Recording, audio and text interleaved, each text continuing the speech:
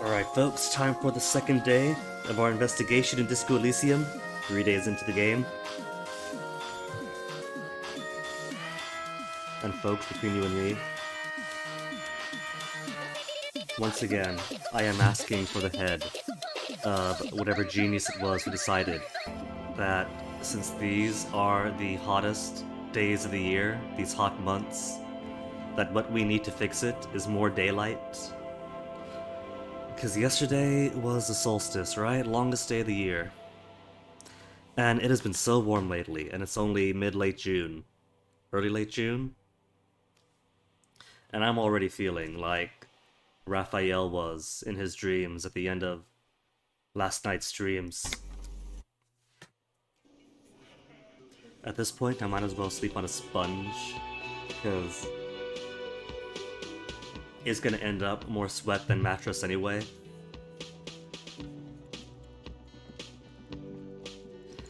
So, where we leave off? It's day 2, we spoke to Lena. Lena would have been a cool old cryptozoologist lady, but turns out that everyone in this game is at a minimum low-key racist, aren't they? Like, she's internalized her own, pseudoscience of weird species to see even different ethnicities and cultures as whole separate species with different advantages, like earwax. Everyone here is so weird. Can't be teased though, right? Or just decoration? Just decoration. Oh, the sleepy drunk is gone now.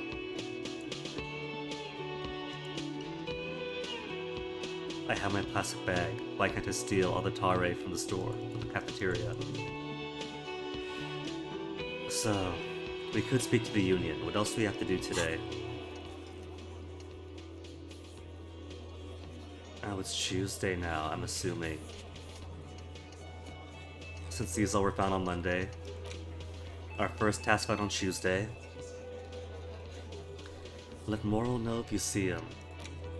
Gotta interview the Wild Pines rep as part of our initial investigation. Run the numbers, call back in a day, it has been a day. Wednesday. A pissing match between Precinct 41 mine and 57 Kim's. Ask about this after the initial inspection of the dead body is done. We've done the initial inspection. How do I instigate the pissing contest then? Find booze. I might not, because it turns out that my superstar cop is honestly a wreck of a man. Which turns out is great for the stats that I gave him and even some of his internalized thoughts.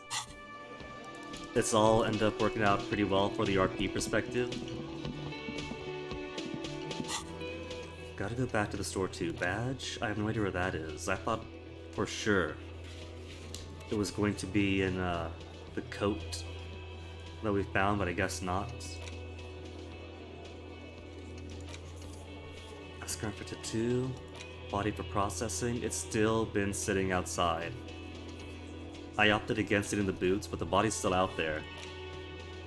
Search for the color, despite lacking obvious leads. Secret passages. The sewers, could be that. Karaoke.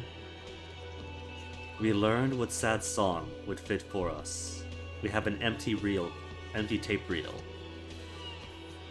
But where to get song from? Lie to Everard about opening the weasel's door. I'm going to try that. There's no reason why I have to actually do it. Who's to say that I didn't unlock the door? And that whoever was in there didn't get emboldened.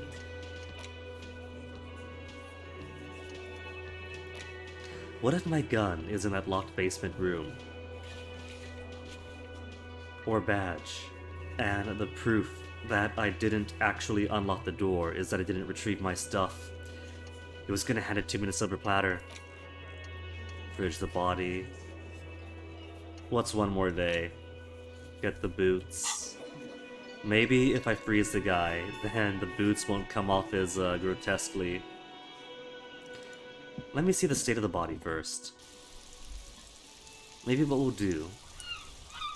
It's raining even. Is the body still okay? Day 8 isn't doing anything to it. He's still alright. Kuno and Kuno S are still here. Lovely. Okay, Let's talk to the union first. You see a set of tire tracks in the brown slush that covers the plaza mosaic.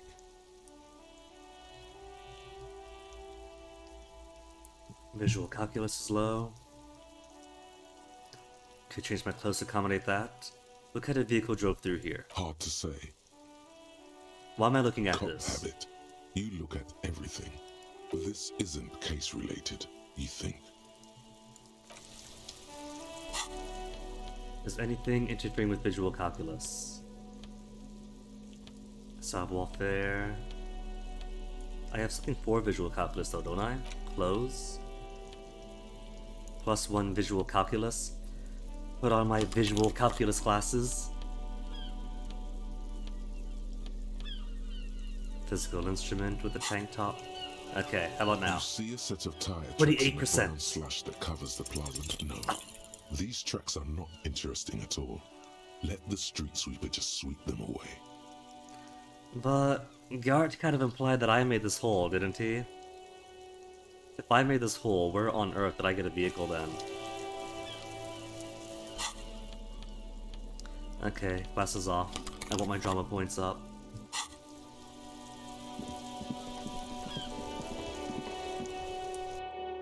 So first thing. First to talk to the union here. But we'll go back to Everett and lie to him. And depending on what time of day it is, we'll either do the bookshop first, or the, Oh, you know what though, before I do that... Before I do any of that, I just remembered. I have money to worry about now.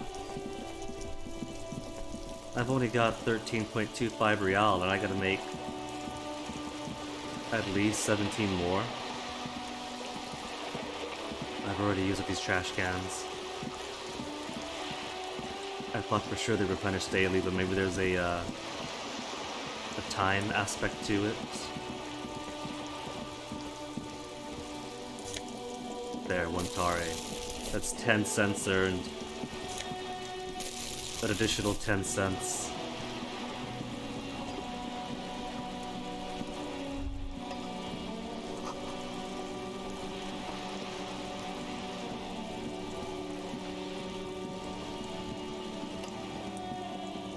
Okay, let's take it a couple of minutes. Guess we'll go back, talk to the union boys then. Now that I've cut off their, cut off the vodka in their borscht.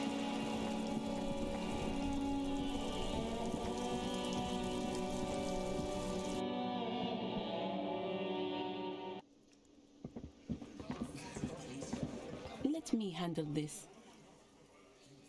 Detective disorientated. Now she knows me. Are you still wondering where you are? This is Martinez, in case you've forgotten. I advise you not to overstay your welcome. Her entire character has shifted. This young woman is cold as ice. Does she want her gloves back? Will she feel happier if I give her back her gloves? You're the gardener. You lied to me, you're not a gardener.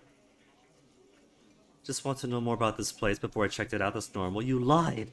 You're not a gardener. That's right. I am not a gardener. I'm a legal counselor for the Dock Workers Union. So let's get to it. You're looking for Titus Hardy? You think he has information that will help you? Maybe he does. That's Titus. Talk to him. But know this. I'll be keeping an eye on you. No strong arming. Nothing official. The District of Martinez does not recognize your authority to make arrests. It doesn't matter if you recognize our authority. We will make an arrest if we have to. She says nothing. Her glare speaks for her.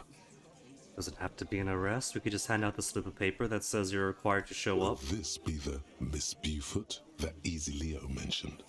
The one Mr. Everett sent to law school? What's your role? Are you Lizzie?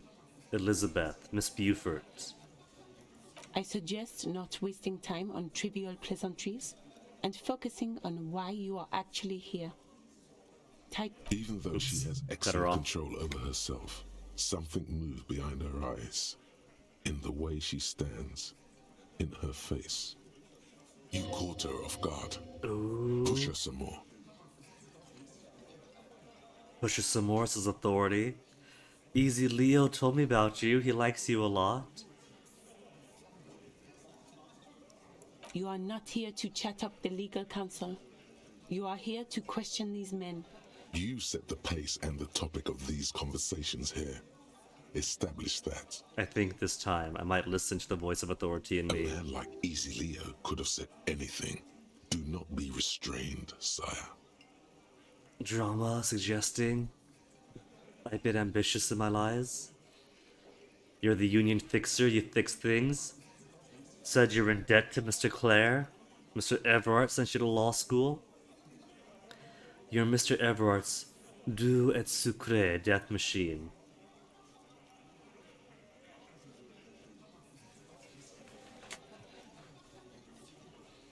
I'm not sure what that last one even means. In debt to Mr. Clare, union fixer, you fix things. Everard's doux et sucré death machine. I set the pace at the top of these conversations. Establish it. And Leo could have said anything. Do not be restrained. He said you're the fixer. I am a legal counsel. Don't make this personal. I got experience for that. A very minor victory. Nice.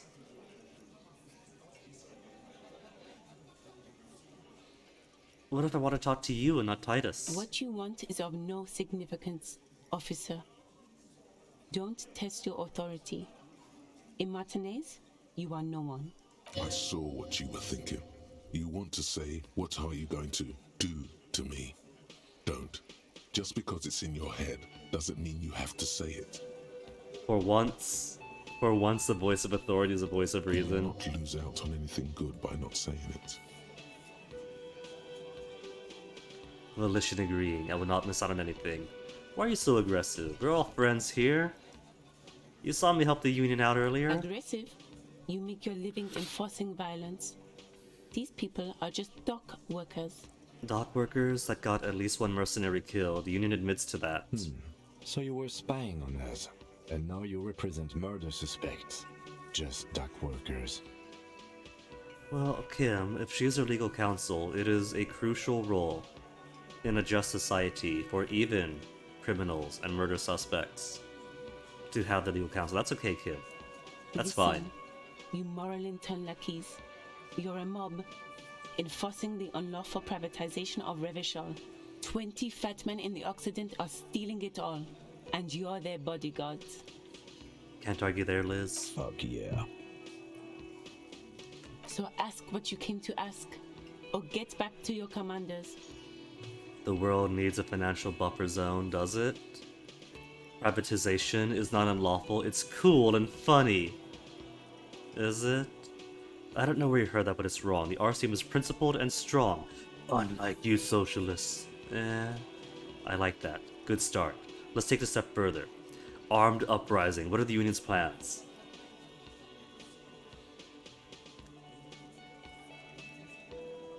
There's a thought that I have percolating about not just what kind of politics and ideologies are in the game, but how they're expressed in the narrative and the internal thoughts. Like, having not played this game for the past 3 years somehow, pretty much everything I heard about this game was, haha, quirky, gay, communist cops. Which is cool, but then I play it, and there's just as much critique for any given ideology. Especially with the communism, at first it's like, yeah, take the bait. Go full communism, then oh, so you want blood on the streets. Nobody else made this work, but you are going to be the one man in history to make it happen. And of these options, the option that's more supportive of what she's saying is, how about we do armed uprisings? How about that? Good start, but you need a violent revolution to make actual physical material changes. Let's do what? Ask questions, get back to commanders. How about this though? What if it's something she likes to hear? I'm with them in principle. I agree with what they're saying, but the only option that agrees is the armed uprising one. But maybe it puts me in their in their favor? Look, a comedian. Do your job, ask your questions, then get out of Martinez. Achievement unlocked. Biggest communism builder. What is that from exactly? Employ critical theory 9 times. Strange. It's as if people don't believe a cop could be a socialist revolutionary. I'm a victim of circumstance. I am just as much a victim of my society. I was put in this role due to the socio-economic pressures. I had a family. I had an ex something. What's your role in all this? Like I already told you, I'm a legal counselor. Do you have hearing problems? Now let's talk to Titus then. What's this? It's a bull. Let's just spittoon. Hawthorn bushes outside. There's a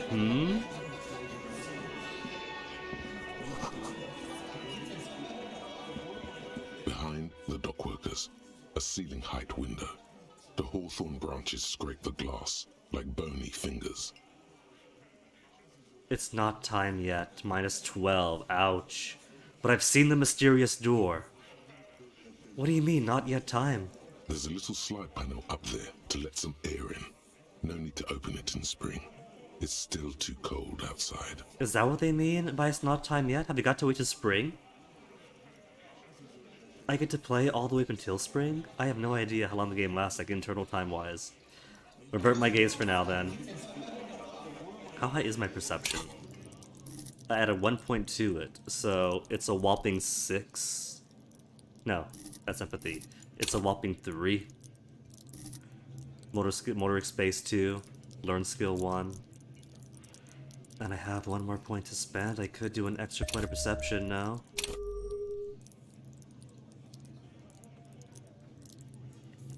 I kind of like that I built this delusional cop to be full-on emotional. The mediocre, okay intellect fits his amnesia and his degrading body. Hold on, I click this number? How do I improve it though? Can I not improve these? See, I see a little tab with a plus on it. But I don't see an actual way to improve these. I don't think I can. I don't think I can. It'd be cool if I can.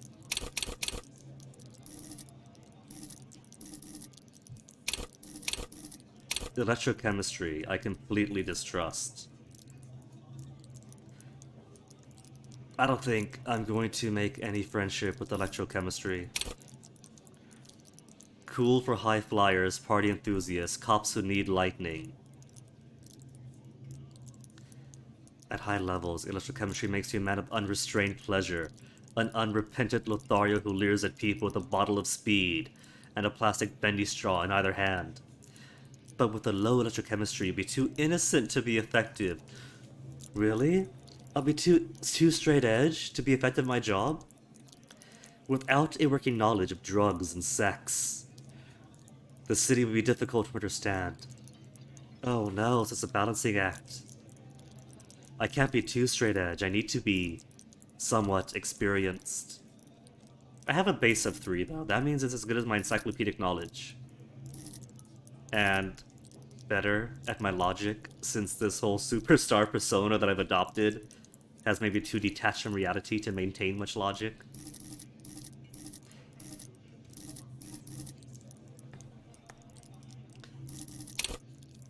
High-strung investigators, shoot now ask questions later cops, surprise haters, flight or fight response, ultra attuned to the world, perpetual fear of my own shadow, of someone else's name or scent, American cop. City lovers, wisest of the streetwise, genuinely supernatural, may make you seem mad to the outside world. As you listen to the city, don't listen to others. Judges a character, interviewers, interrogators, really puts in other people's shoes, cry for their sorrows.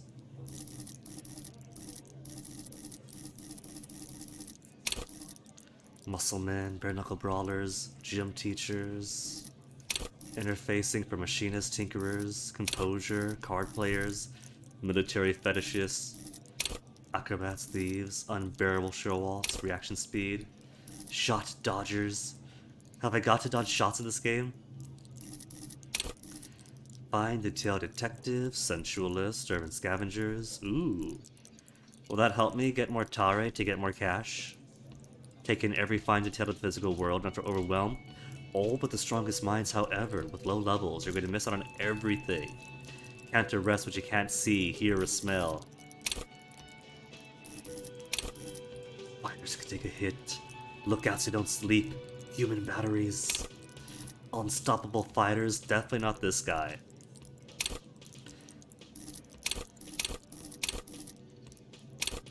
Diplomats, charmers, sociopaths. Affable to everyone and more resistant to their charms in turn. Oh. I need to become more resistant to other people's charms. Difficulty getting any rapport with others, alone, both during the day and night. Oh. Cool for cops, cop aficionados, and pretend cops. I have 6. 6 is high enough. I'll be the very heart of the police force. Not only willing and able, but obliged to take a bullet for my partner, but without esprit de corps. I'll be flying blind, unable to understand discreet remarks colleagues make. Authority for leaders, experts in psychological warfare, respect junkies. Forever in awkward situations. Like when you suffer psychological breakdowns after you let teenagers and they laugh at you. Inland Empire for dreamers, paranatural investigators, and mental creators. Animates the inanimate. Hence my tie, I'm guessing. Conversations with their clothing. Conversations that may change the course of the investigation if you're not thrown into the loony bin first. Or be void of imagination and character. Sane people, well-adjusted cops, non-suicidal. Given his apparent conduct over the past 3 nights before the game even begins, maybe I want to max out Volition then, get this guy back on his feet. Makes me hyper sane. If I'm gonna get funky, it keeps me normal, bit of a party pooper.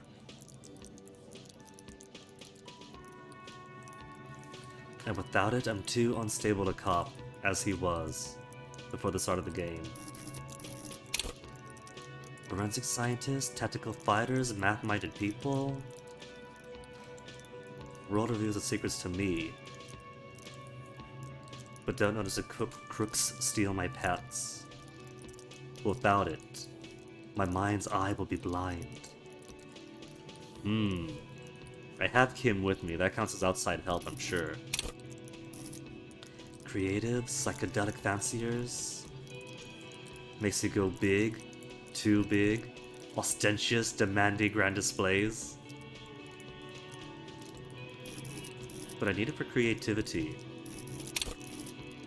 Drama for undercover cops, lesbians, psychopaths. May render me an insufferable thespian at high levels, prone to hysterics, and bouts of paranoia. But without it I cannot lie. Rhetoric for ideologues, conversationalists, would-be politicians. Impressive political beast. Encyclopedia. Trivia freaks.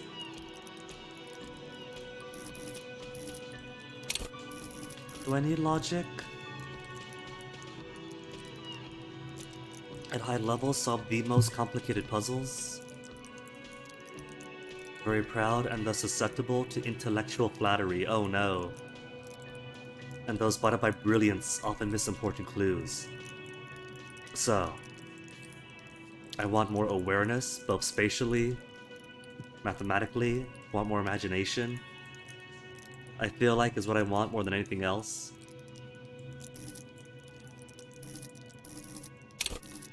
Volition's been holding on well so far. Conceptualization, holding along well so far, but visual calculus is way low.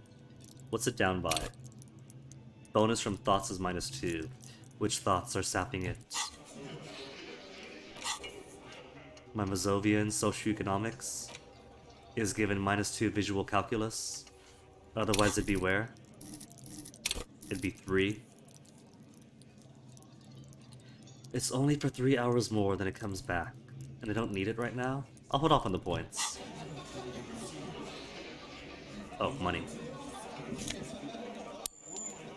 A whole half real. This is where you say your bit. Interrogate the vigilantes.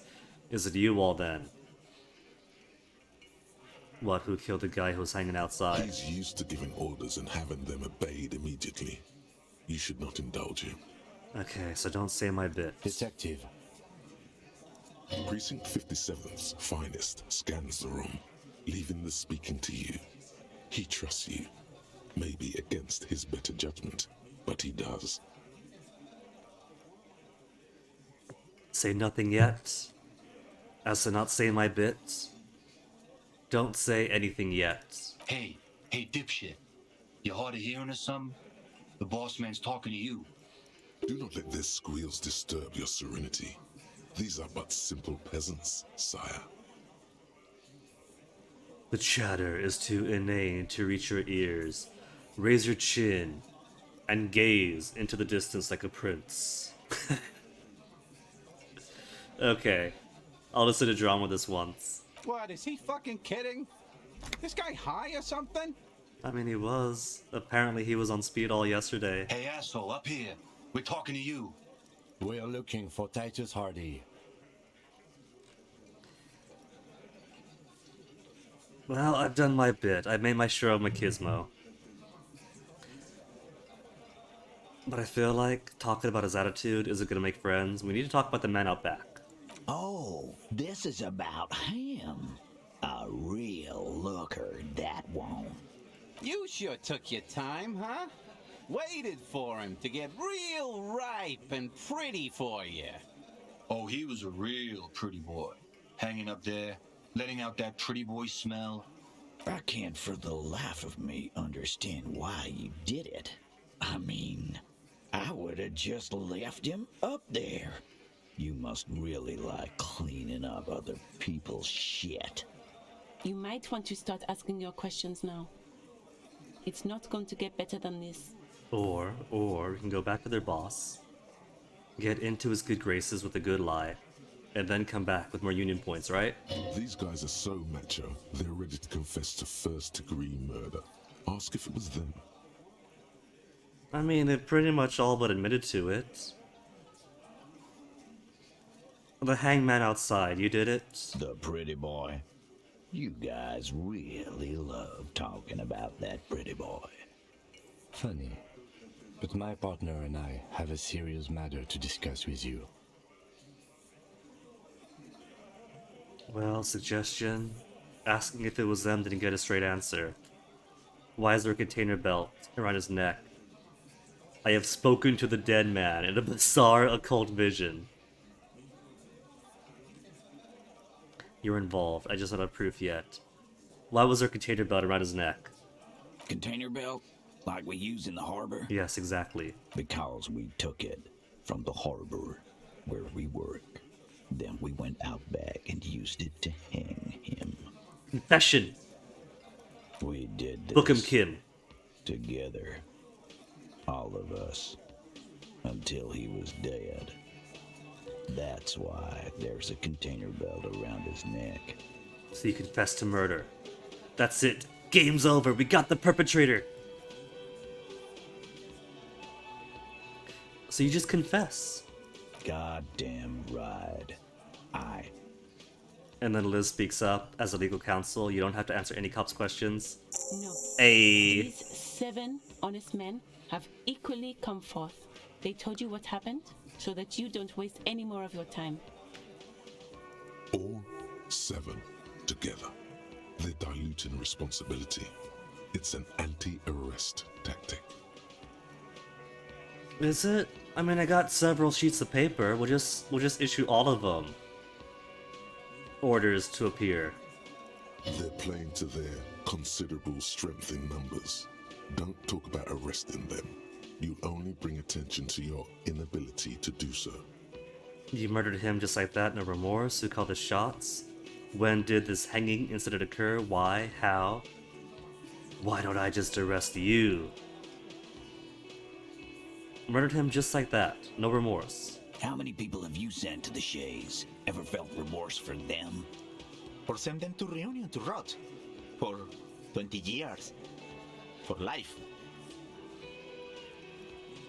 But those are bad people, those are criminals. I'm just doing my job, I was just following orders. What we do is different, we enforce the law. You just kill people like it's nothing. Honestly, I drink so much, I can't really remember anyone I've sent behind bars. I don't want to get caught up in a discussion with them though, that's what they want. Anything I say is going to erode my authority and my effectiveness in front of them. And these guys are the law here, they are the authority in Martinet.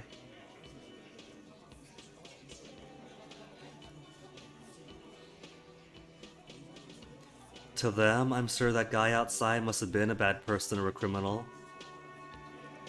And as they are the enforcers in Martinet, they're also doing their job, as it fits them. Different, but actually very much the same.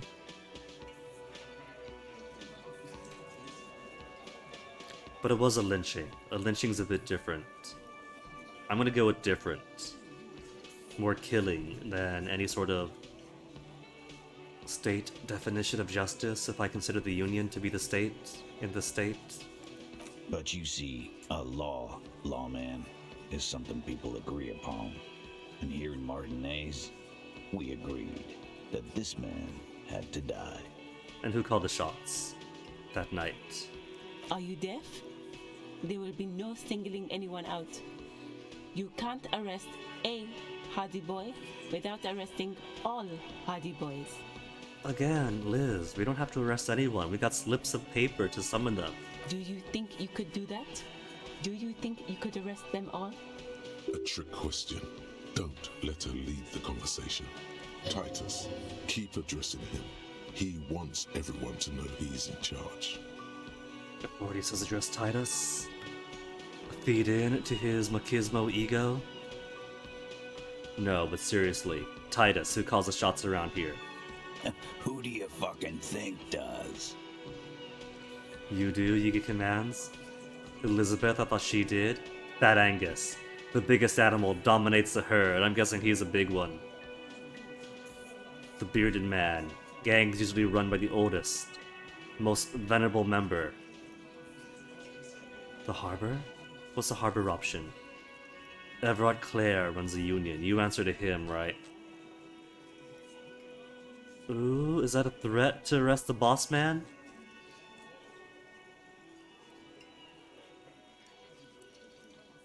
How broad is this question of who runs the shots? In Martinet, yes, Everard Clare. Among the Hardy Boys, I'd assume it to be him.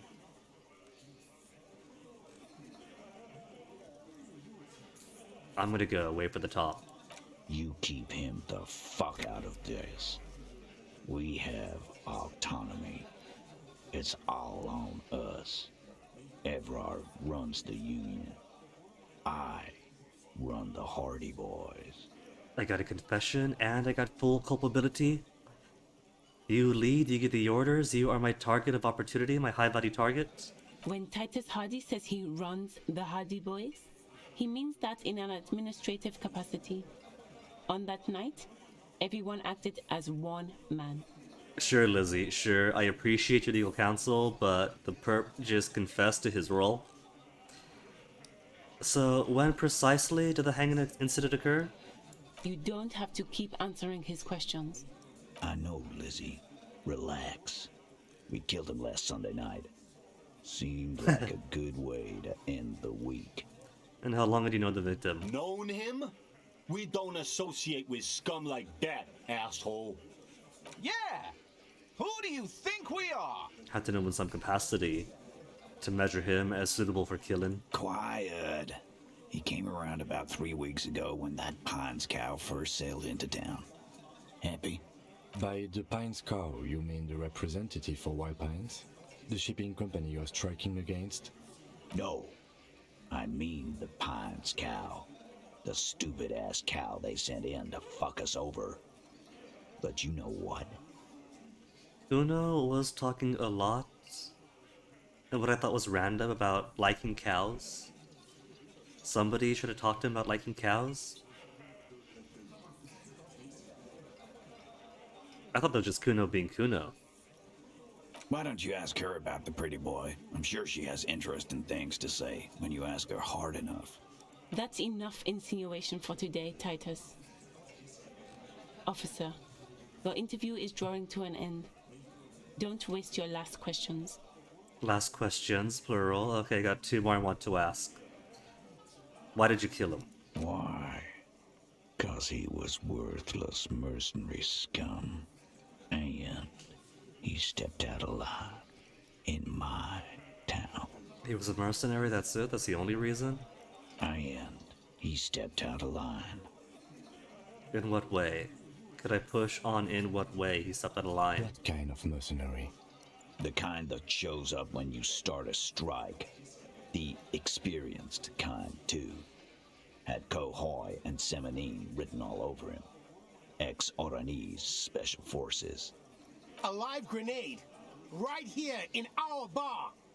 This one has a special gripe with him coming here. I can't prove it, but I know he was sent by the Wild Pines. They hire merc shit like that.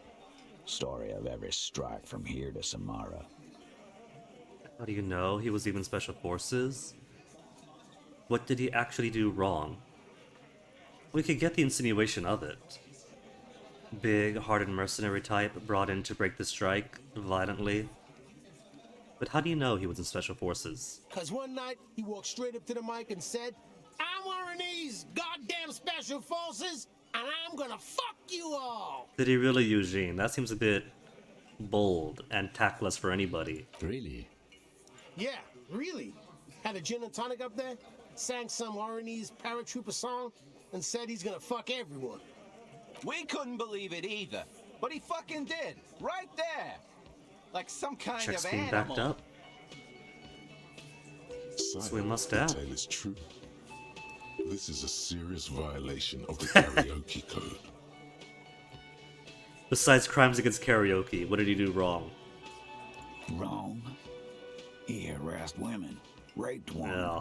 harassed workers, threatened to kill some as a warning. So lots of very tangible things, apart from just being a threat to the strike. From rape to harassment to threats of violence. Why the strange de-escalation? He regrets mentioning it. Hopes you didn't notice. To kill us all, if we don't open the gates, if we don't let the scabs in, if we don't bend over. That was before he started coming here. Yeah, he said it was his favorite joint now. Started to come in here every night. Drinking, grabbing girls.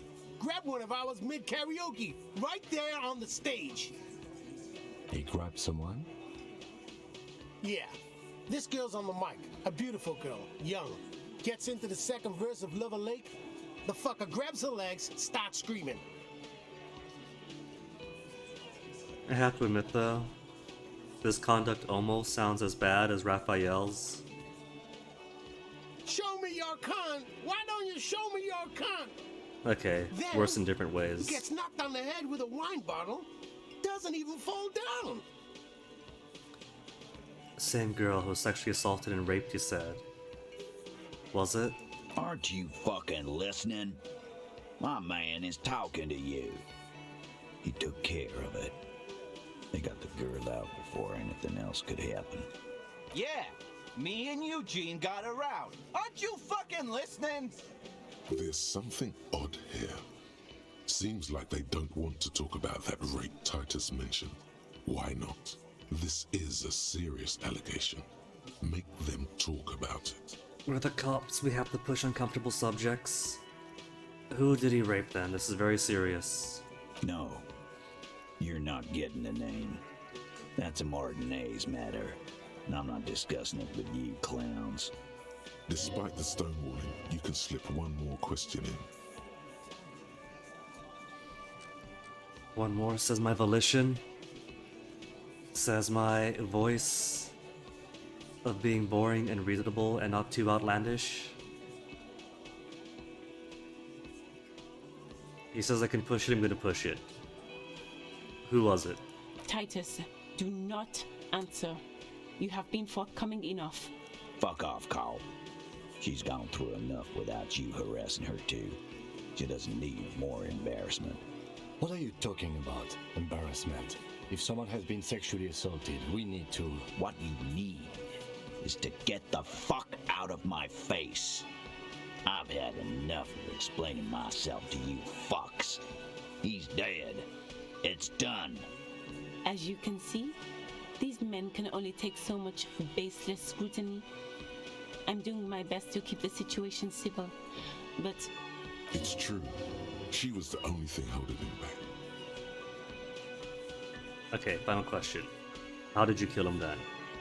Hanging. We just said hanging till he died. We hanged him up by his neck until he got real still. Wasn't that obvious, Copper? Didn't they teach you anything at the cop school, idiot? You're pretty sure you've had at least 2 years of cop school and many more of active service. Authority, now might not be the time. If I wave that in their face, they're like, and you're still stupid, ha ha! The autopsy showed there were no ligature marks. His hands were not tied. Can you explain that? Look, I'm not gonna play 20 questions with you, Capo. I'll say it again. We killed him. I want to believe him. But what if there's more information? What if it wasn't them who killed this guy? What if it's this unnamed woman who had killed him in self-defense, and to protect her, they all stepped up to do a lynching of a dead man? The body was already 7 days decomposed by the time we got to the initial autopsy. So who's to say that the hanging really was what killed him? Yeah, I knocked him out. Came up behind him and clapped him in the back of the head. He went down like a sack of sand. Elaine, I want to believe you, but didn't you guys just establish that when he was singing karaoke, or interrupting karaoke, one of the karaoke events, he took a bottle to the back of the head and wasn't even phased? That's right, lawman. And then we hanged the fuck. What did you use to let the victim out? Where did the session take place? Composure, challenging? Strange answer to the tied hands? Things aren't quite right here. Or other questions. I can do these all. Maybe I get more bonuses from thorough.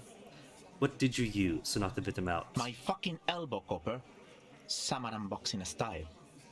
He may be lying, but he's good at it. No twitching, no rushing, no uncalled for details. Elaine might be lying. Another bonus. And where did all this take place? Right fucking here. Eugene already told you that the fuck had started coming to our bar. Yeah, man, weren't you listening? Okay, it's an even 58%, but it's a red check. I could add one more to composure. I got 1 diamond to fill in. Where's my composure? And my motorics.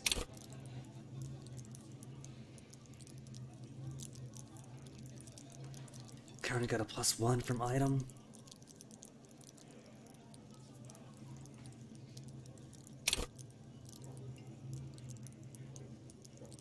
Okay, my gut, maintain strong expressions.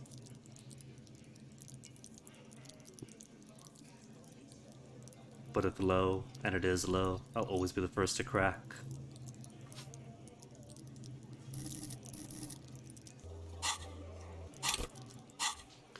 To add a point of composure. To turn this 58% into something less of a coin flip. I do need composure. Was it a composure that nearly killed me on that chair in the office? But I'm 15 points in next experience point anyway, so I'll improve whatever else the next time. There, 72. Only a 28% chance of failure? Titus is solid as a rock, and so are a few others. But Who's solid? Who's cracking under pressure? Tell me who's solid. Who's cracking? Okay, who among them is solid? Elaine, who looks like he might be Titus's right-hand man, the least antsy of the bunch. Definitely not his first time being questioned by the police. And who's about to This break? little rat-faced fellow is solid too. Always fidgety, yes, but no change there. Him neither. Mostly keeps to his tomato juice, or whatever he's got there.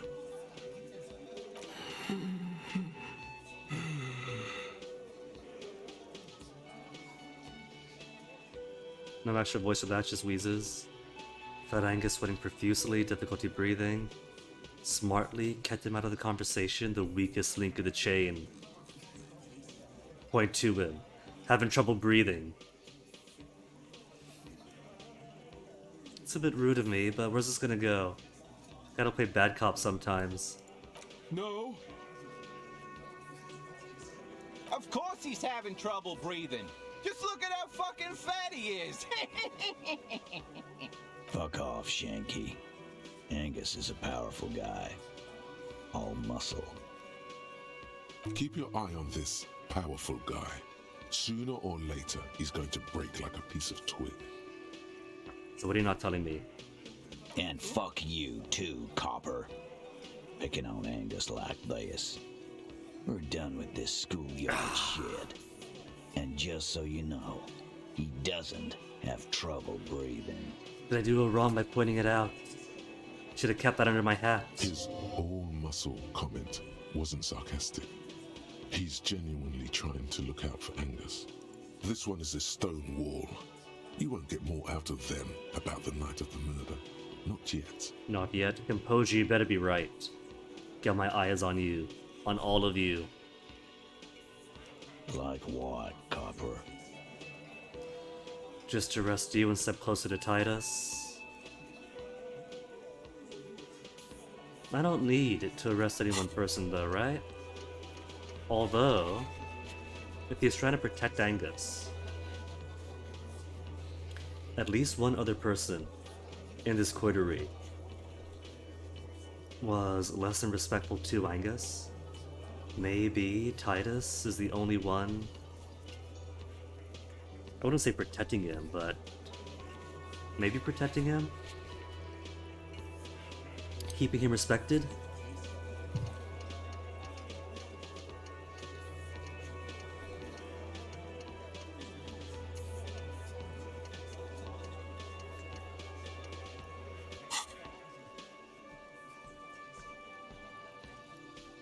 I don't think I could arrest Titus right now on my own, and I'm pretty sure that one of my internal voices a long time ago now told me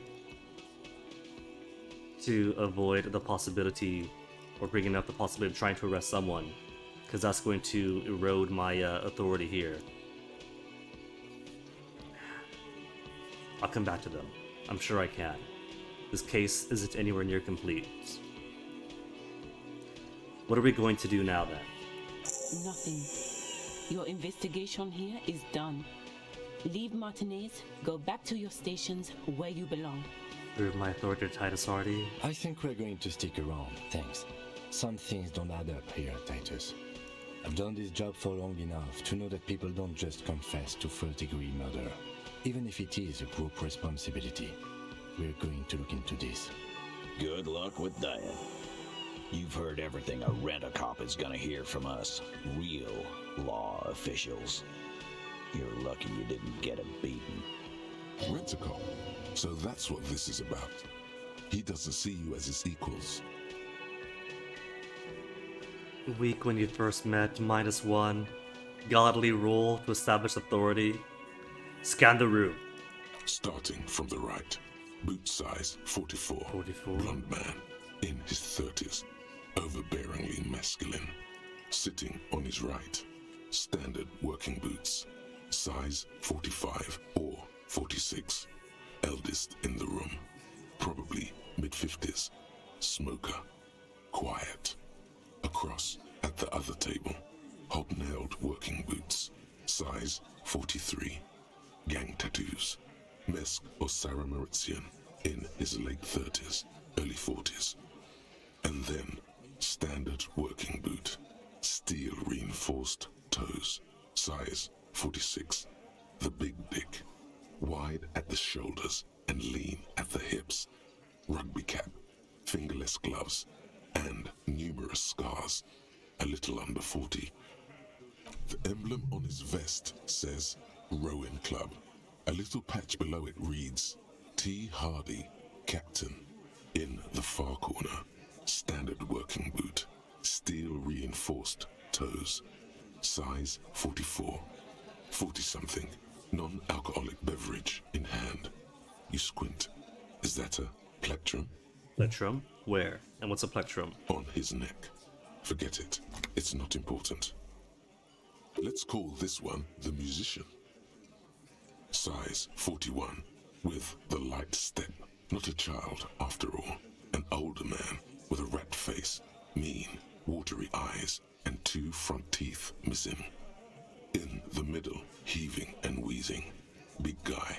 Boot size 46, deep marks. Probably carried the victim over.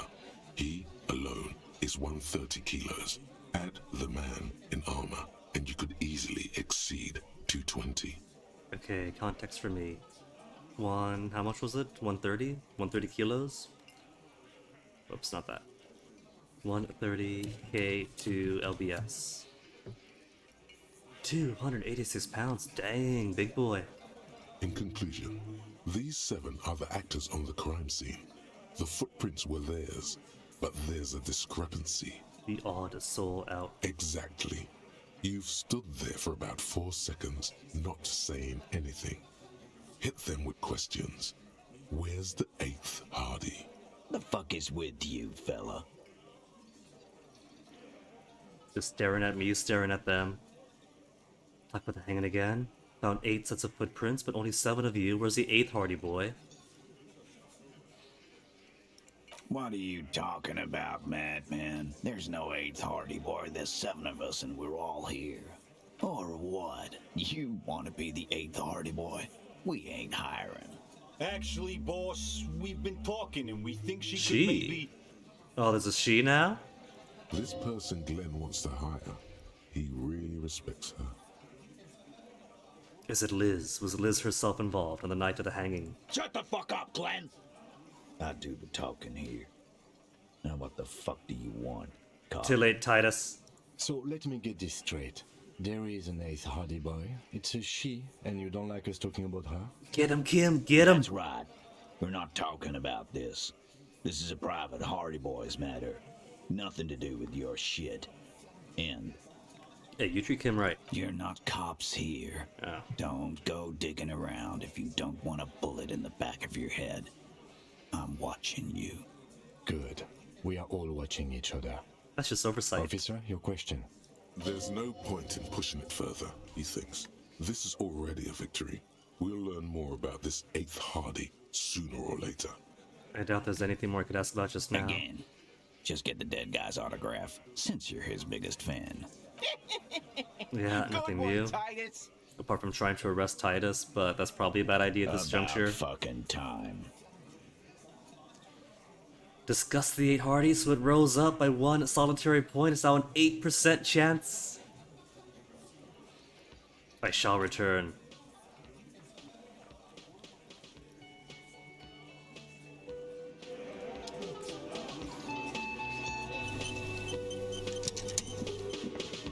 I've got nothing to say to you. Are you the Hardy Why girl? are you wasting your time?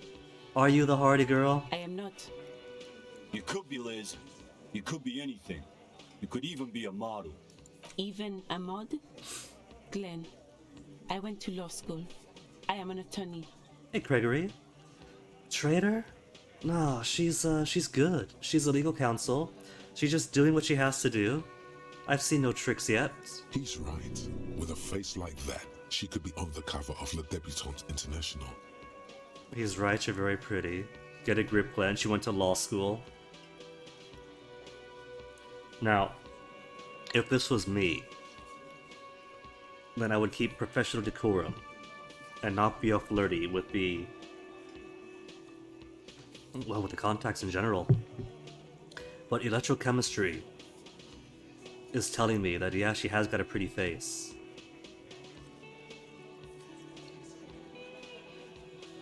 But isn't it so common that women are lauded in the professional world more for their beauty than for their professional accolades? Maybe I shouldn't listen to my must-be horny and drugged-up voice in my head and respect her professional accolade in this case. Keep it in your pants, Glenn. She went to law school. But maybe she wants to feel like a woman, as more than just a lawyer. I don't know. What layers are we getting into here? Which direction is this going? Does she want to be seen as attractively desirable or professionally desirable?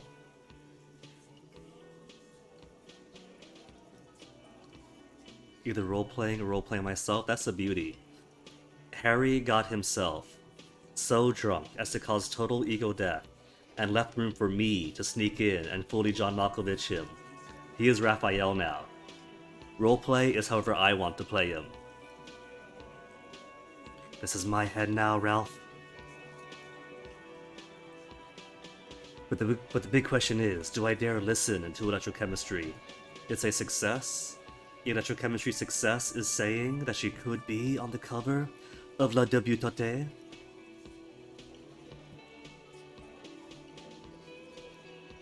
But there is still Harry in him. Even if I'm operating the controls, this is still Harry's body and Harry's history, and a bit of that Harry chemistry gunking up the controls. But this is also a Harry who has gotten off the phone with Sylvie after finding out just how much of a horrible monster he was on his 3-day bender. He could be sober enough. Just before bed, he makes a call, finds out what kind of monster he is, has really weird dreams.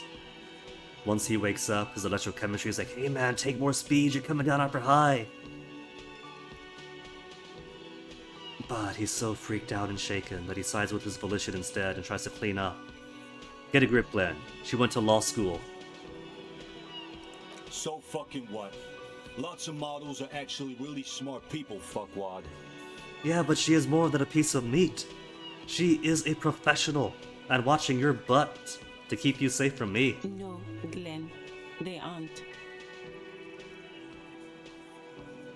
Going by the tone of voice there is a hint of sadness in that tone, I think. Lots of models are really smart people. No, Glenn, they aren't. The text is cold and uninvolved. But my ears hurt. Maybe she sees a dichotomy between intelligence and attractiveness.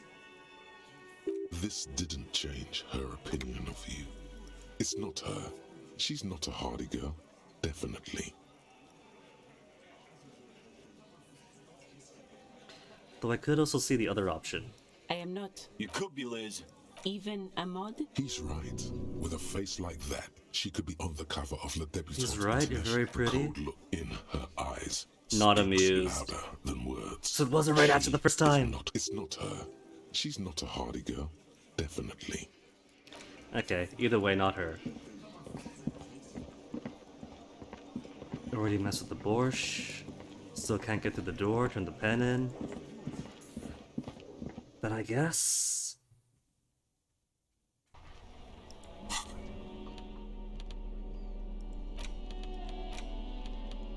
Gloves for interfacing. I want new gloves. Electrochemistry. Half light. Maybe electrochemistry is going to help me out more than interfacing. Until we get to some new machine.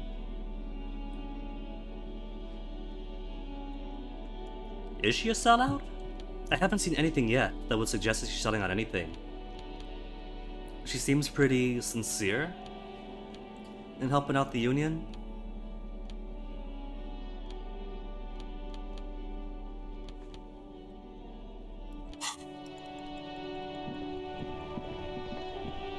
Okay, any bottles? No bottles around this morning? There's new people. Oh, what's this? Balls? Oh, cool. Spirited chirps and clicks of swallows. You don't think she's sincere? Maybe I'll find something out later then, because right now... Sincerity for her craft is how I'm reading her. She has lamented, oh, this is what I went to law school for. So maybe she sees that, that this is a bit beneath her professional credentials. But she is still putting her heart into the job.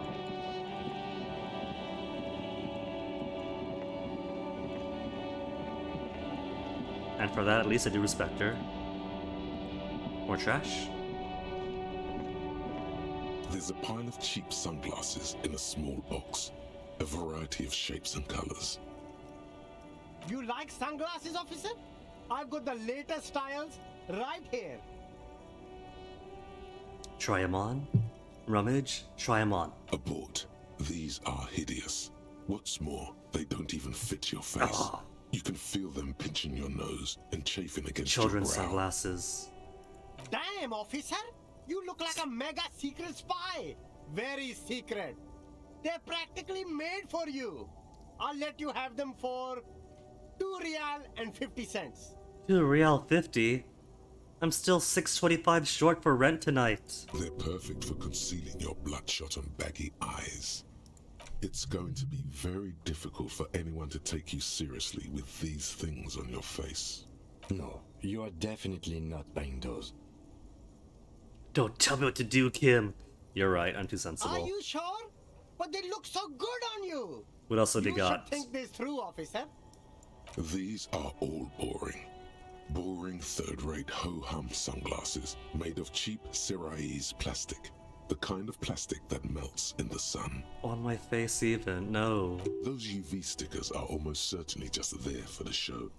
If anything, these lenses probably direct more UV light into your pupils. A UV magnifier. That sounds terrible. These are all first-rate sunglasses. Premium design, superb material, very cool. UV resistant. These will definitely keep your eyes safe and cool while doing your dangerous police work. He's emphasized cool. Maybe I should get them. 28% chance of conceptualization. Try again. Maybe I can find some interesting sunglasses. Try it. No luck. All you find is this lime-colored cellophane visor, produced by a bargain sportswear brand called Amphibian, apparently. There's a malformed green frog on its bent Hey, cap. Amphibia is cool. Maybe I should get it. Harry doesn't worry about the rent, Gregory, but I am in Harry's mind. I'm in Raphael's mind. And I am very much worried about the rent.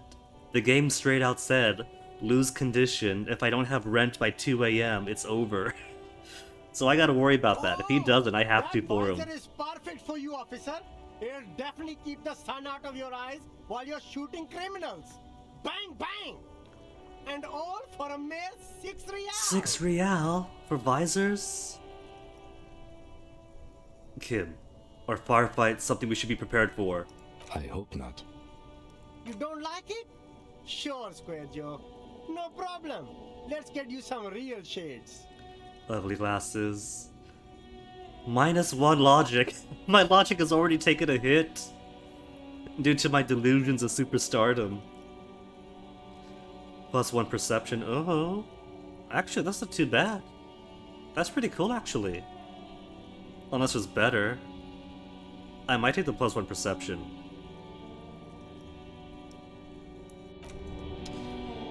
Once I have rent sorted, what else have you got?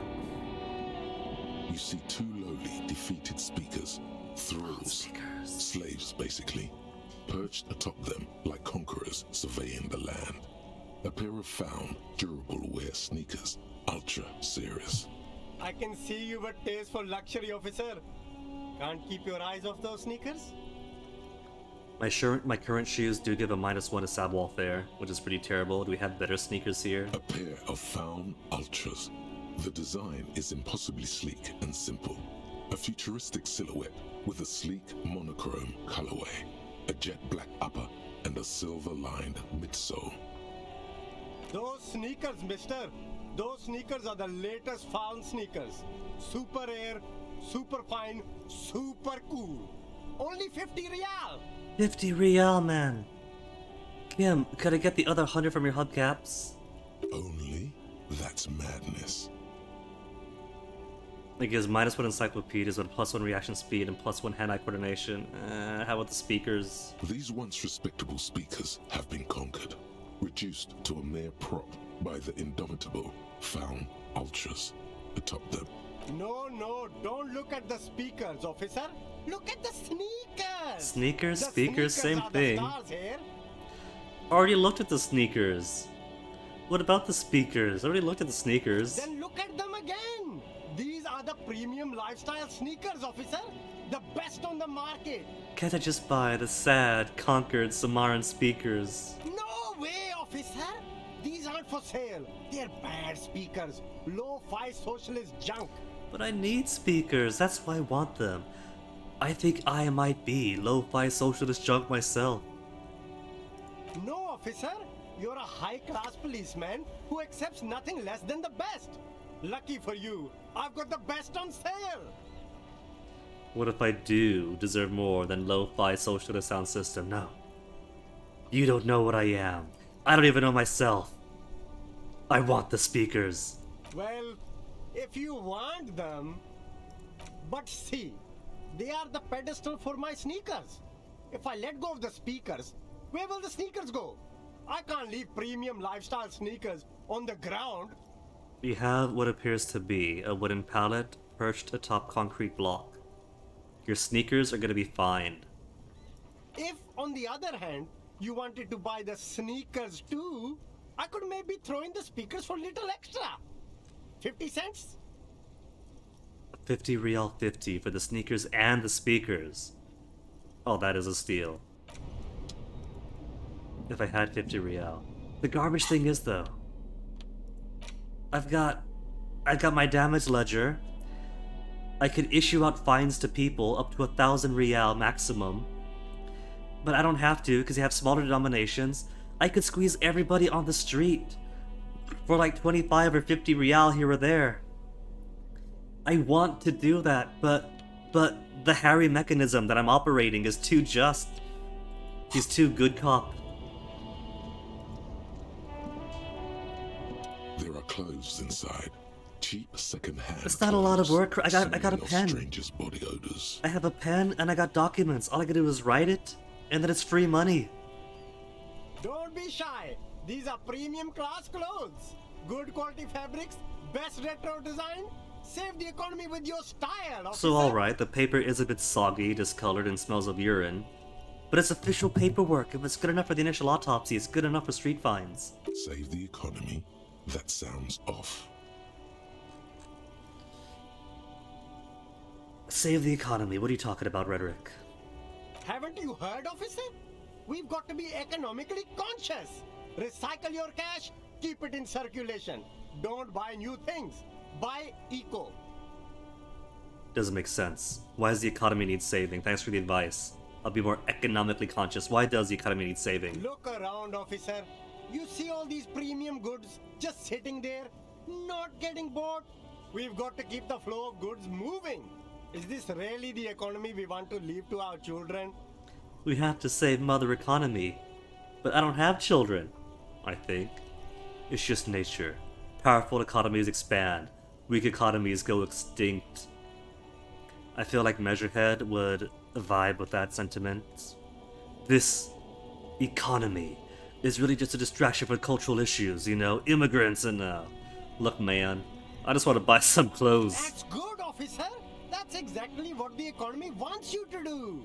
You find your hands deep in tattered and faded garments made from weird polyester blends that make your body itch and sweat in all the wrong places. Economical, but also trendy. Look firsthand, buy secondhand. Keep the economy moving. 72% composure to the rescue. Find something worth salvaging for the rags. And fail. Hey, got it. Cold grazes your hand. Synthetic and sleek. A windbreaker. Surf, it says, but also wind, summer, 100% waterproof, and sport. All in different different typefaces. Good choice, officer. Mega sporty. And it's only $4.50 for you, sir. $4.50 a whole windbreaker? Is that much cheaper than a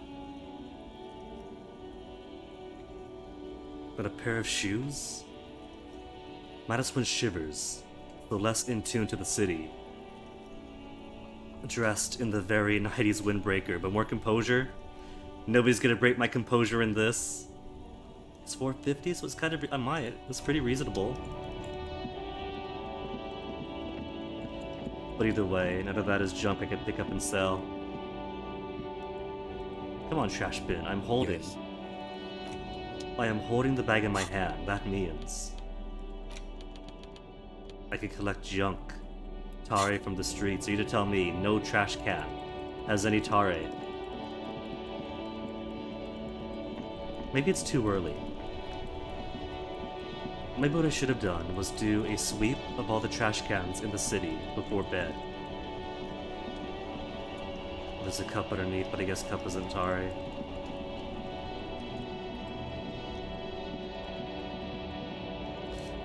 Alright, let's go talk to... We'll talk to Everett and try to lie to him. Got all my stuff for drama in place. -1 drama, so can't wear the glasses. Reaction speed should be okay. Physical instrument as opposed to conceptualization and suggestion. Imagination at the expense of charming men and women.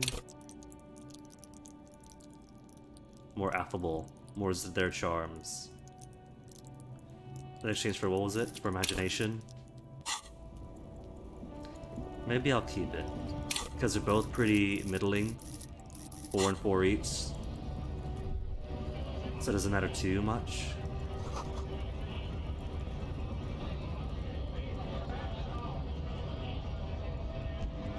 All these trash cans, but nobody's got trash? What the heck?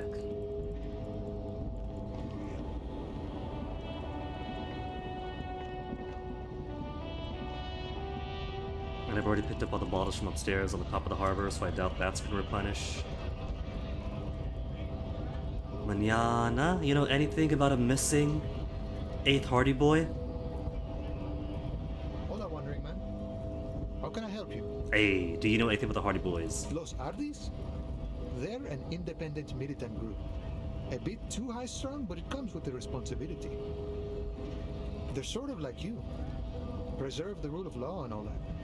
Except it's Everard's law. But really, they're just like you. Is he I buy actually it. comparing you, an officer of the law, to some neighborhood vigilantes? But voice of authority, what are cops but legitimized vigilantes? State monopoly on violence. At a Martinet, this is a state. And that's what they've given. That responsibility and that monopoly too. We're totally the same. Come on. He's just trying to keep the peace. Rhetoric gets it.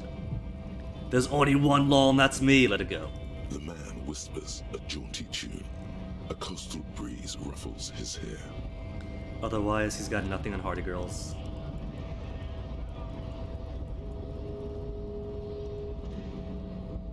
What if it's one of Measurehead's groupies? That is secretly a Hardy boy. Also, there is a phone in this office.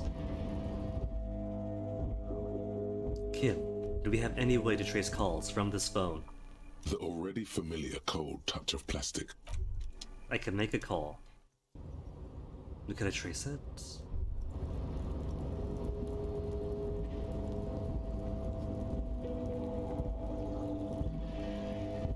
Tare haven't magically replenished.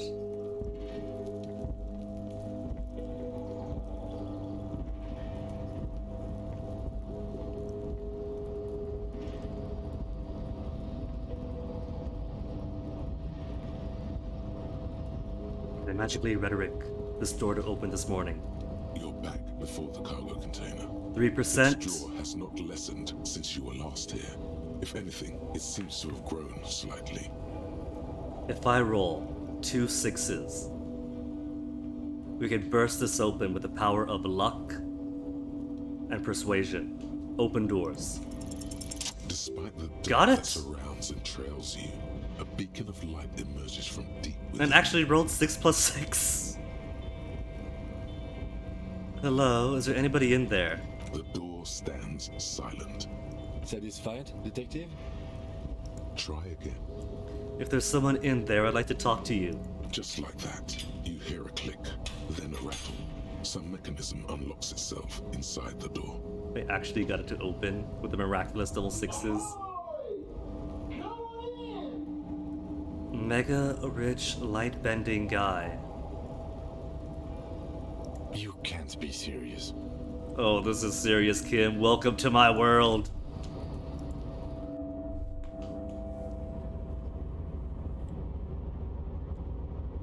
What do we have here? Where do we even go? Am I inside the wealthy light bending guy?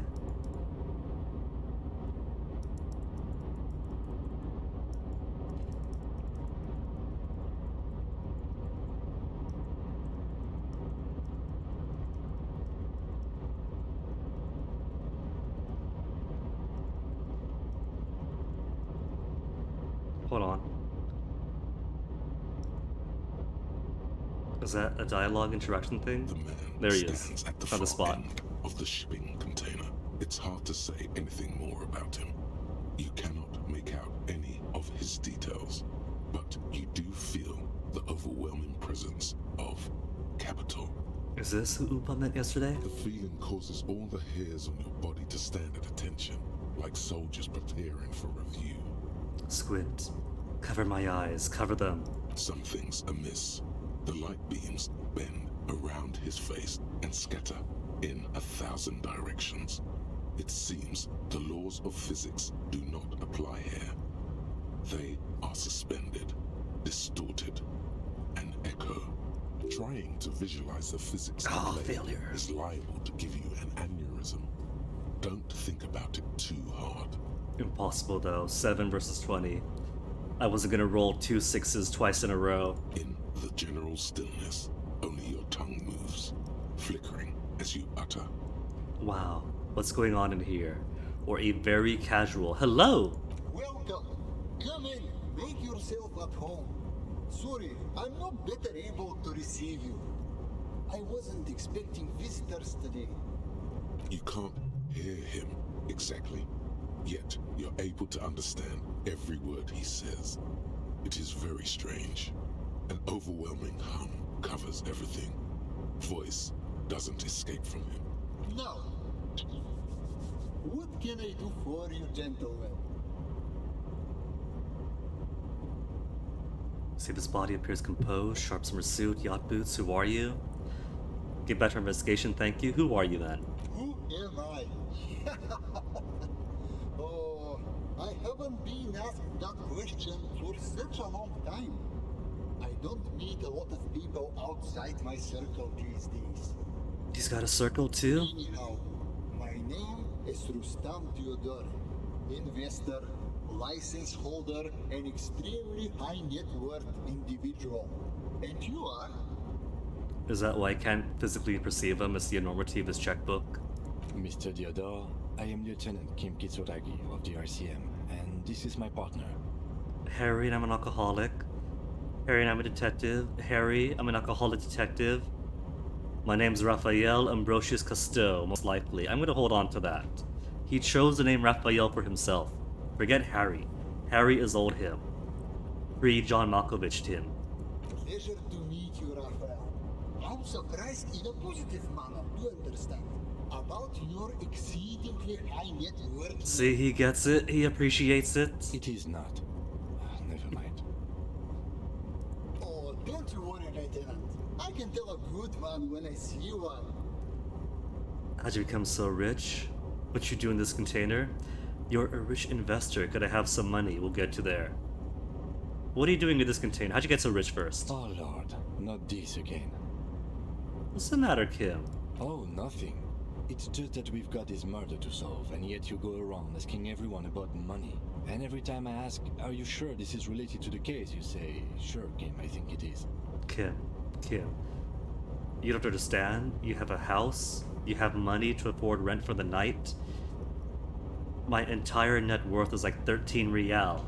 Money is very tangible, a concern to me. And yet, it never seems to get us any closer to solving the case. You used to be cool, Kim. You used to chuckle along and go with all of my eccentricities. It's quite alright. I'm used to the question by now. To be blunt, I inherited my fortune from my grandmother, who herself was an extremely high net worth individual back in Grad. All I did was take her fortune and invest it prudently. Believe it or not, it takes more than a bit of skill not to blow a vast fortune on sailing boats, bad choices, and unsupervised Alright, so a lot of hard work and the initial windfall of inheriting his grandma's fortune. And low. What's it like, being an extremely high net worth individual? I gotta tell you, at first, being rich is a lot of work. You've got to work hard because everything's so darn expensive. You know, prices increase exponentially at this income level. But then, once you've reached my position, it's nearly impossible for me not to make money.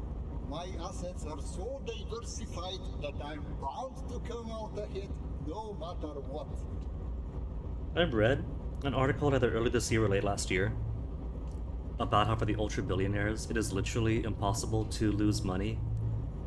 That's why they do things like the dick swinging space races, because it's a thing to spend money into, where it could actually disappear before just replenishing itself overnight. But if they're really so strapped for ways to spend money, they could try paying their employees and compensating them better. Some of my lower net worth friends say to me, but doesn't that take all the fun out of it? And I tell them, not really. Capital accumulation is its own reward now. Don't you think you should use that great wealth for the glory of your fatherland? You're a thief. People out there working their asses off while you chill here. More importantly, his people are building that wealth that he enjoys. It's great what you've done so well for yourself, but don't you think you owe some of that wealth to the rest of society? There's the fair answer. Cool, I don't even have any interesting replies. Doing well for yourself is nice. Even in the most egalitarian societies, it's natural that some people do a bit better for themselves, but that's part of the national wealth. That national wealth has to spread around. Sure, and they benefit when I buy things to stimulate the economy. Do you know how many jobs it takes to build and maintain a racing yacht? Bezos' ex-wife making a lot of positive impact. That's interesting, isn't it? The exes of billionaires seem to be more socially conscious than the billionaires themselves. How many jobs it takes to build and maintain a racing yacht? Hundreds? Thousands? A million? Thousands? Dozens. Oh. Of course, in the future it'll all be automated. But my point is this. That he is stimulating dozens of people at once. Every man gets what he earns. It's the height of tyranny to take that from him. Being a high net worth individual sounds great, say nothing. I have no option to contest him, but my own silence. Makes one speechless, does it not? Blinds like the sun that rises from beyond the horizon after a gloomy winter. Hey, all this talk about money has made you lose the thread. What is going on with the light in this place? That's what you need to ask him about. Right. I have to ask him about the warping reality here. If you're a rich investor, could I have some money? Could you please stop asking people for money? It does not reflect well on the RCM, and to be perfectly frank, we can't afford to look worse than we already do. Kim is acting surprisingly exasperated. The entire first day and a bit of this morning, he was very chill. He was chuckling alongside my weirdness. Given the very extraordinarily high Well, skill check. Need to get into here. Is this meant to be endgame content? And I'm getting endgame Kim from a really, really lucky day 2 roll. Hey, Edwardo! Important news, I can said it again. What have they done? Good Kim, I also can't afford to look any better than you now. I need the money. They've used Lady Miss Kier's likeness. That sounds familiar. What was the first time they used Lady Kier's? Was that Space Shuttle 5? Was that Space Shuttle 5? I do the cash. Based on your appearance, I can tell I'm dealing with a smart man. As you may know, us high net worth Ooh la la, that's right. That's why it sounded familiar. Investments and liquidity are enemies of one another. I think they only have coins for coffee machines. How many coins are we talking here? Could I have like 100 real in coins? Yes, 3 real. How much can you get for this? He gave me 3 whole real. That's the most. That's the biggest windfall yet. Apart from, well, there was Kim giving me 100. Apart from Kim's generosity, so much. It gets me almost nothing though. That's the idea, my friend. You've got to work for the rest. Maybe you can make that money grow. Come up with an investment plan. How's that sound? Oh yes, $3 is totally going to grow into a big investment empire. So Eduardo, what have they done this time? Is it Ulala again, or is it a new property? This is a proposal, not a question. These ultra-liberal types love losing huge sums of money on ludicrous proposals. Ergo, you should come up with a plan that's totally dead in the water. 3% chance success. Present a sound investment plan. 3% chance success. An investment plan that is sure to fail. A new multiplayer shooter game, Hyenas. They have a hyena that looks just like Lady Maskira?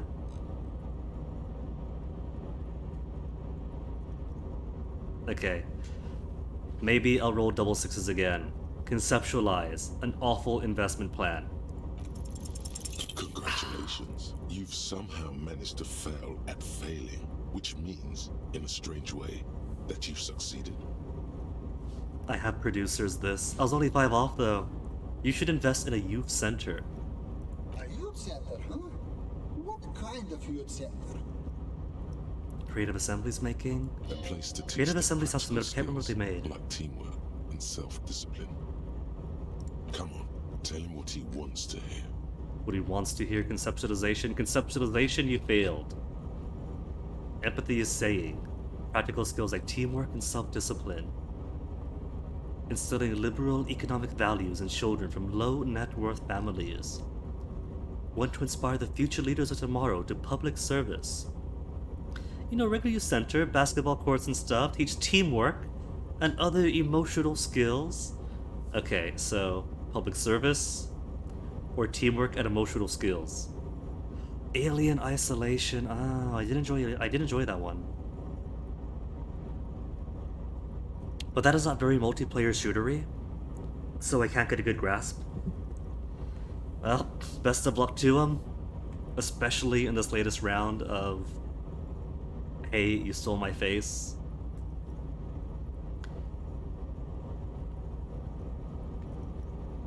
A regular youth center, basketball courts, teamwork, skills. No. You've got to think bigger than that. You are not going to railroad me to option 1.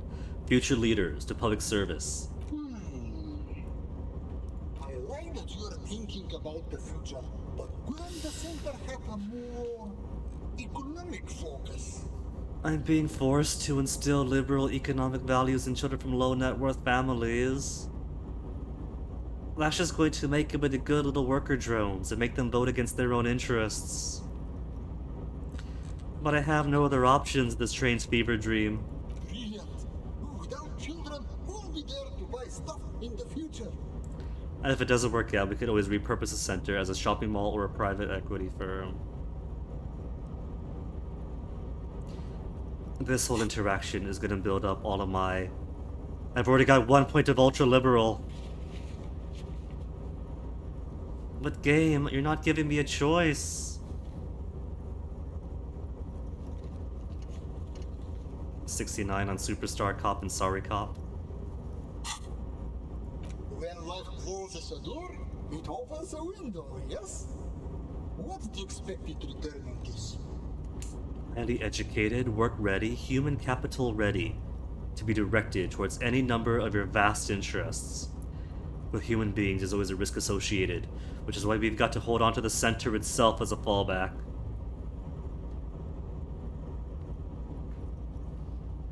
I am supposed to be piloting this meat puppet, and somebody else has gotten in and ripped the controls away from me. Okay, highly educated, work-ready human capital.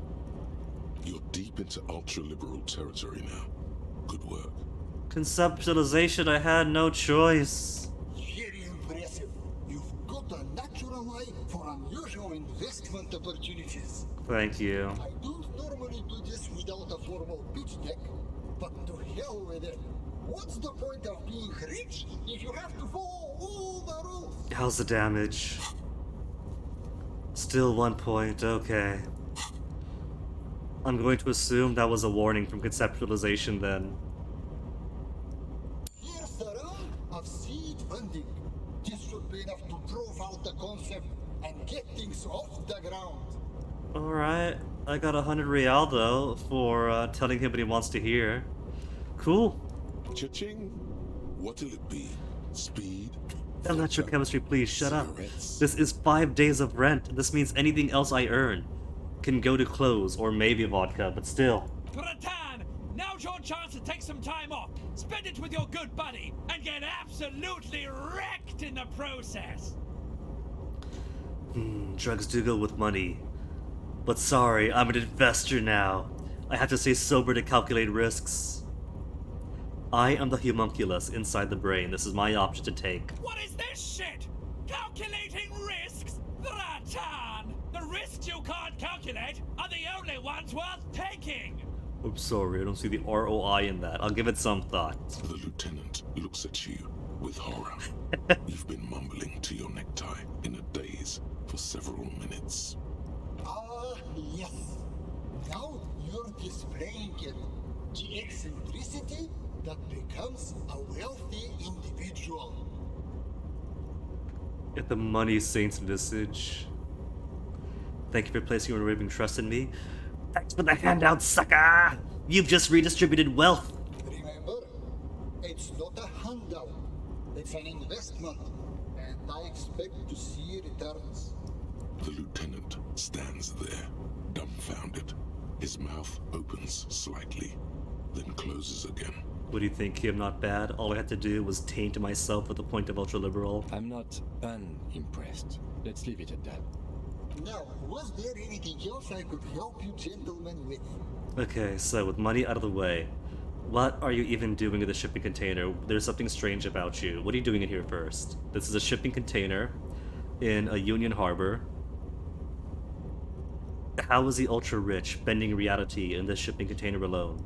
Traveling. This is a great way to get around. It's fun, it's safe, and it gives me lots of time to think. By the way, let me now ask you a question. Where are we exactly? Martinez de Ravachol, former capital of the world. Martinez, that's a pretty good hostel here called the Worlding in Rags. There is. Do we send the ultra-rich to a cafeteria currently occupied by a very territorial, protective, and violent group of men? Or romanticize it? Just give it to them straight. Ah, Revachol. I remember walking its streets as a teenager. There used to be a bowling alley in Stella Maris. I wonder if it's still there. It's a shame I can't get out and explore Why can't myself. he? One of the downsides of being an extremely high net worth individual is that mobs of low net worth individuals are constantly banding together to ask for money. Why don't you help them? He's got so much money, it can't make a difference to you. Exactly what I was talking about earlier with that article. It is, at a certain point, it is physically impossible to spend more money than they're earning. So why not spread it around more, not just like to their favorite charity pets? But, you know, he's got employees, he's got people he's got to pay. Pay them more? There simply aren't enough hours a day to handle all the handouts. It's like feeding seagulls. There are always more, and they never seem to do anything interesting with it, except more seagulls. He's got a point, and I have a brilliant, completely left field idea. If there's too many people to pay or give money to individually, what if we took a percentage of his worth? We could call it like a tax or something, and then somebody else could take that money and do all the handing out for him. Brilliant, I know. Spending money is a matter of desire. I'm sure you agree. I don't have the desire for spending it like that. So you travel place to place by a shipping container. No. It also provides a means to hide from all the targeted advertising we extremely high net worth individuals are constantly subjected to. Luxury yachts, high fidelity portable radio systems, fail-proof outerwear, and so on. It just gets a bit middle class after a while. A bit bourgeois. Saying being rich isn't worth the hassle. All sounded pretty nice things. Yeah, that does sound pretty tiresome, yes, quite. Are you saying being rich isn't worth the hassle? You want to implode that checkbook and go join the lesser men? What? No, I did not say that at all. Being rich is great. Just don't tell anyone I told you that. There's something strange about you. What do you mean? I don't know how to put it. You look different. Or forget it. You do look somehow different. Are you talking about my chin? I can't even see you. It's as if something is happening to the light. Oh, that's what you mean. Yes, I've heard of this effect, though I've never witnessed it myself, of course. It has something to do with our Weiss-Wiesemann coefficient. The what? It's some statistical thing. In essence, it says that when an extremely low net worth individual meets an extremely high net worth individual, some of the laws of physics cease to apply. Are you telling me that you are so rich that light literally bends around your face? Different rules for the super rich, even different rules of physics? Among other things. But calm down. I am but a lowly single-digit billionaire. Oh, that's so sad. Really? You poor thing. No, not really. There are actually quite many digits. A man this chill is at least a triple-digit billionaire. Kim, are you seeing this? I see nothing of the sort. To be frank, all I see is a gentleman who's unusually well dressed for Martinez, in a cargo container, which I admit is odd. Ah, see, Kim isn't as low net worth as I am. Kim with the secret millions. Yes, I imagine that does look strange to you. My container. Well, that's it. Thanks for the cash. Why go so soon? I feel with so much more to talk about. Ah, well, until next time. What's this? We're getting reports of normal, reasonable, temperate political opinions somewhere in Martinez. You must be mistaken. I'm a real radical. Oh, it's that one point of ultra-liberal, isn't it? It's disrupting my averages. That's me, Mr. Reasonable. Someone's got to keep it sane. That's because I keep saying none of the above to political stuff, isn't it? Oh, is that it? Is that why? Is it not the ultra-liberal? Am I being too unopinionated, too on the fence? It's also about that, but it's also more. Perhaps it's the hangover. Perhaps it's a temporary surge of serotonin. But something tells you it's time to become a citizen of the Kingdom of Conscience. The Kingdom of Conscience. Hold up. Before I commit, what is this universe's definition of the Kingdom of Conscience? It is not a place, It is a moment in time that can only arise in the right circumstances. In all of human history, it's only been achieved a handful of times. And how do you bring about those circumstances? Incrementally. Yawn. You'd get there faster with a little speed. History's greatest catastrophes have been brought about by people trying to make the world a better place. Too quickly. That's the genius of Dolores Day. She recognized that progress is meaningless if its gains are lost because of instability. Real, lasting change can only come about gradually, increment by increment. But what about all the things that are wrong now? But what is the kingdom of consciousness actually like? Are both good questions. I'm sure I could ask both. What about the things that are wrong now, where you cannot wait for the incremental? Tisk tisk. Just because you live in the present doesn't mean you have the right to place your needs above the needs of the future. You may never live to see the kingdom of conscience. Your children may not. Even your grandchildren might not. But that's no excuse not to keep working.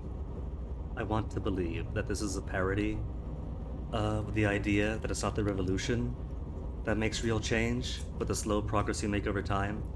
But who knows? With as extreme as the spectrums of political thought get, there might be one that totally justifies hardships today if it means 10 generations from now it eventually builds there.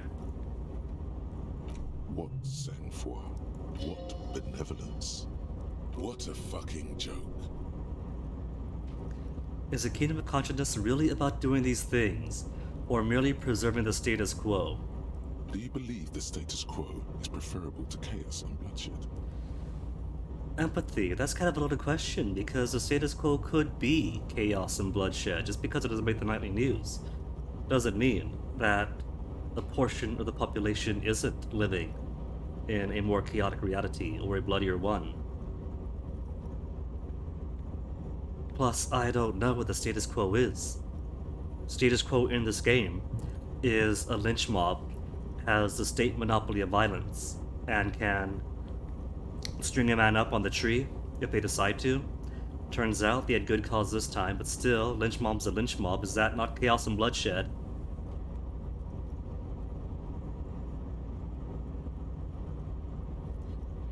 I'd say no too, but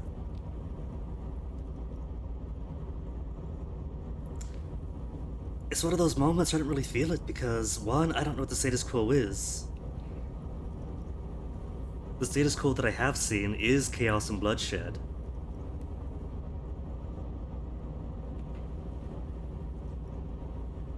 This answer isn't a commitment. He's gonna explain anyway.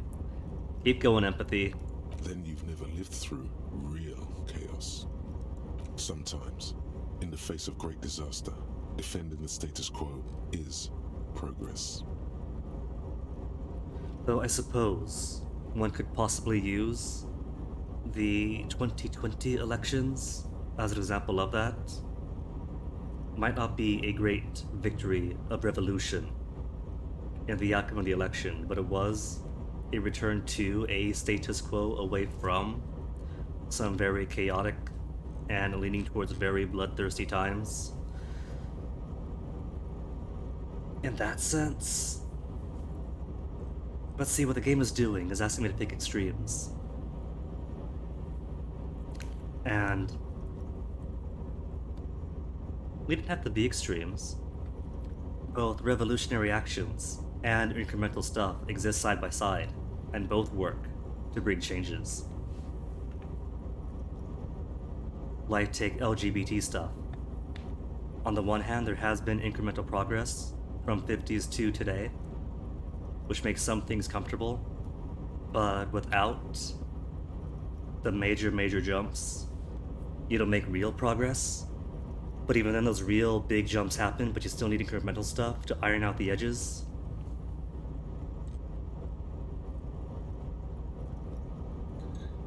This game has cops. You're sure the chaos and bloodshed is pretty prominent? Yeah. And if you take the Hardy Boys to be a type of cop, it's exactly what I mean. They got legalized lynchings. Have I seen the Black Friday sales? No. I avoid the streets on Black Friday. Those have had to gotten smooth.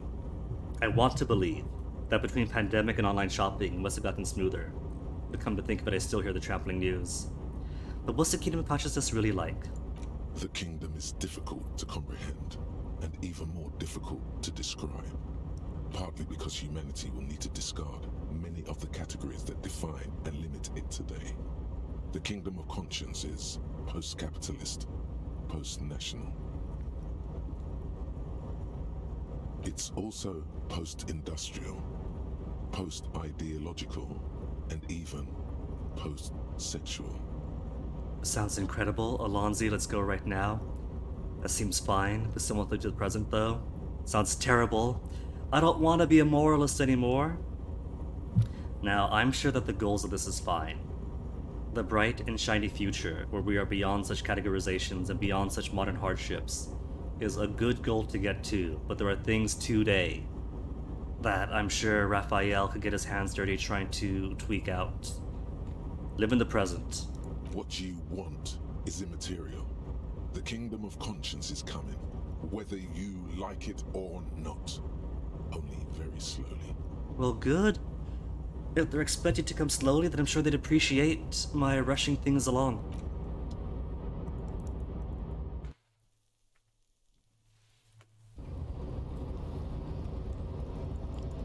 Okay, so with that side tangent over, and an extra 100 in my pocket's 116 real.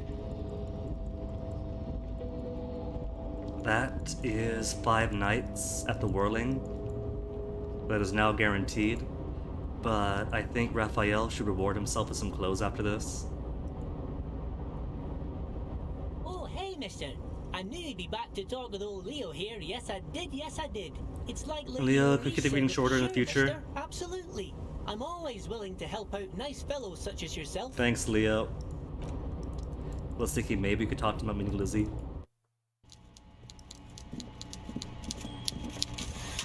Okay, so I'm going to need my drama. Maybe conceptualization. So can't do the -1 for drama. Rhetoric I might need. Okay, think I'm good. Composure, that's my +1.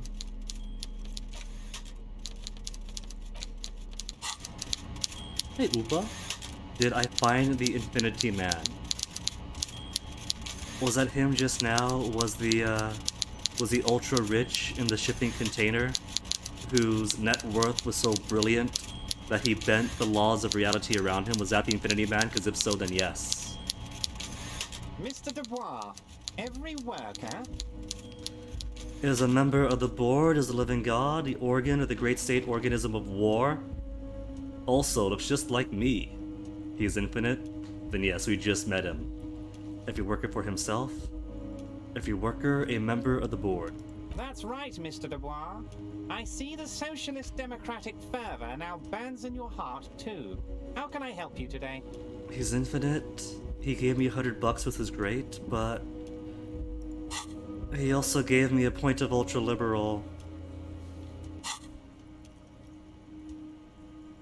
Remember the container I asked you about? Turns out there's a mega-rich, light-bending guy inside. Mega-rich light-bending guy? Oh my god. How did that get in there? How did that get in there? Like it's rats. He's talking like it's an infestation. Ugh! Cockroaches again! How did this happen? Who let the ants in? Oh, this game is filled with commentary. And I'm still wrapping my head around, like, what direction it's trying to go with it. Because it's definitely got the context of this fictional world with its own fictional history. He's so rich, he can get in anywhere. Slime like him must have oozed in through the cracks. He must have been in the container when someone accidentally closed the door. Or I don't know how he got in there. He's so rich he could get in anywhere. That is simply a statement of fact. Damn it to hell, Harry! I specifically told my guys to check all the containers for mega-rich light-bending guys. So they are like rats and cockroaches. Nothing can stop an innovative mind. It's so innovative, inheriting grandma's riches. I think he wants to take down the proletariat, Everard. Kim, tell him he was there. You know, some of them may have been a figment of my imagination. Kim, back me up. He might be mocking me. There was a guy in the container, but he didn't bend any light. That was in the detective's head. Ah, Kim, you're just saying that because your net worth is closer to his than mine. Honestly, guys, we might be moving all kinds of suspicious things through this harbor, but I won't be caught transporting the light-bending mega-rich. I have a reputation to protect. Yes, for God's sake, you're a socialist. The mega-rich are people too. He was a nice man. Gave me stock tips. The transportation of the mega-rich should be more tightly regulated. True. Didn't seem like he was safe. You should be honored by the presence of this magus. He was half Rivacolian blood, and amassed his wealth through the mysterious bond of nationhood. No. You are a socialist. Act like it. You're right, Harry. I am a socialist. I'm going to catch the mega-rich guy inside the container and harvest his energy to power the harbor's fog lights. You know what I could do when I'm done with this? We can go outside right now. Turn power back on to the crane. Raise the shipping container back up. And then power down. And leave it there. Call his vacation short.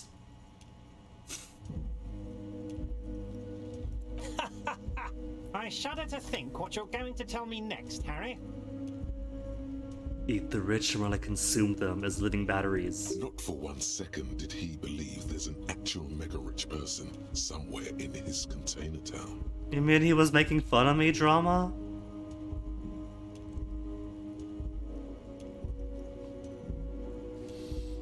Alright, as per the weasel. A lie, we opened the door. Are you shitting me, Harry? Did you not really open the door and are now just telling me you did?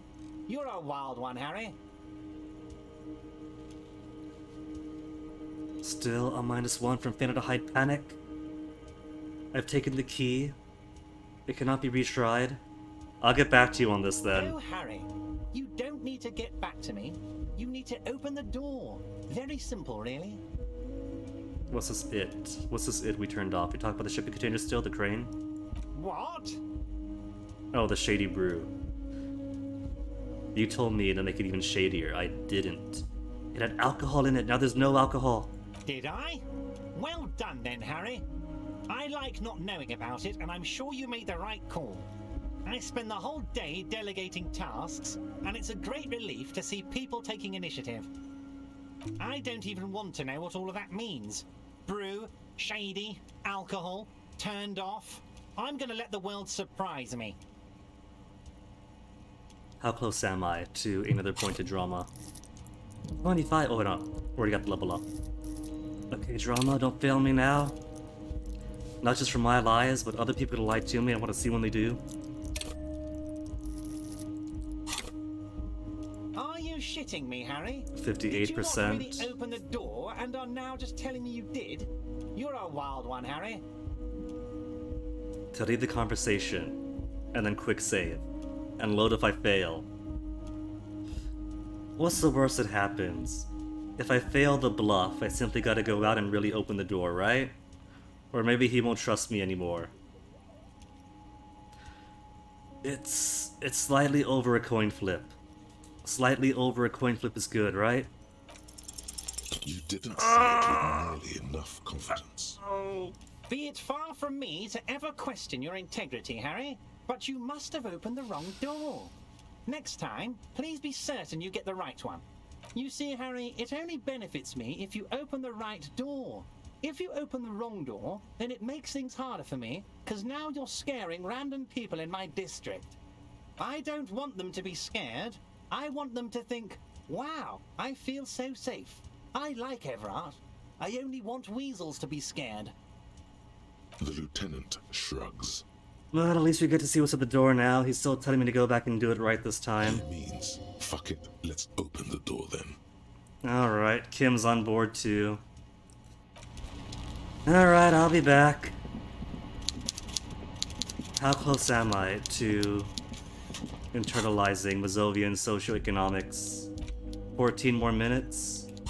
Okay, at least if nothing else, I'm soon to get my visual calculus back up to 3.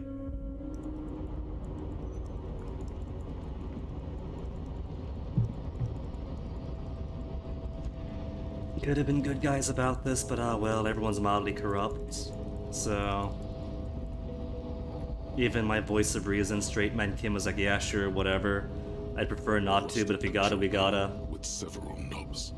No screech of metal when you push the button this time. Only silence as the crane remains in its state of dormancy. Oh, what? I can't trap the billionaire guy up in the air? The crane does not return to its original. No screech of metal when you push the... Shame. Oh well. It's been 2 hours, so before we resume, I am going to grab a BRB, and that BRB is going to be while basking in the face of brilliant wealth. And now I shall return momentarily. Give me a second.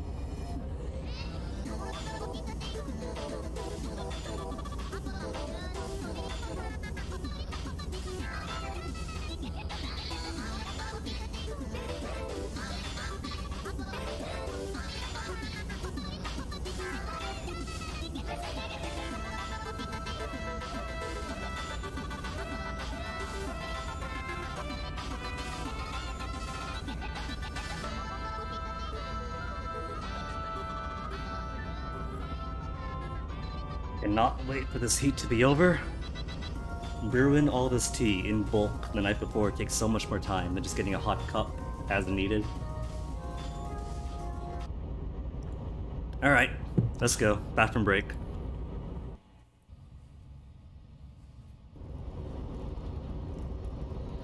So we gotta lock the door after all. Spoke to Everett. That leaves unlocking the door, going inside whatever the place is. Speaking to the bookshop person, liaison or whatever.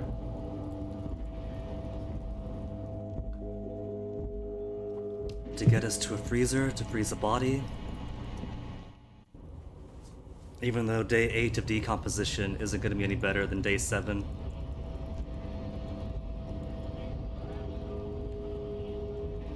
Then gotta speak to what's his face. Pedal down here with the pines. Also, $100. $100, it's time to do some shopping. Could spend 50 on sneakers and a speaker.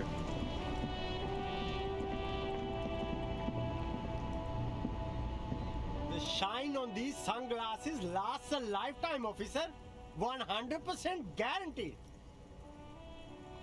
Need more conceptualization. Ugly sunglasses is less logic. Amphibian sports visor for simply more perception. Do it! It's only 6 real. Sporty and practical, officer. Good choice. Where's my clothes? Let me get my froggy hat on. No, it's not glasses. It's hat. Is it hat? It is hat. Oh my goodness, it's lovely. Look at that. Look at that. So we can wear both the visor and shades then, to really get wild.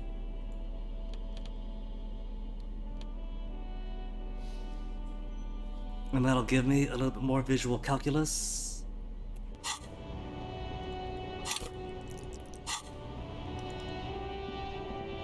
The glasses is -1 drama, but drama is a jerk and couldn't make me pretend that a door was unlocked.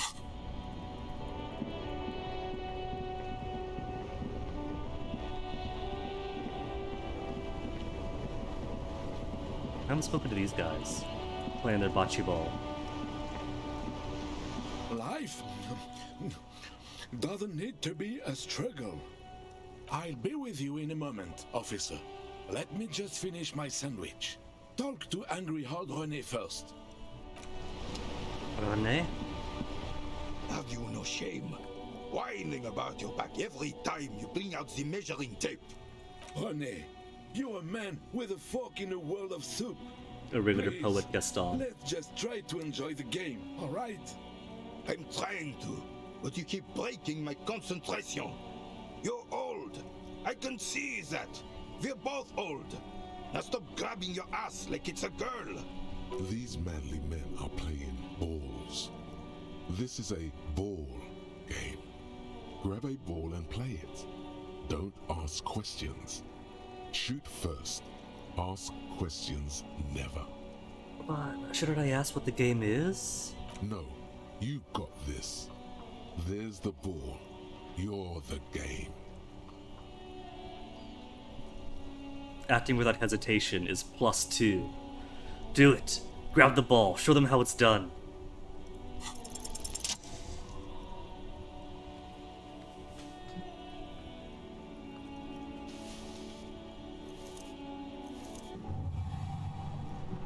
You are immediately surprised by the ball's lack of weight. No matter, you'll make it work. God, this is right. You feel the familiar tremble of excitement and adrenaline that precedes every victory. Time has frozen. Feel the ball. The cold metal ball is surprisingly smooth against your neck. It has a pattern on it, probably a sponsored ball. Yours would only be covered with bumps of learning and scars of victory. Already your muscles are adjusting to the weight, the nervous system calibrating, until you and the ball have merged into a single entity. The man ball is ready. Take in my A chilly surroundings. breeze ruffles your hair as you stand there, feet firmly planted. All sounds, smells, even the wind, everything fades until the only thing left is the union of man and ball. Final glance inward. Who am I as a man ball? An embodiment of pure motion, a fine-tuned locomotor running at maximum efficiency. Have you seen my body hand-eye coordination? We talk about the same Raphael here? Some would still say you're a cop, but I guess we're beyond that now. Inertia can be maintained no longer than a bullet leaving the gun. Let go. Be the bullet.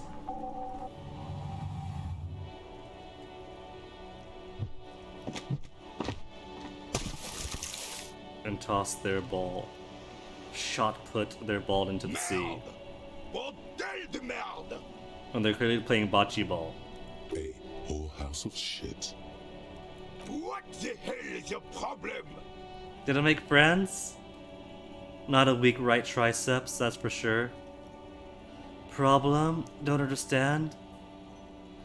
Well, that was cool though, wasn't it? My triceps still got it. I don't care if you are a cop. You do not just ruin someone's game.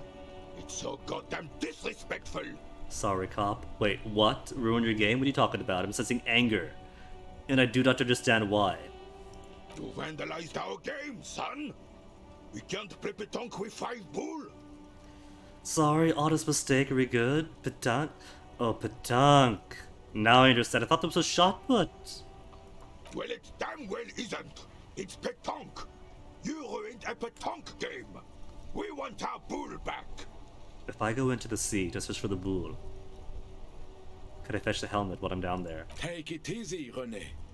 This is just a misunderstanding, isn't it, officer? No harm done. Of course there's harm done, you orange slug. You owe us a goddamn bull. Alright, I'll try to fix this. Accept it, or the ball is gone. I have a murder to solve, alright. We'll accept it. We have given ourselves a task. We're going to solve the task. And we are going to be the best good guys ever for solving the problem we created. Good. Mistakes are forgiven when men at least try to right their wrongs. I believe you will try. Now, why did you approach us? To play bull, that's it. Why did you come here? It's unlikely they know anything about the murder. Just talk. It'll smooth things over. Old people like attention. Renee found your guard booth, did we? So much has happened in the past 3 days. Playing in a crater.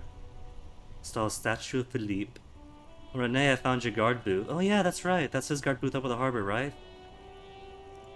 I can't access inventory, but there's a picture in it. Yes. The Debardeurs Union pays me to stand vigil during the nights. Not out of any political allegiance, mind you. I'm an old man. Don't sleep more than a few hours every night anyway, and money is tight. Can we earn money being overnight duty? He feels like he has to justify himself for some reason. You must have seen something on the night of the murder. Your booth looks right into the yard. Yes, it does. Unfortunately, I wasn't working that night. Been on a 2-week leave since last Monday. Really? Why is that? It's a private matter. Nothing to do with your investigation. Could be photo related. You see, officer, René is the kind of man who would rather die than admit he needs medical assistance or, God forbid, sick it. A real man's man is just gonna ride it out. Amazing guys that live to old age with that mentality. I'm fine, goddammit. Mind your own business. It's nothing. Just got to cut back on coffee. So who was working the shift that night? No one. The boss has been unmanned since last Monday. Completely unmanned? It's just me. So what you're saying is we could totally take the guard position overnight and have something to do between the hours of 2 a.m. and 7:30. No one has been guarding the container yard since last Monday. Yes. It's not actually an issue. I mean... Look, officers. The container yard doesn't actually need a guardsman. Never had one before, René. Monsieur Claire had that booth built specially for him. It's mostly decorative. Mostly decorative? Or it doesn't matter if there or not? Nice of the union if true. He doesn't have to be there but still gets paid, maybe? The possibility of someone being in there is enough to discourage any ill-minded individuals. Evrard created this job for René because he knows the Royal Carabinier's pension of honor and PTSD isn't something a man can live off. A decorated kingsman collecting tear reflects bad on the whole neighborhood. His words. Everyone gets it. Big guys look at the small and everyone working together, I love it. Dependency only weakens a man further. Every man has to be an island. Do or die, no middle ground. René is but one man. We need a program. Get all the elderly back in the job market. Keep folk motivated. What if we simply have conditions where the elderly don't need to be back in the workplace and working to the day they die? René should rent out his services, invest the profits, get a few more guys, expand and repeat. Wage work is a dead end. There's absolutely nothing wrong with tar collecting. It is my side thing too, proudly holding the tar bag that I'm holding right this second. I want to go with 1, but I also want to go with 5 too. Big guys look after the small guys, and everybody works together. That at least is laudable. Can we conclude the topic of my guard boost now? I saw a picture with him in it, happy with a girl. Who was she? She is nobody. This is none of your concern, and I refuse to discuss my private affairs with the RCM. The lady is Jeanne-Marie Beaulieu, and she sure as hell wasn't a nobody. Got it, thanks, and done. Yes, like I said, it would be up anyway, so might as well keep an eye out. It keeps my senses sharp. Do they know anything about the murder? About the hanged man at the back of the world in the rags? Unfortunately, I don't. Unlike most of the locals, I have no qualms about assisting law enforcement, but this affair has passed me by completely. And most of the locals? In Martinez, the union is the law, so can you really blame them? But you don't have a problem with cops? Cop is a pejorative term. I don't have a problem with policemen. On the contrary, I admire the effort to bring order to our streets. He doesn't know about the crime. Your time is better spent discussing politics. What about police women? So again, don't know anything. He doesn't, he said as much. What about politics then? Women on the workforce? What? I'm confident they are indispensable in regard to all the paperwork and other administrative duties. So only desk work, and not beadwork then. Not to mention keep the station tidy and the men fed and happy. No duties RCM women couldn't carry out. Or try to avoid voicing opinions on controversial matters. Let's just drop it. No, don't drop it. Show the support. But you must agree that nature, in her infinite wisdom, has made men more fit to perform certain, more challenging tasks. Don't you, officer? Nah, no evolutionary inequality at play here. Really, officer. Match an average woman against an average man in a dark alley and see who comes out on top. Oh, that's why they equip this RCM with guns. Guns and pry bar and backup? Gender equality is a very noble, very modern idea. But in real life, primal roles prevail. But I do not wish to discuss this matter further. Like the crater? Yes. The terrain here provides an interesting variety to a familiar game. Was it made by sea monsters rising from the depths? Was it an earthquake? Does it have anything to do with the bullet holes I've been seeing around? Yes. It was left by heavy artillery fire. But why? Again, total amnesia. We don't know about the revolution. Is this going to do? Is this going to fill in my task to get the lowdown on reality? Why what? Wait a second, hold on. The lowdown on reality. Where is that? I don't think we finished that yet, did we? There we go, get a reality lowdown. It says, try a rich person. Rich people are educated. There wasn't an option to ask the Infinity Man, though. Why was heavy artillery used? Because that's what happens when communards hijack your country, execute your supreme leadership, and turn your capital into a slaughterhouse. You use heavy ordnance to clean up your home. Who are Communard? Did you use heavy artillery? History later? No. I need the lowdown. Who are Communard? Commies, communists, socialists, anarchists, call them what you like. They just chose the name to feel special. Senseless sentimentality. Did you use artillery fire against them? Sadly, no. It was the foreigners who brought them to their knees. We fought valiantly. Too valiantly. So valiantly we got licked. Should have fought dirty, like they did with their suicide sex cult propaganda and mad anarchist women strapped to shrapnel bombs. We didn't though, and we lacked caliber. God bless him, but the suzerain's cannons simply weren't big enough. Wait a minute. Raphael wanted a sexy angle to this case. We got suicide, sex cults, and mad anarchist women. And I can't touch on any of those?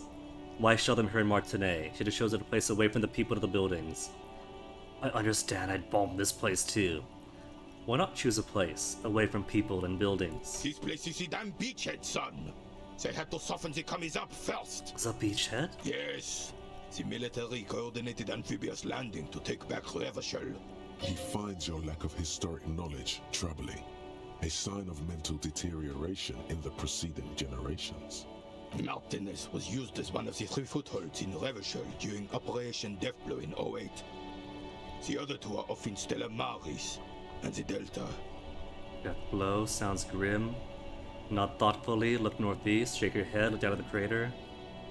Deathblow does sound grim. This here is Blood Ground, where coalition boots first made landfall and cleaned those rabid dogs out.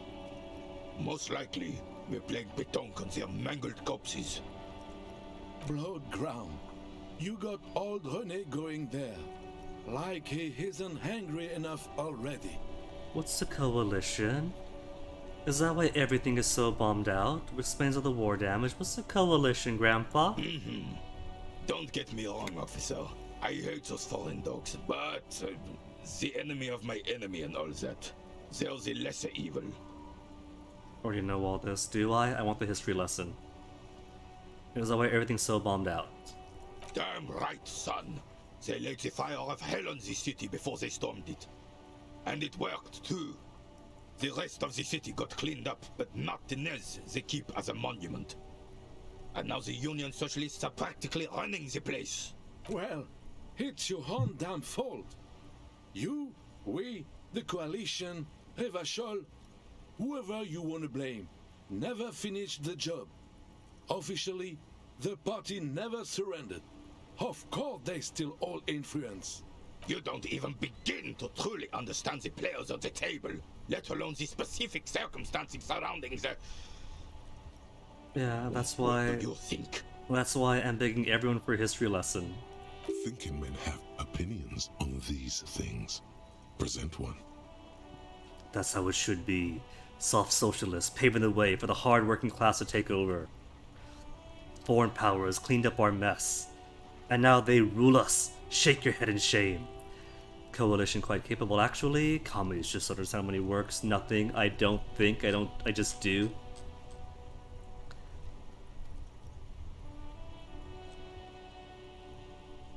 What's the response to?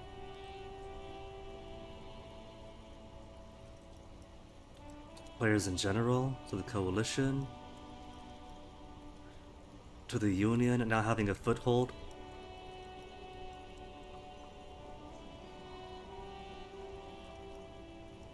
Alright. Soft socialists paving the way for the working class to take over. I'll choose that answer. Preposterous! Surely you don't mean it. I'm just sorry it had to be them. After 8 years of fighting those commie hyenas, boiling cats for food and drinking my piss in the mountains, I would have preferred if the Right Honorable King Guillaume returned through Revachol, or even if that damn clan Frisel had risen from the grave and led us. Sadly, that was not the case. He has a good hat too. It is pretty charming. It reminds me of a duck, like a halibut duck, with the eyes at the side of the head. This royal failure weighs heavily on him. Instead, all that is just, holy, and beautiful in the world was wiped away, and now it's neon signs with toothpaste ads everywhere. Foreign influence peddling garbage and stupid music on the radio. Is it just me? Or does this man strike me as a bit of a conservative type? This is just what the commies wanted. This was their plan all along. This is what they wanted to replace the role of the suzerain with. How does Philippe III factor into this? Who was this Friesel mentioned in Lyon? He did mention William, didn't he? Where was that? Is Friesel William? Is he talking about William le Million? The William le Million. A true king in both blood and mind. Led Revachol before Friesel. No, he's not. He would have been better, but the damn commies drove him into exile. Some manner of self-deceit is present in his thinking. Sounds like this Guillaume abandoned him, and he doesn't want to admit it. And how does Philippe III factor into it? That was 100 years ago. Ain't got nothing to do with anything. And Friesel? Damn Friesel. He was the king we couldn't protect. The Carabineers failed him, and the crown. He died in the hands of the Hyperlay, in a very public execution. He slouches as he says that. It makes him smaller, admitting they left the king to the mob. And what exactly is suzerain? Apart from a really good narrative game. The suzerain is the king! Has everyone forgotten already? Renee, I've forgotten everything, don't forget. Soon, they will forget everything. Him too. Then he chooses anger over melancholy. It's no use talking to you. You were still in Daddy's balls when it happened. When we took our last stand against the Fifth and rode the cavalry straight into gunfire. -1 because I threw the bull into the sea. Oh, that's what I get for listening to the meat parts of me. But a +1 because it was job situation, so it cancels out. So the statue of Philippe III. Ah, yes! King Philippe III on his steed. A reminder of what Revachol once was. Also, really liking the Palau flag color scheme of his clothes. Oh, absolutely. At the mercy of a cocaine-snorting tyrant who emptied the treasury so he could sleep on a bed of gold. He knows the story. Cocaine? Cocaine? Sounds like our kind of king. And just imagine what kind of cocaine a king would have had. A superpower, feared and respected. A testament to what this country can be under the leadership of a true king. Someone who knows how to rule. Well, he knows how to party. How should a true king rule? What was that about the cocaine? Oh, old Philippe was a big fan of the purple nose candy the nobility loved so much. A cocaine connoisseur of sorts. His egocentricity is borderline legendary. You can't even take responsibility for yourself. How could you fathom the responsibility weighing on the shoulders of a ruler? Of course, it's fine for the king because heavy is the head that wears the crown. That's why the Philippian kings use cocaine. For clarity of vision. To aid in their work. Regnum cocainum. Revachol's finest years. You know, I haven't known any of my Filipino friends to use cocaine. I'm satisfied with this explanation.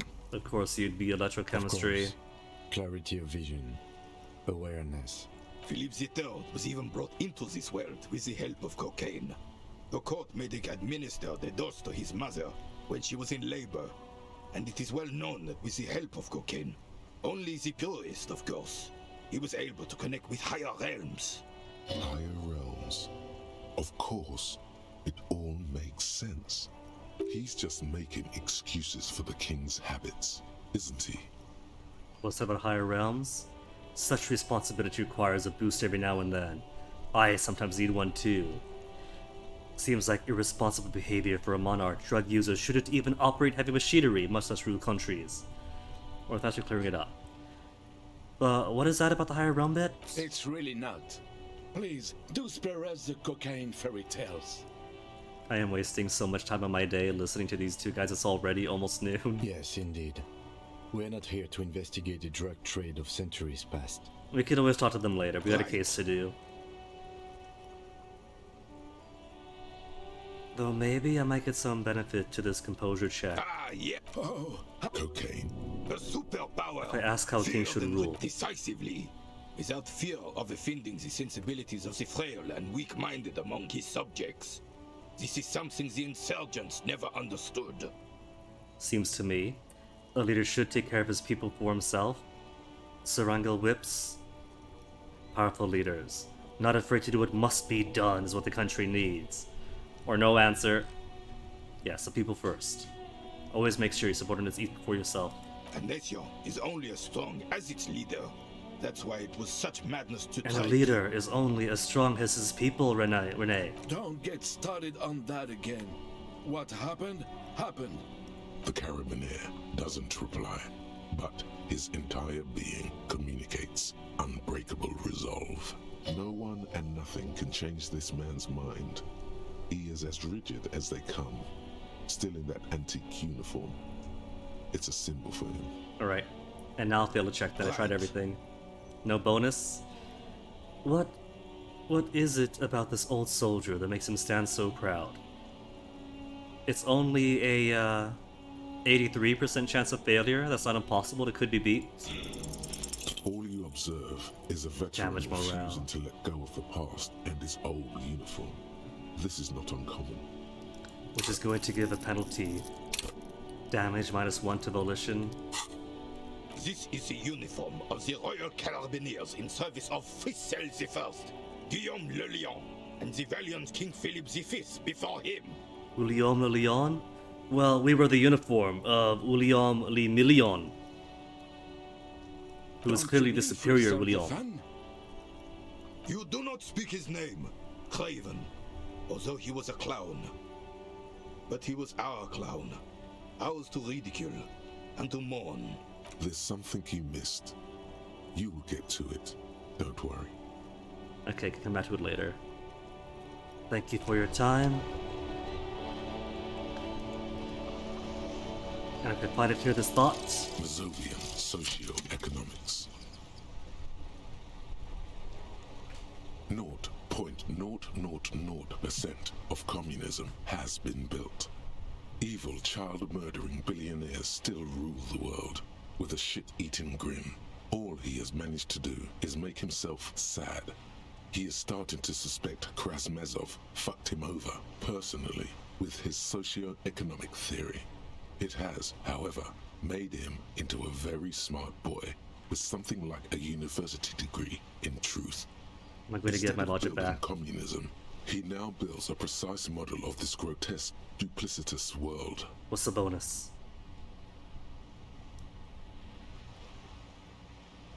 My bonus is left-wing dialogue options give +4 more XP, but for a permanent -1 to visual calculus and authority.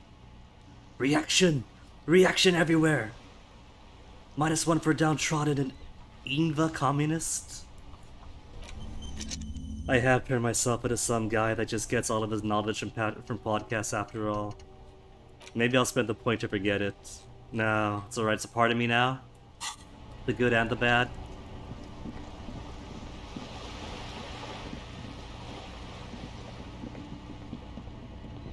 Before we speak to bookshop person.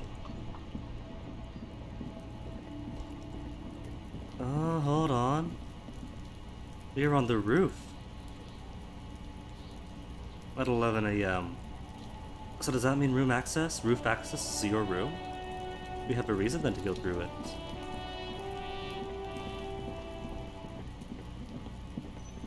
Here my assumption was that we simply cannot get through her room due to privacy reasons.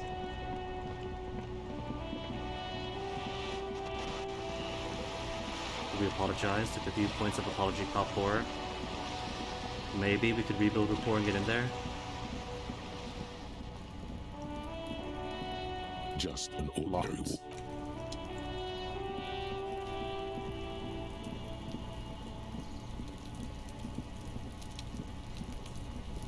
The door to the Weasel's den, guarded by the lion-head knocker. Alright, mañana's key. You try to be as silent as you can.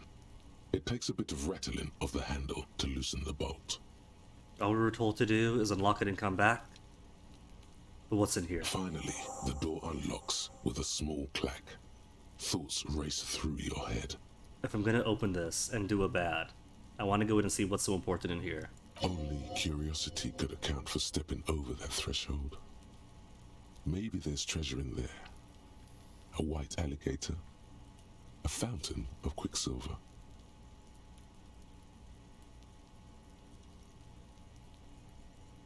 Account created December 29, 2020, still relatively fresh.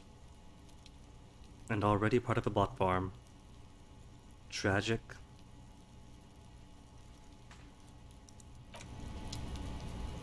Anywho, I'm going in.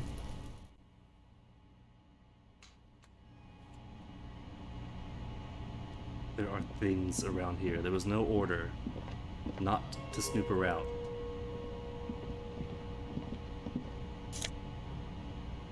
Magnesium. Got plenty of magnesium. It's my health that's concerning. Whose flag? To the warmth of the red sun. This is the flag of Revachol, the suzerainty. Good to know. What's with the sun? This isn't just one sun, but there are little suns dancing around the big sun. This is the sevenfold sun miracle. Like in Six Sages, right at the wind?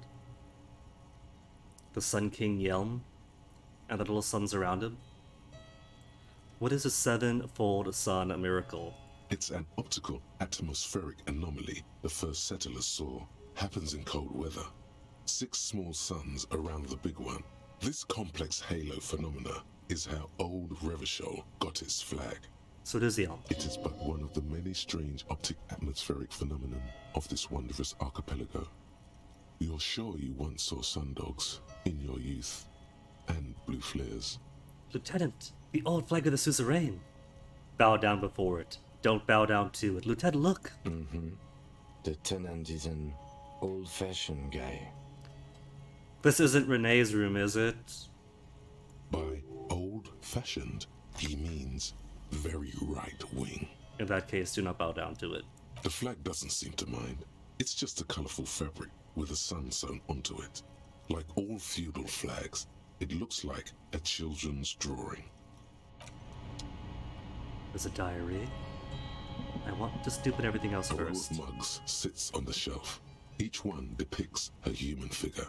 A dark-skinned woman grinning amidst mysterious symbols. A broad-shouldered man shoveling potatoes, and others. Are they missing a mug? Did the offensive yellow mug come from here? A little ring. Though cheerful, the images on the ceramic make you vaguely uncomfortable. Possibly then. The images betray a lack of interest in human beings. They are merely unflattering caricatures. Unflattering caricatures, just like the cup in my pocket. What do I mean uncomfortable? The owner of these mugs doesn't like people of other ethnicities very much. Typical asshole, so what? They can think what they want. Good to know, have no opinions. Typical asshole. This person is unhappy. The lieutenant picks up one of the mugs, then puts it back down with a look of disdain. It's possible then, whoever was here had access to the trash. Maybe. I'm beginning to feel better about breaking into this man's apartment. If this person's junk ended up in the same bin, whip out the yellow man mug and compare. Yes, your broken mug friend would feel very much at home here. The same humor, the same mocking lines. The same Ben Garrison signature. There's the missing tin soldier. Whoever lives here might have used the Whirling's container to dump his trash. And thus also has access. And now they've drawn the ire of the Union. The plot thickens, as they say. An interesting little clue. Let's see where this goes. Clues have a way of magically connecting to other clues down the road. Okay, how to justify this for this investigation. The authority for this area gave us a key. That's pretty much permission to investigate then. It's as good as a warrant. Perhaps you should break into apartments more often. Do you really think the same person who put the dead man's clothes, that is the same person? Who knows? I'm not expecting too much from this clothes in the trash lead either way. It might turn out to be some random local matter, but still, a nice coincidence. Disinfectant, smells like chemicals. Admires a fair-haired fantasy hero with big muscles. A row of mugs sits on the... I can do this. +1 logic for an Interi Solary dress shirt. Currently, I have conceptualization at the cost of suggestion, but logic is kind of falling behind now. I might want to change out my shirt. Book titled Hidden World of the Walking Sticks. Of the Walking Sticks? Is this person also tied to the cryptozoology? Maybe not the husband of the cryptozoologist's wife? Since she can't do stairs and this appears to be room for one, but could be her friend? The family friend?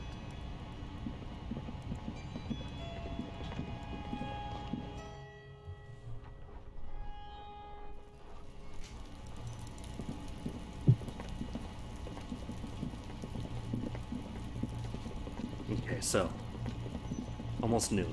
Let's go back to Everett. Tell him the job is done properly this time.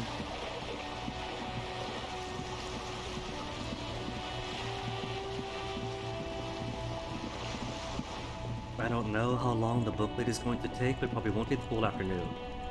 But we do gotta do something with the body.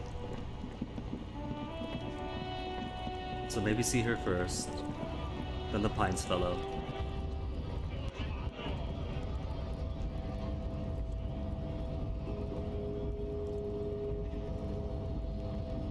And where is my fast travel? It takes so long to go around. What's the chair lit up? A giant ass print on the pillow. And patterns of coffee rings. Is that just visible now because I put a point into perception at some point? And so now I'm noticing things are always there, but I hadn't noticed.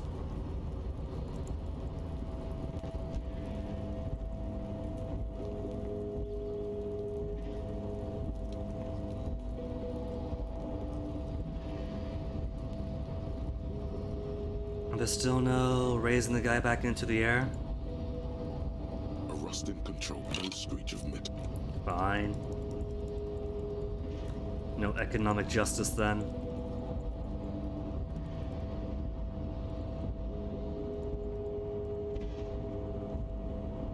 I feel like for my most recently internalized thoughts, that one's probably got most benefit if I did it early, because there are lots of somewhat left-wing answers that I haven't spent already that haven't given me the +4 bonus.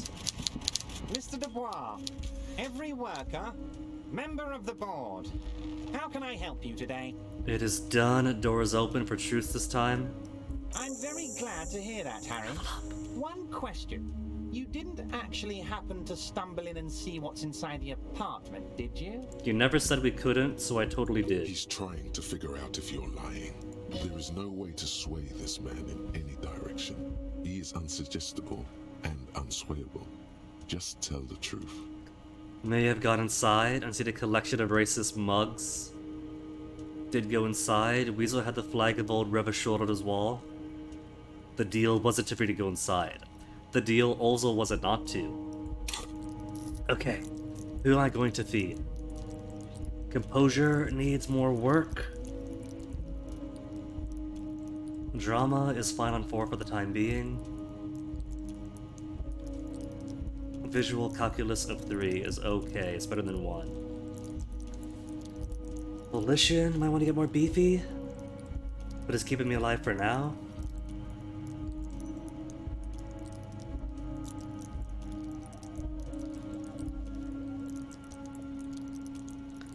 Who to feed? Who among you?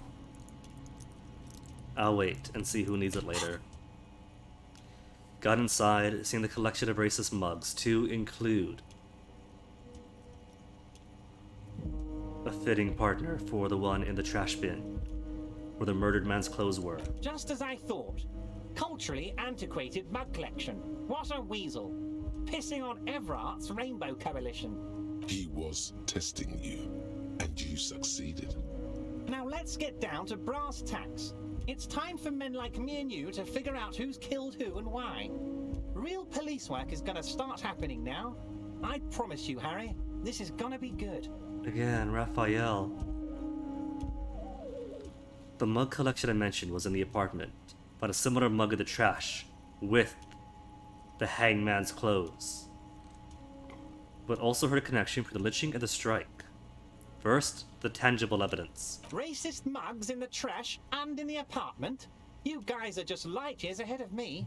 I have so much confidence in the ability of your organization. I'm relieved you're doing this and leaving me to do what I do best. Helping people. With the power of politics. Also, Everard, you promised my gun after this? Yes. Do you think this weasel is somehow connected to the murder? Oh, no. No. I don't cross paths like that. All I want is for you to succeed in your investigation. I would never complicate things for you. Oddly, it seems to be true. But this weasel might have cleaned up after the killers. That's not killing, but his complicity. Believe me, Harry, he's a nobody. Just your basement variety nobody. Can't imagine him being connected to a high-caliber case like this. Is this case particularly high caliber? But he does live nearby. Maybe it's a pedantic weasel. Fascists are known to be neat freaks. I feel like a real detective right now, Harry. Am I getting this right?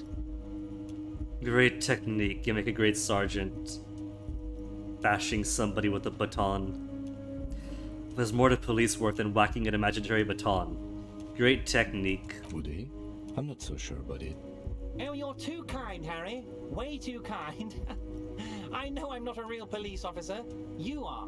He's got the girth for it, though. That's all he's going to say on this subject. So, about the connection between the lynching and the strike. By now, I'm sure you've figured out who the dead man was working for. The bad guys. Wild Pines. Sent to scare us. Another violent measure of the top hats against us flatcaps. I feel like I should have spoken to White Pines first before having the speech, or having this conversation. Harry, this strike is the culmination of many, many mistakes made by the Wild Pines group. They tried to shut the strike down by sending in armed mercenaries. That does agree with the assumptions that the Hardy Boys are making. But the Hardy Boys also had very tangible reasons, apart for just being a mercenary. Or having strung the guy up. You mean our victim? A security contractor? Can you imagine that? Workers standing in peaceful protest, united in the spirit of fellowship, and they send hired killers to mow us down with machine gun fire? He performs a motion as if spraying bullets from a machine gun. I'm talking beasts, hardened killers from proxy wars in Yisut, Semenine, Saramoritsa, you name it, they've done it. Raping, killing, burning villages, killing little children for the Senorita Pineapple Company, Harry. Everything they did there, they brought over here. They want to turn Revachol into a third world slum. Honestly, the only thing they didn't do is kill the village elephant. Hold up. Village elephant? No, Harry, the elephant is metaphorical, and so is the village. But the mercs and their brutality are very real. Do go on. Now, I haven't personally witnessed the brutalities out there. I have the luxury of staying in my container, you see. If I need to go somewhere, they just move my container. We can do that? Yes, I'm an old man, Harry. My legs aren't what they used to be. They lift my office with that big crane. It's actually very fun. You should try it. I cannot possibly imagine that being safe with this big heavy desk that could just sandwich him into the wall. Like an overloaded jelly sandwich. But enough about me and my fun container. The killers the company hired, I think there were 3 of them, all hardened commando types. 3? One's been dead for over a week. Why is there no retaliation from the other 2? One of them got downright suicidal, getting drunk, violent, a little rapey. That'd be the victim, I think, Even right? their own negotiator couldn't control him. That's your boy, the one who likes hanging out and trees. What makes you think the Wild Pines negotiator can't control them? We had the testimony of the Hardy Boys, who would, of course, side with the Union. They are Union, but they admit to it. Harry, what you need to realize is, we dock workers are not pushovers. We got grit, Harry. This whole neighborhood does. Push us hard enough and we push back. And when we do, we push to kill. The whole neighborhood is in on it? Potentially, Harry, potentially. We got arm wrestling champions, rowing club people, ex-coal miners, tough guys, all ready to spring into action for their home base. And who exactly pushed? There's a militant wing inside the Union. A group of people whose duties don't involve manual labor, but peacekeeping in the neighborhood. The Hardy making Boys? sure everything runs smoothly. They're like you guys. Idealistic people who want to make sure bad things don't happen. And if they already have, well, punishment must follow. So these idealists killed our victim? It was an idealistic murder. One day Titus Hardy, leader of this peacekeeping faction, comes up to me and says, "Boss, socialist democratic fervor drove us to take it upon ourselves to kill this beast that was burdening the land." He probably worded it differently, but that was the idea. Sure sounded to me like they killed him. I gave them 2 weeks paid leave and told them to lay low to avoid retaliation. I'd prevent retaliation against themselves, but there's a whole neighborhood that the 2 remaining mercenaries could retaliate on. Aren't you worried we might arrest them for this? Oh, I'm not at all worried about that. These are not the kind of men who get arrested. They're Martinez boys, tough and gritty. I'd like to see the man who takes them in. Hi, Besides, I Raphael sent my Ambrosius lawyer girl to Costello look at your after them. service. If he's just boasting, then it sure doesn't feel like that to you. He's not worried. How do you know the mercenaries are hired by the shipping company? Mention a lawyer girl, that's Liz. Ask them all in turn. How do I know? Let me tell you about these people. That's their MO. It's what they do. Last winter, some poor workers in Terminal E went on a little strike. The company sent in Sediment, a security contractor. The strike was over the workers' right to wear protective footwear, Harry.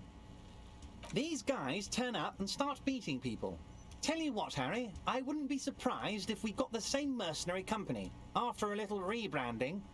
And I'm sure as hell not surprised to see an army of scabs under my gates. So you believe the scabs were organized by the security contractor? Would explain the mismatched clothing. Would that be mercenary number 2 then? One who's violently abhorrent. One who's trying to splinter cell this. You said it. Hell, one of those guys looks big enough to take down that proverbial elephant. Boys like that don't just happen to show up during strikes. He's not scared of them. If anything, he likes them being here. Strange. It's a contest to his authority. And so long as the scabs don't have any success, that embiggens his own ability in the eyes of everybody else. Lawyer girl? Oh, Liz is a bright one. I paid for that law degree myself, thinking it'll probably turn her all fancy. But hell, Harry, she came back a firebrand socialist. Sometimes she scares me with her zeal. See, she's sincere. Tell me then about Titus Hardy and his crew. Oh, they are simply fine young men, all 7 of them. Exemplary union members, always working to advance their position in the local socialist democratic movement. Core members. But no mention of the 8th Hardy girl. Old Theo used to run them, but things really kicked into gear when Titus took the reins and named the group after himself. Gotta love his initiative. Interesting. Who's second in command? They're almost all of them great guys, born leaders. Whatever happened, I'm sure they only had the best interests of Martinez and Revachol in mind. Work with them. Hell, interview them. But don't fight them. They really are just like you. Men who like beer, women, and some order on the streets. Everard, I've met these Hardys. Could you ask them to cooperate with me? You do give the orders. But of course! It's the least I can do for my good friend Harry. I'll do it right after we've concluded this talk. Cool. And that should be the last thing to talk about. You can now go and tell Titus about this. See what he has to say. Also, Harry, here's 5 real. This feels like bribe. I can't take this. I've already been given 100. Why are you giving this to me? I'm not giving you anything. I'm just holding out 5 real. Oh, well, then it's not if I take it. Needless to say, this is another move. Don't take it. Even if it wasn't a move, Given our relationship, I can't possibly accept this and keep the case clean. I've already sullied it with minor corruption here or there how many times already. I only wanted help with the Hardy Boys. Oh, I wasn't offering it to you, just holding it out there. But I'm willing to share information. Was there anything else? No, that's it. Good talk. Was it a good talk? I'm not sure we made much headway here. I was hoping we'd bust the case wide open. Heck, I even wanted to tell you what I really want to achieve with the strike. And what about my gun? He said if I opened the door, I could have my gun back. What about that? I don't know what happened, Harry. I wanted you to feel like Mr. Martinez. And of course, I also want you to find your gun. But it's like I can't completely trust you.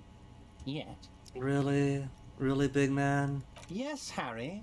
It's like I can't fully trust you if you're not a man of the left. Did he not see that I internalized Mazovian social economics? A man of the left, so you have to be a social democrat. Are we not there yet? I got 14 points of communist. That's my highest point in anything outside the cop stats. He's been hurt too much in the past by men who aren't social democrats. I'm not a man of the left, I'm a patriot of Revachol. You're right not to trust me. I take care of me. I'm a hustler. I grind. I'm a money engineer who could barely keep himself in a cheap cafeteria hotel. What's that supposed to mean? I'm more left than you are. Another corrupt scheme, neither right nor left. I do what my heart tells me to do, and my heart says I'm more left than he is. You're saying it, but I don't believe you. You know how it is. Company snitches, agent provocateurs everywhere. I'm barricaded in this fortress of mine, and I need to get a message out. Will you help me? Is it more messages via unlocked doors? And what would this entail? Once again, I require nothing unethical or illegal of you. You just need to get 2 little signatures on this piece of paper, and then mail it to my accountant in La Delta. Him, what do you think? It depends. I don't think what we just got from Mr. Clare was very useful. But he thinks it's your call. And it's my gun. As I said, it weighs on me heavily. But once we get really talking, well, I'm gonna hand you the keys to Martinez, and maybe even help you figure out who's behind this killing. He's saying as little as possible, as vaguely as he can. Got the signatures. Omitting things. What are these signatures for? I'm glad you asked, Harry. The Union is going to build a modern youth centre in Martinez. It will be righteous. We're gonna get those teenagers off drugs and on roller skates. If this seed money is going to this youth center, no, this is mine. I swindled it out of the hard light hologram guy. This is my money. There's a nameless little street on the coast with some old houses around it. Most people have already signed. I just need 2 more signatures to get this mission off the ground, Harry. Oh, that's a good question. What will happen to the current occupants? They are just gonna have to deal with the construction noise for 6 months, and then they'll be living like kings. Right next to a fancy new youth centre, designed by the best architects from Stella Marie. Is he absolutely sure the tenants won't be thrown out in the street? Are you 100% absolutely sure no one's gonna end up on homeless? Am I? Harry, these people, Martinez is the most important thing in my life. I would never let anything bad happen to them. Plot twist. They were all tossed onto the streets. We're gonna build a youth centre there. The value of their properties goes up and kids have a place to play in. I'm looking out for these people, not pulling the rug from under them, Harry. I'm looking out for all of Martinez, not just the harbour. A youth center could be cool, but does it have to be put out first? He means it. He means it, so he's not just telling me a story, pulling a fast one on gullible, amnesiac Raphael. Where's the place exactly? On the coast, Harry, across the canal. There's a cul-de-sac there, a little village they're calling it. A gloomy place. You'll find it. I trust your detective skills, Harry. But I can't go across the canal until Wednesday, when the thing finally gets fixed. So, if the 2 signatures have to be from across the way, and I can't just ask, say, Manana and Lena, then that I can't do until tomorrow. If I happen to be there, I could ask them. So yeah. That's Wednesday stuff after the map opens up. You bring joy to my heart, Harry. Such a pleasure to be working with you. Here. You need to get signatures from Isabel Sadie and Lillian Carter. Specific the people? cul-de-sac is right past the pawn shop and across the canal. I hear there is some trouble with the waterlock, but they should fix it by Wednesday morning. Once you have the signatures, mail this to 13022 La Rocca in La Delta. Then I'll know you're a solid socialist. He'll know I'm a solid socialist by gentrifying the neighborhood and kicking out low income housing people to put up his visionary youth center. Details of the murder, can we? Most certainly, Harry. Already got everything? Nothing brightens my... By all means, Harry. Lost yes, gun. Yes. What's that, Harry? Gotta wait. You're getting a little Alright. pale. So he's exhausted. There's nothing more for him.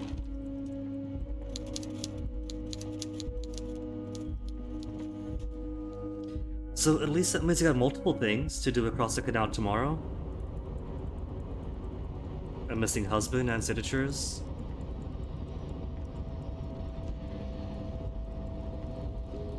Because I don't think my impending retirement is going to be any cozy if I bring shame to the force and not retrieve my gun at a minimum.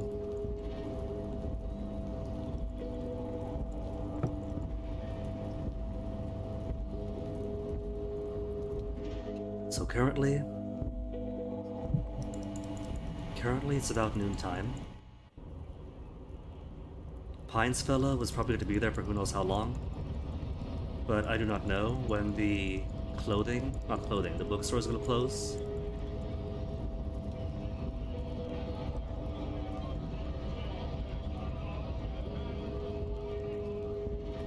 So let's do bookstore first.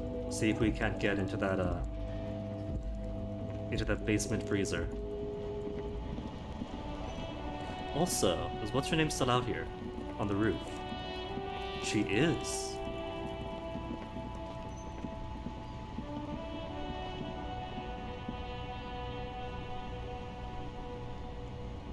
I feel like I could maybe pry my way through the door with the pry bar, but that'd probably be a bad idea.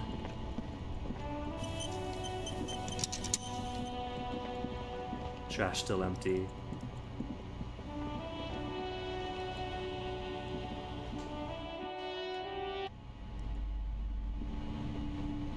Guessing that's Mum there? The display rack is brimming with worn paperbacks featuring an extremely muscular, sword-wielding barbarian on the cover. Nearly all the titles contain the word Heimdall somewhere. Books for Macaw. Storekeep. Tell me about the Muscle Man books. Oh, Man from Heimdall. A very popular series of adventure novels. They're awfully immoral and violent books. Oh, sounds great. Plays alts. Why are they so popular? Blood and violence, scantily clad women, epic narratives, all those mystical things he encounters. They're bound to grab those with little imagination and nothing to do. Sounds good. What should start with? What does it matter? They're all the same. However, the customer is always right, they say. If you're a novice of the series, I'd recommend Heimdall, the Man from Heimdall. It's supposed to be a good introduction to the series. $9 for Heimdall Man?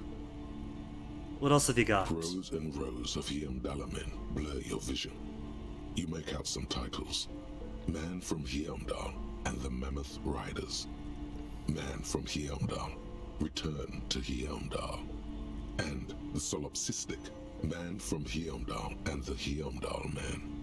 How many are there? Maybe 100. Man from Heimdall and the sages at the end of the world. Man from Heimdall and the false god. Man from Heimdall and the scorched earth. Man from Heimdall, the Heimdall colonies. Man from Heimdall and the swamp beast. Man from Heimdall and the snow crabs. Is that all? Is there more? Not even close. Man from Heimdall in hell. Man from Heimdall and the forest of slaves. Man from Heimdall under the lake. Man from Heimdall, Heimdall burning. There's even the trial of death. A pastoral combat game book Oh, they set got a game in book. the world of Yondalaman, and so much more. Pain threshold. Do any of the books call out to me? Do they? Is this gonna break my morale or my health to sort through all these? A twinge at the back of your head makes you flinch. Your eye starts twitching. Okay, that's a warning. That's telling me to back off. What is this? Your hand reaches toward a book with glossy cover art of the very muscular man from Heomdal in chains, kneeling in front of a staircase leading to a throne. A woman sits on the throne, leering at the man. She's laughing at him, belittling him. Is that what Raphael's into? Oh no. Oh no.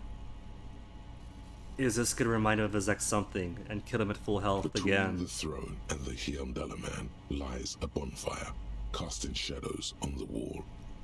The shadow of the woman's headdress looks like a pair of devil horns. The title reads, Man from Heomdal and the Devil Woman. Aren't all women devil women, am I right, fellas? Interesting. The display rack before you is burdened under piles of Man from Heomdal novels. I don't need Hellman Delaman stuffs. Molten candy, hello. But I can't buy the molten candy? Kim, could you buy me molten candy? You got 100 Riyadh in hubcap money, I know. Colourful board game boxes. There are numerous types of games for all ages. A lot of shelf space seems to be taken up by Wirral-related merchandise. Shopkeep. I need your finest board games. Wonderful board games, sir. The Viticulturist is a classic for sure, or perhaps you'd like Archipelagos of Insulinda, a very educational game for those interested in geography. Cool. Ralbritter is a fun game of economic competition, but can get quite intense after a while. We have games for the whole family. You can play with your children. Who are you going to play board games with?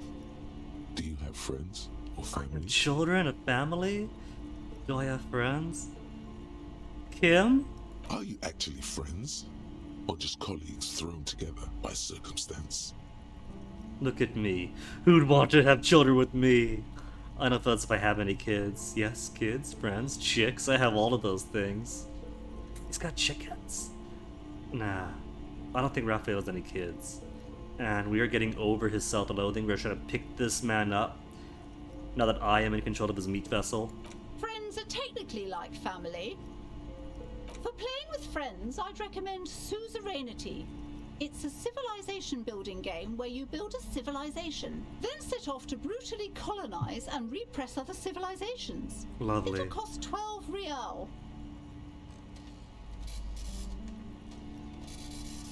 What about all these Wirral things? Lousy auras there. No, role-playing games are popular among those types. Not role-playing games. Who are into those kind of things. Personally, I don't like it. Not at all. Wait, is she talking tabletop role-playing here? What has she got? I've heard they turn people into occult enthusiasts. Oh, she's that kind of mom. That they have rituals where they try to summon entities. Highly immoral stuff. You can still buy them, though. Okay, in that case, how could I say no? Look through them. An endless variety of source books, lore books, and codices litter the table. The topmost book is titled Welkin Compendium, 2nd edition. There's also a large hardbound tome with intricate cover art, The Hunters of Katawak, Boreal Creature Compendium, and a Pick Your Path adventure game book titled Tales of Wirral, Cavern of Velkrag. Are these compatible with the Heomdalman books? Could I homebrew my own Heomdal stories? Books in a board game section? Who wants to read books? Fine, Claude. Anything catches my eye. There's a box that says Wirral, 3rd edition Mega Setting Supplements Module. The side panel notes, a fantastique adventure board game, new maps and miniatures. A sticker on it displays 25 Riyal. Only 25 Riyal, what a steal. But no, that's so much of my money. What else you got, miss? National Recipes of Arda? Lake Trout? Oh, that's a Curtin go. Is that your home? These shelves are overburdened with books from the same series.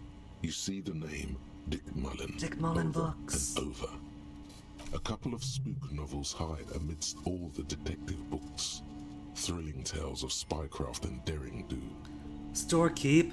What about crime fiction? Oh, crime, robberies, murders, even sexual crimes. We're fortunate to have Dick Mullen and his stories to sort all that out. So, D&D is witchcraft. Conan is just violence and gore. But crime novels is perfectly alright. You're a police officer, apparently. You should buy all of these. They really do teach a person how to be a proper detective.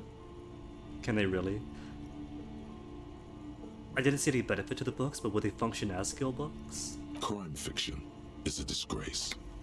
An asinine misrepresentation of the physical attributes of the arduous everyday work of actual police officers. Hey, internal voice, at least it's only crime fiction. At least we aren't too full-on true crime stuff yet. These books greatly overstate the excitement of police work, glossing over how long it takes to actually follow up on leads and eliminate dead ends.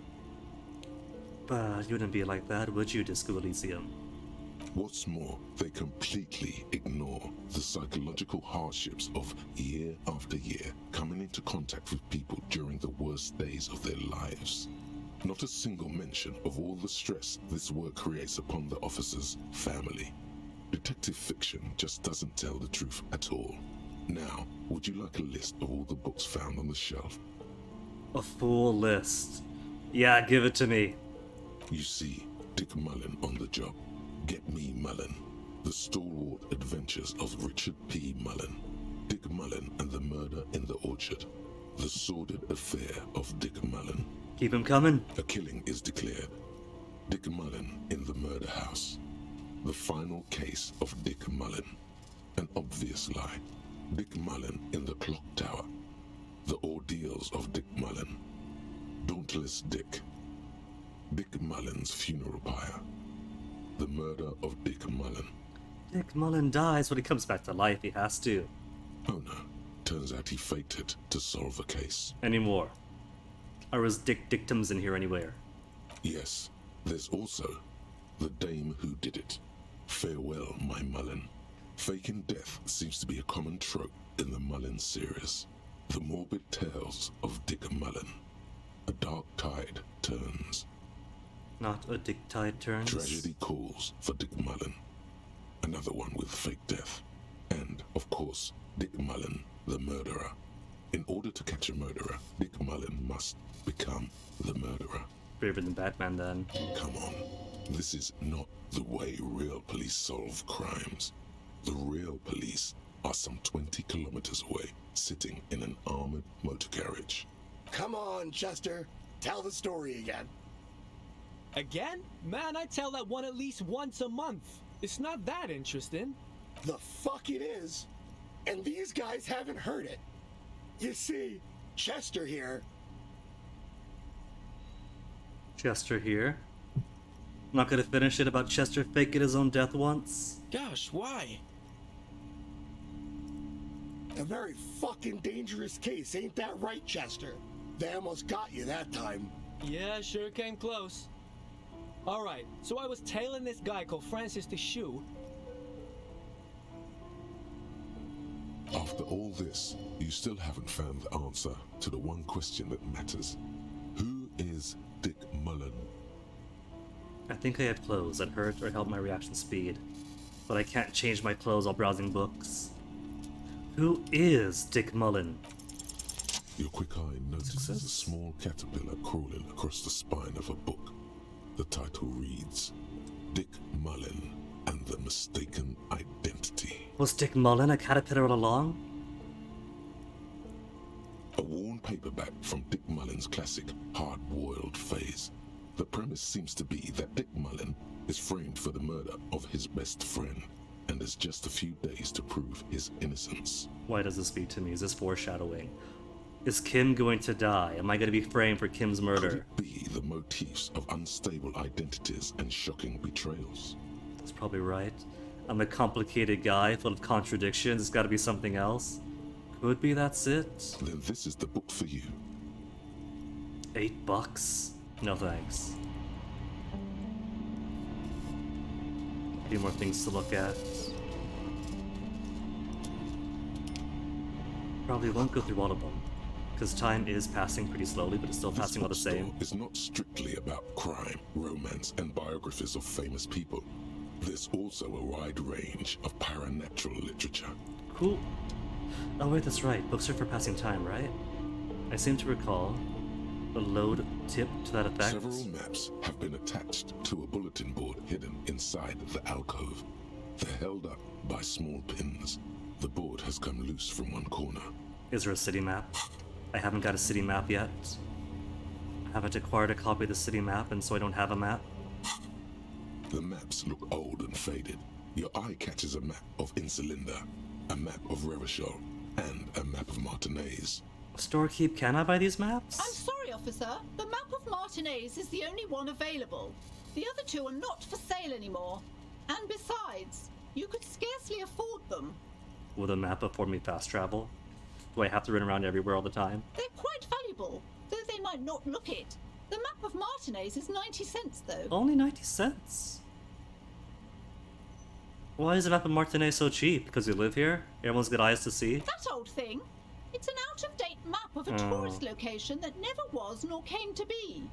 But it's still a map, right? It's got like major buildings and streets? From when some design studio people tried to spruce the place up 4 or 5 years ago, they also renovated the horse statue, set up those coin-operated viewers, and designed the new street lamps. The place does not look like a successful tourist trap, does it? Well, what happened then? They didn't get that far, for some reason. A shame the project never got going. Would be nice if someone fixed Martinez up. All these ruins are bad for business. I could steal it with interfacing. How's the map of Martinez look anyway first? It's not really a map. It's a tourist thing. A picture postcard with buildings on it, drawn from an isometric perspective. A date in the upper right corner says 48. So 3 years out of date, but basic enough to be accurate enough for my needs? Still, it's detailed. Could be pretty useful for scouting ahead. You see the jagged boxes of an industrial harbor, even the whirling in rags there. Okay, this is what, interfacing? Interfacing means yellow gloves. Anything else give interfacing? Don't think they do.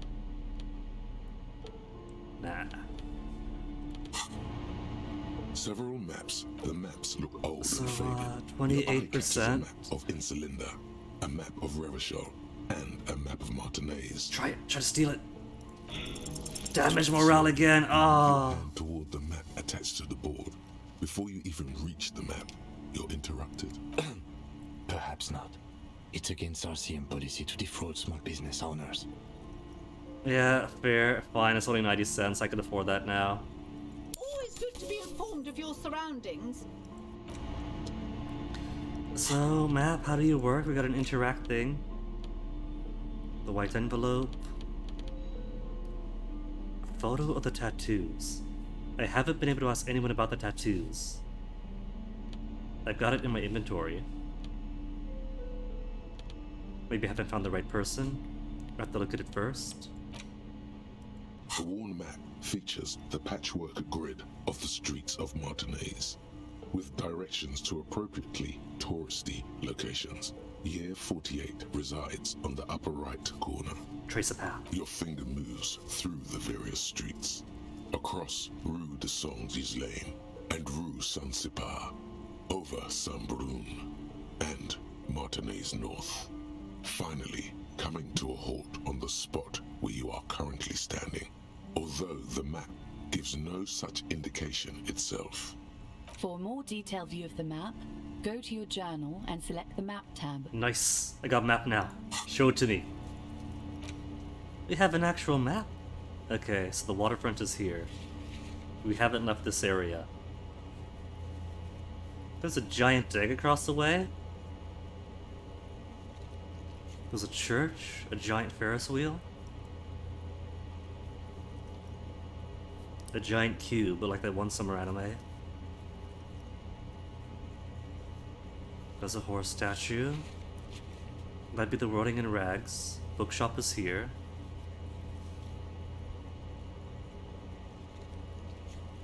So this is all we've been to then.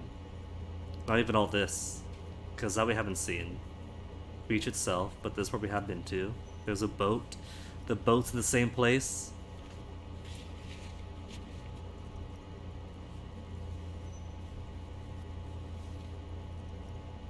Is that a giant wall of jagged spikes and boats and shipping containers, or is that just metaphorical? I somehow doubt there's giant waves crashing on everything too. It's artistic.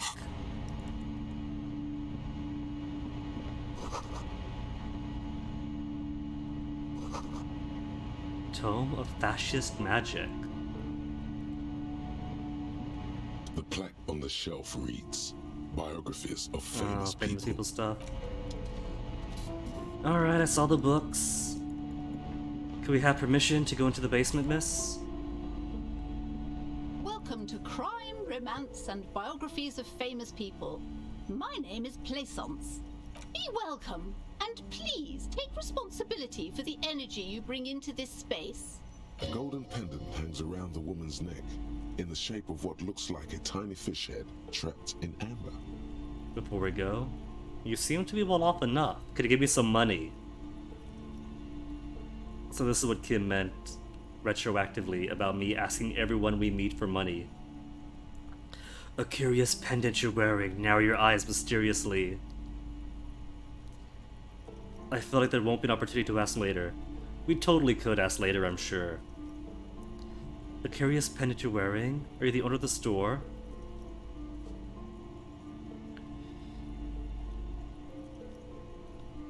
Do I dare? Do I dare lower myself to that level?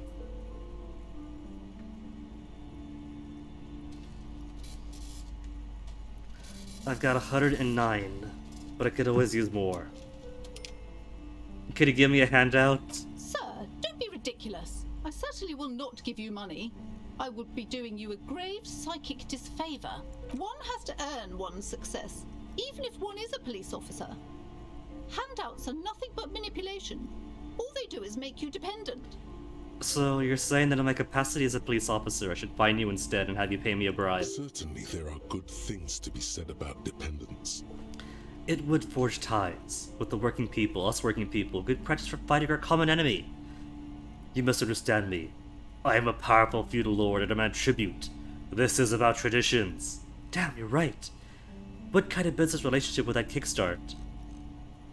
Or excuse me. I don't even know why I said that. A lapse of professionalism. No, see, this is about working class solidarity. Now, hey there. Sounds like someone isn't taking responsibility for the energy they bring into this space. I'm taking full-on responsibility for this. This is me. Fighting enemy. My philosophy is everyone just getting along. Alright, that's a curious pendant you're wearing though. We asked for money, then comment on your pendant while glaring menacingly. Oh yes, helps to have an anchor in these times. So, you're the store owner. I am! The proudest owner of our little shop of culture. She has fine-tuned her voice to find the most welcoming approach for attracting new customers. It doesn't work. Your old outside mentions place is cursed. Daughter's the one sitting outside. Your daughter's the one sitting outside, right? She said it's cursed, yes, and that's the my thing. daughter. I hope she wasn't slacking off again with her nose in science fiction. Tell me, was she at her post doing her job like a proper girl? Yes, of course, she totally was. She takes pride in it. Wonderful. Did you talk to her? If I say yes, she's gonna be like, oh, that's slacking off. Great. On a scale of 1 to 10, how compelled were you to buy books after talking with her? Her opinion of her daughter depends on how well she lured you into the store. We're in the store right now. We've looked at several books. She's certainly polite and even helpful. My precious, her dedication brings joy to my heart. If you have children, I hope they turn out as great as my Annette. But the way you're handling her strikes me as wrong. She's quite the trooper. She's a great value add. She is her child. I'm here to dismantle the free market and abolish child labor. But here's the thing, there's always exceptions for family businesses. This would appear to be a family business.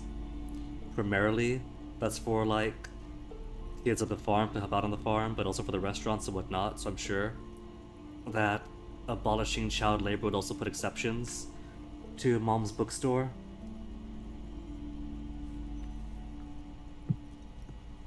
But even with that in mind, the gal is cold. She's gotta go to school. Mind your own business, sir. In our society, people don't get to tell each other how to raise their children. It's none of your or anyone's business. Okay, that's it then. Full on dismantle of the abolishing of child labor. You must be kidding. There's nothing like that happening. Really? You pay her then? Good, sir. What does a young child do with money anyway? So you don't? No, I save it for her as a fund. She's securing her financial future out there. What? To go to school? You don't let her go to school. You homeschool her, Miss Traditional. Such criminal behavior would not happen in more developed countries. In some more developed countries, this sort of thing is two felonies: child labor and slavery. Those countries will realize they've raised a lazy and spoiled generation. Are we done with the jokes now? Yes, we've had quite enough fun here. Right. Where's my +4 experience for taking leftist answers? Okay, change the subjects. The woman before you scans the store, her shoulders rigid and tense. Every now and then, she nudges her glasses. They do. They don't just write jerks. They write good jerks, you know? Like, these are people you could see in the streets. Girl outside mentioned this place is cursed. Cursed? Who said that? Annette? I will have a word with her. This place is not cursed. It has a robustly magnetic energy. Good for commercial activity. My business is thriving, sir. I'm feeling pretty jealous of her fan right now. I've got a ceiling fan, but I can't keep it too high, because the mic is actually pretty sensitive. But it is so warm right now that even if the fan was on max, I need 2 fans.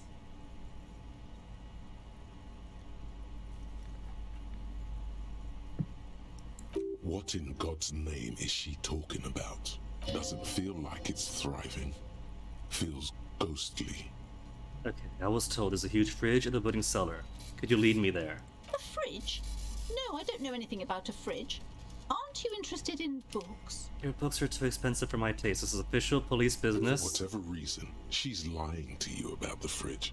Seems like you have to find your own way to the cellar. Alright, fair enough for now. Book peddler. Pay no attention to the man behind the curtain. You see a set of tattered curtains blocking the way to another room. A strange cage-like trinket dangles from the curtains. Excuse me, officer. The back room is strictly for employees only. Shopkeeper, what's behind here? Nothing. Now please go back to browsing the books. Don't you feel compelled to look at the books? The books are all you care about. Your spells don't work on me. She speaks almost as if she's trying to put a spell on you. Beat you to it, game. You to buy more books. Oddly enough, the more she tries to draw you away from the curtains, the more alluring they become. Strange cage-like trinket? An ex-husband's, maybe?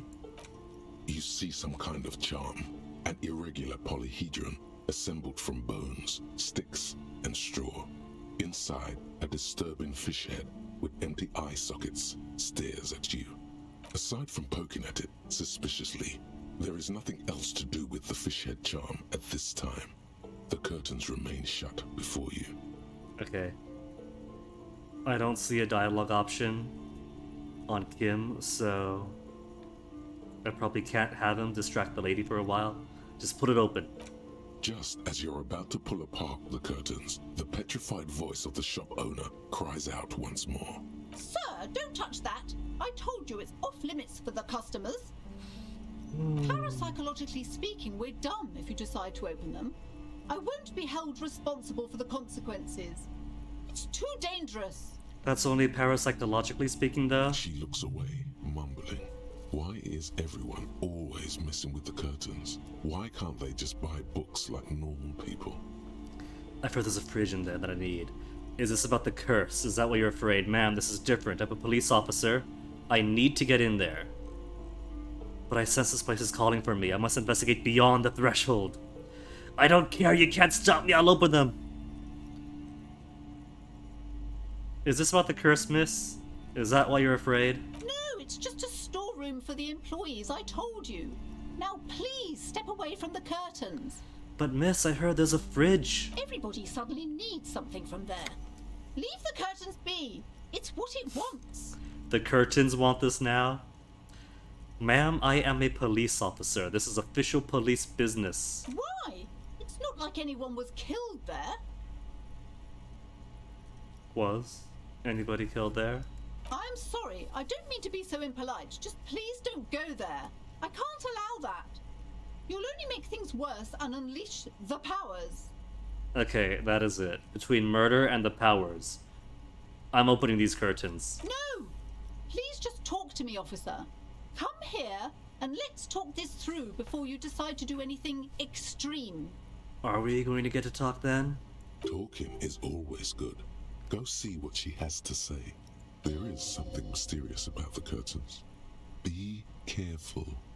The curtains, tattered with age and covered in dust, hang before you, as if taunting. They rip them apart. Okay, but I'm down a couple of points morale. Which means Volition is only up to 3. So I do have one more skill point.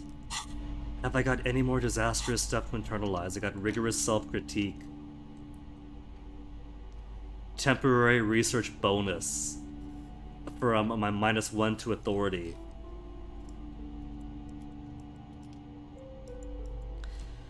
Rigorous self-critique might be the only good option in how long. But that requires opening up one more slot. I'll hold on to it.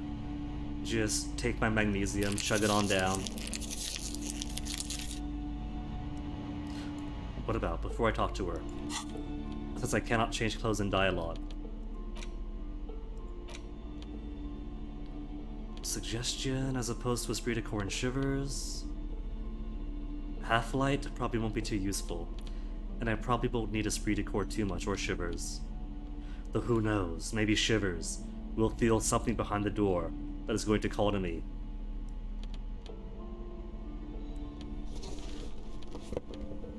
This is way too bright. I don't know.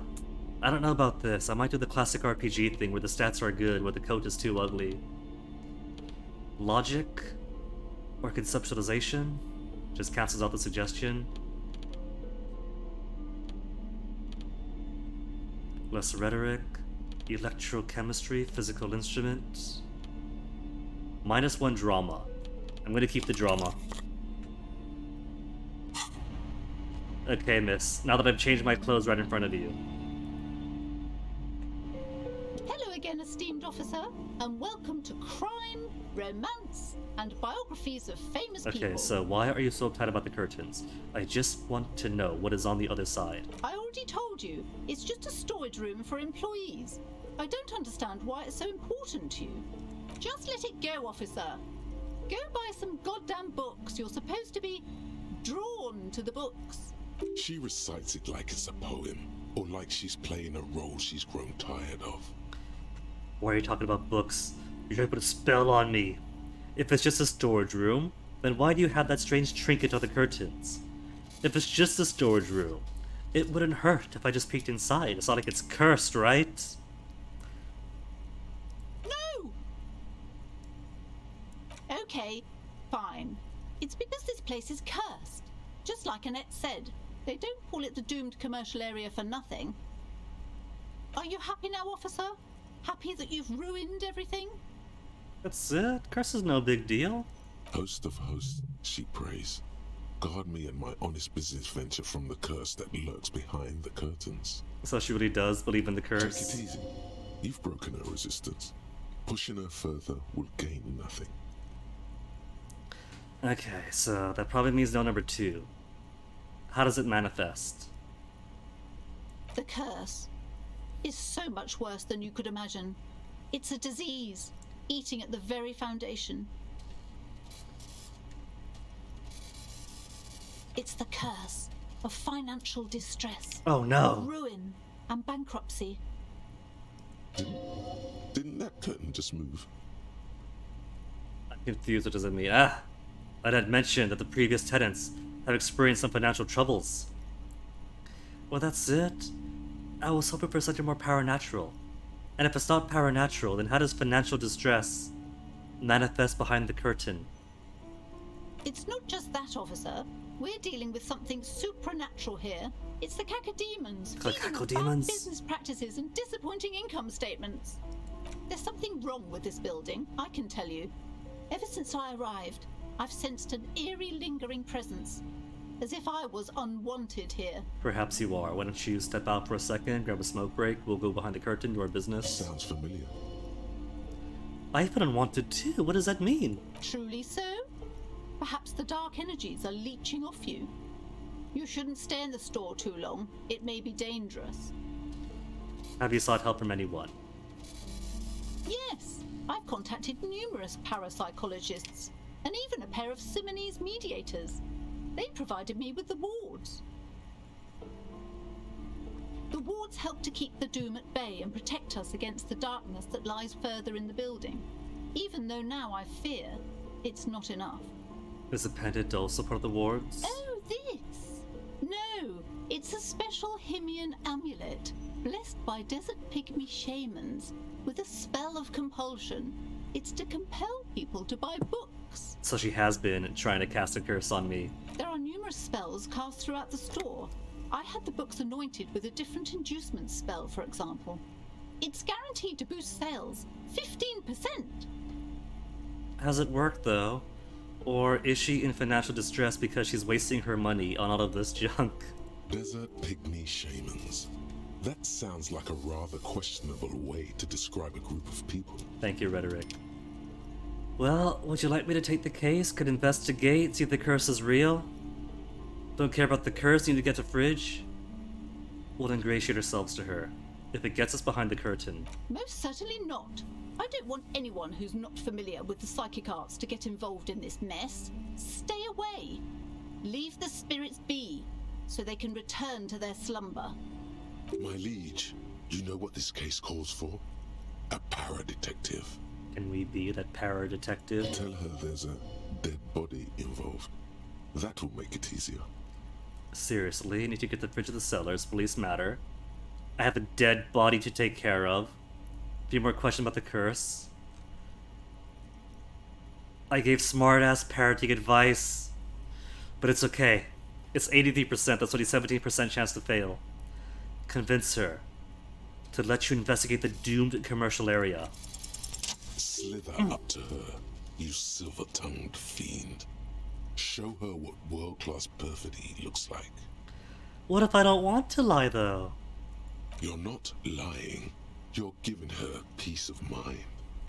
The means are thus justified.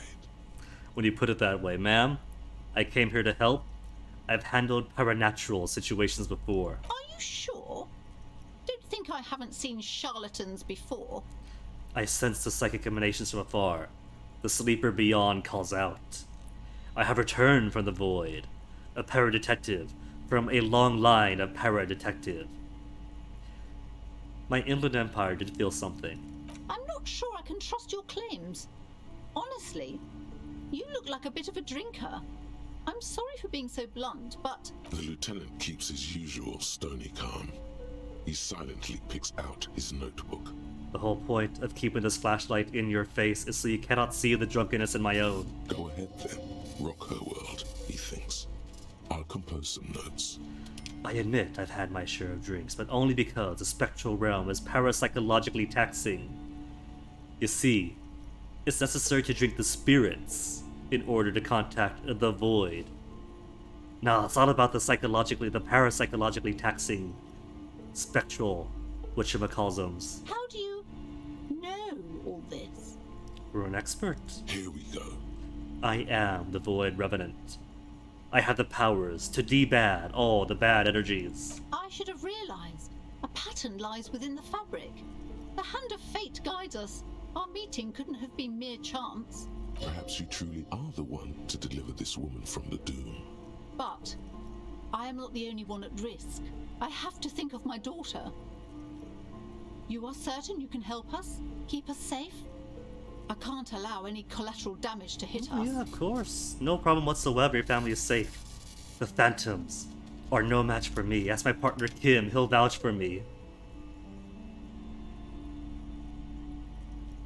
Nah, she's too traditionalist to listen to what she perceives to be some foreigner. What she'll listen to is made up mumbo jumbo. The phantoms are no match for me. If you promise, good officer, then you might be our last hope. Do you swear it?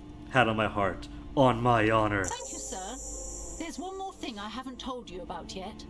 The entity. The entity, too. Do not act surprised. You know of these things, sire. The entity. I have sensed its presence. You have?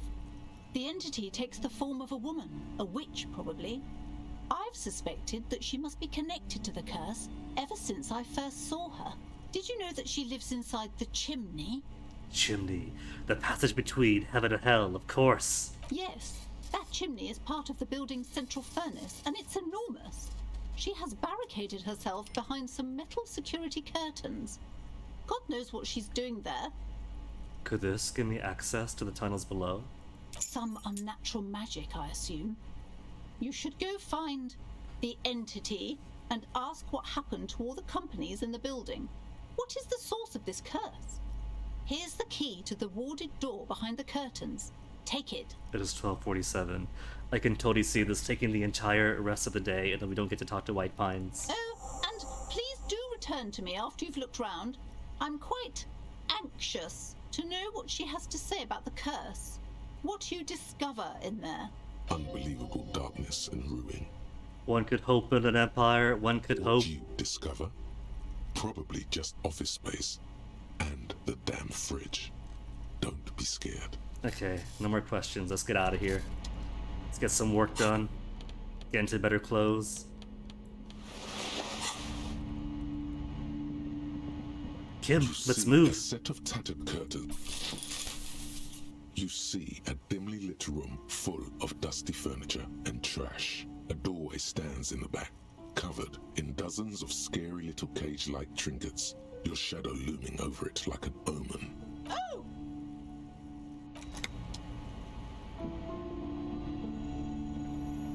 More junk to look at. Ghostly siddles of hair dryers. A tall, handsome portrait of David Bowie. Yeah, exactly. Lately, androgynous portrait of a man, David Bowie. Or William Le Million? Is William Le Million this world's version of David Bowie? Stands before you, covered in dozens, if not hundreds, of little oddly shaped trinkets and charms. It appears to be locked. Pain threshold, break it down. We have the key. I haven't got to break my fragile, aging body. After exerting some force, you manage to turn the key.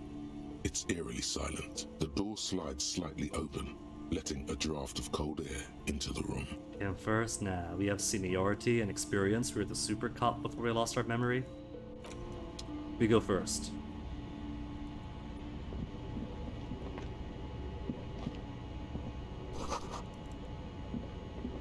Oh, Kim's got something now. What's up, Kim? What is this place? It's an adventure. It's the netherworld beyond the veil. It looks like a gym. It's an adventure. No, it's a gym. Though it looks like no one's been here in ages. If you knew, then why ask? I doubt the electricity still works. Good thing we have a flashlight on us. Some specks of dust shimmer in a faint beam of daylight falling from the window.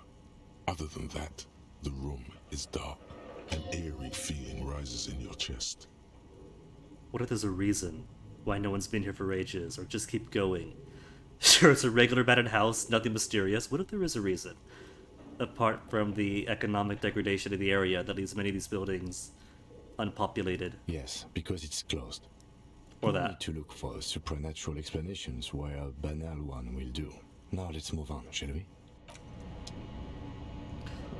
Is that a bull? Citrus fortis. Oh, shot put ball. Would it work for replacing the bull that I tossed to the sea? A barbell lies on the floor. The color has worn off its weight plates. Gonna break my back. It's 60 kilograms. Your triceps hum at the sight of these weights. Show the world what kind of beast it's dealing with. Lift them. Physical instrument, I got like no points in you. Where's my physical instrument? 2. I have physical instrument of 2. And that's with no penalties. There are no collars on the barbell. This is a safety hazard. I'm gonna have to trust my visual calculus here. Why does it feel so familiar? Notice the collars. So with the boost, we only have an 8% chance to lift the barbell safely. Is this familiar because I'm a weightlifter? No, it's not that. It's the stale smell of rubber, the squeaky sound of sneakers, your bruised knee against the mat, and a whistle. Then the feeling is gone. Wrestling, maybe? Was he a wrestler before he joined the force? Like, sports-wise? Maybe in high school? It's just a memory from another life. When you were young and fit. Long before his body fell apart. Kim, it's a trap. There's no collars on the barbell. You're right. The weight may fall off. Better not touch it then. What kind of bastard would just remove the collars? Should be a felony. It would be a violation of EPIS safety regulations if the gym was still operating, but it isn't. No one's supposed to come here anymore. Okay, not gonna get myself killed with that.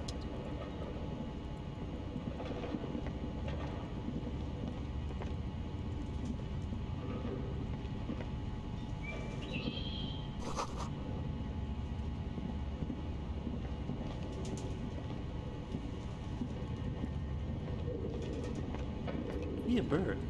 Could that replace the one I broke? Poor animals. No rest for their bodies.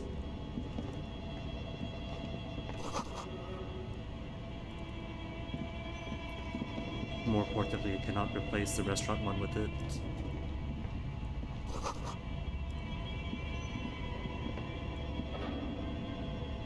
Cool mannequins.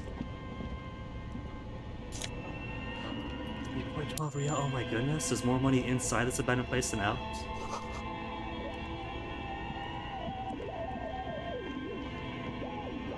Digging the music. This appears to be some kind of machine with a cube-shaped heart and a wired framework. The keyboard has a rectangular on-off button. A piece of paper still hangs from the printer. What's it say? Grab the paper. A radio computer. Just sitting here without anyone inside. But we are looking for a fridge, and we are pressed for time, so... Kim, the body is so far gone. Further time is pointless. On the other hand, it's not that I'm not interested in abandoned radio computers. Turn it on. The machine lights up like some prehistoric animal stirring from its slumber, revealing fluorescent play and print keys on the keyboard. The hatch on the machine's central compartment is wide open. Look in the hatch first. It's empty, like a beehive without its brood. Some cables have been left dangling, disconnected. Could I use a radio computer to put music onto here, onto this empty reel that I have? This is where the memory should go. Nothing happens. Nothing happens. Okay, gotta find this memory first.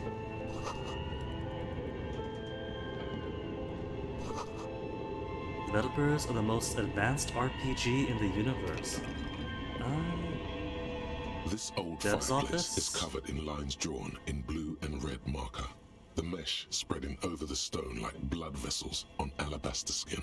It looks ghostly and strangely ancient. A diagram for summoning some time-forgotten being. The symbols seem very esoteric. The whole thing resembles Kadran mosaic tiles. Very pedantic. Oh, but of course.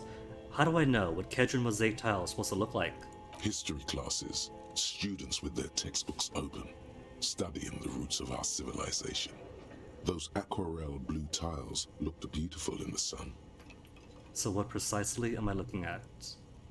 Radio frequencies, it seems. UKV 123.6, UKV 123.7, UKV 123.9. Some written notes, too. Sparse and cryptic. So I have no idea if a radio computer is more computer or more radio. But if it is more radio, would it relate to these frequencies? Do they use frequencies instead of website addresses? Unclear. It looks like a cardiovascular system split into veins and capillaries. Very advanced. Something medical? An elaborate piece of art? Of course. The anatomy of the curse. Perhaps. The web is comprised of radio stations, all lead back to one red heart, titled the Game Master Frequency. A note says, this one can listen in on any station it wants. Most advanced RPG, a note said, so... Is this how they did, like, email RPGs and MUDs in this universe? A game master on a central computer communicating with other radios?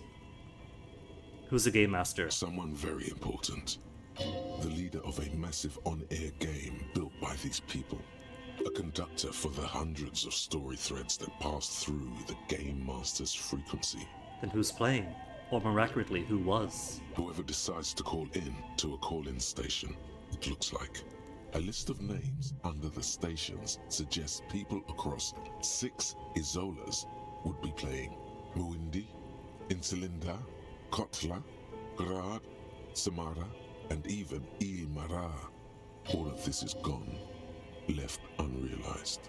There's no way a little basement studio working here could pull anything like this off. You know, now I'm sure Martinet was incredible back in the day. God. It's as if the less money they had, the more ambitious their project became. What is that? The schedule. I know doom when I see it. The company was running out of funding. What else? Nothing. It's just lines on marble. An echo from times long gone. No one has used the fireplace in ages. Your flashlight slides over an old green chalkboard covered in scribbles, sketches, and schemes like some ancient cave mural. Probably irrelevant though. It's all back down to the RPG. Some of the writing has faded with age, but you can still make out sections here and there. Photos and drawings have been pinned to the board. Drawings? These lithe, pointy-eared creatures appear to be different types of welkins. You make out autumnal candle welkins, casting wax-based magic. Maybe they could be junking here to set up the pawn store? Translucent welkins, with organs shining under their skin, and even ether welkins, hailing from the vast emptiness of sidereal space. Who are all those creatures? Fantasies of a tortured, feverish mind? You should adopt one of those welkins as your persona. No longer a mere man, but a welkin. Do it, Raphael. In this full rediscovery of yourself, become a Wilkinsona. One of the welkins, towering among the rest, appears to be different, however. Examine him. If he's got hierarchic order, he must be important. It's Vara Hamira, a high welkin, his face white and scarred like cracked marble. This is clearly a welkin supremacist. Oh. The note says, all non-welkin races will be purged. In that case, we'll find a different Wilkinsona. The Haldor, the Twarg, the humans, and even headless men, all of them, purged. Imagine a world filled only with welkin. Green welkin, dread welkin, and the high welkin to rule them all. But that is never going to be good enough. There's always going to be some other. First, it's only the Welkins, and only the right Welkins. An inordinate amount of time has gone into drawing these little Welkin creatures. Why spend so much time on games? Who are these creatures? Who drew them? Are they real? So many questions. Kim. One of them is a Welkin supremacist. Mm-hmm. Political commentary. That one has a great beard, too. But who are they? Are they real? This looks like concept art for a project. It's not really real. Why spend so much time on it then? Some people really like building a world, I think. Even if it's just for a game. Well, this has been educational. Move on to the Just look at the Welkins. details. So much effort. And for what? All gone. Yeah, but empathy, that's everything in the grand scheme of things. Might as well enjoy it while we're here. Photo time? The photo collage depicts barren, icy landscapes wrapped in perpetual night. You see permafrost and glacial landforms, dead trees grown in under the snow. Entire oceans have been frozen from shore to shore. There are pictures of settlements on dried up riverbeds, abandoned in a storm. Speaking of dried up Corpses riverbeds. in the dark, carcasses and bones. You see primitive oil rigs built into glaciers, boreal dvorg, yurts under the snow, great mammoth-like beasts of burden. Albeit dark and cold, this vision also feels cozy in its own way, like eggnog or morphine, a much-needed respite from our own world. One-track mind, my A electrochemistry. pinned postcard reads, "The heat death scenario. A desperate fight for geothermal energy engulfs the world as Wirral becomes untethered from its sun, drifting through the universe." Wirral, this is a Wirral game. We saw those outside. Notes. The handwriting is only partly legible, but you can still make out 3 slogans: "Call in, tune out," "Wirral untethered," and "Heat death of the universe." The full text reads, "Heat death of the universe is the new black." Another note says, "The biggest advancement in role-playing systems since the 30s." Okay, I'm in this deep. Show me the schedule. This is a monthly calendar from the year 50. Year 50 just last year then. Words like Sprint, Daily Minimi, and GPI span the marker-drawn grid, the grand scheme of production and money. It looks a bit like an academic calendar, only much more brutal. Everyone is constantly teetering on the edge of the abyss, an abyss of production. These squares look orderly, but beneath them is chaos, worry, pain. What happened? As time goes on, the numbers in the boxes grow rarer and rarer. People dropping off. The board becomes an empty snowfield in the final days. Only failure and regret dwell in this region. Looks like they didn't make it. A note in the bottom left corner of the chalkboard says, "See the prod schedule filament for details." Ooh. But is there any loot? That was a new thought of mine. But where are the clothes that used to play? What, the mannequins? Maybe there weren't. Maybe they prefer their mannequins clothesless. Oh, more thoughts from Kim. What's up, Kim? What can we talk about? Okay. What do you think is going on with that computer, chalkboard, and fireplace? Someone tried to exorcise the curse of technology. Undercover, counterintelligence program. A failed business. But what the hell are they making? Yes, that is the question. It looks like one of those popular pen and paper role-playing games, only these people were trying to automate it. Make it work on radio computers. I was thinking radio computers to coordinate a massive multi-user dungeon across countries and continents. But automation? Automated radio computer games, radical. Utter madness, he thinks, as a compliment. How'd the plan do that? Has anyone ever done this before? And this is a role-playing game. Ask them all. Through call-in stations, none of the players have to be physically present. Anyone in the world can participate in the game, as long as they have a two-way radio. Then there's the game master frequency that listens in on the smaller call-in stations. I think that was supposed to coordinate the stories, functioning as a master of ceremonies of sorts. It sounds like it still does require humans at the call-in stations and the MC. So where's the automation come in? Not to my knowledge. They make automated games in Grad, Messina, Königstein. You know, places with industry. Not in Revachol West, among the ruins. But I don't think anyone has attempted to create an interisolary game before. We just don't have the technology. And this is an RPG? Indeed. Those Welkins are a dead giveaway. Role-playing people love that stuff. The world looks like a modified version of the WeWorld board game, with heat death thrown in. Super cool. Someone should give them millions of real immediately. This game is too good to be left unfinished. If I claim this is my domain, could I claim that million real investment? What happened to the company? They went under. They got too ambitious. No idea. They stopped filling out the schedule on the chalkboard. Indeed, it's ambitious and untethered from reality, but... They were insane. It was just a play to cheat money out of their investors. The curse got them. There's no other explanation. The world is cold and lonely. This would keep it company. Let's finish it. Do we have any Money. Let's give them more money, so they can finish it and make it even bigger. Can we finish it? The world is cold and lonely, we could make it less so. It's too late for that, I'm afraid. Okay, let's keep moving.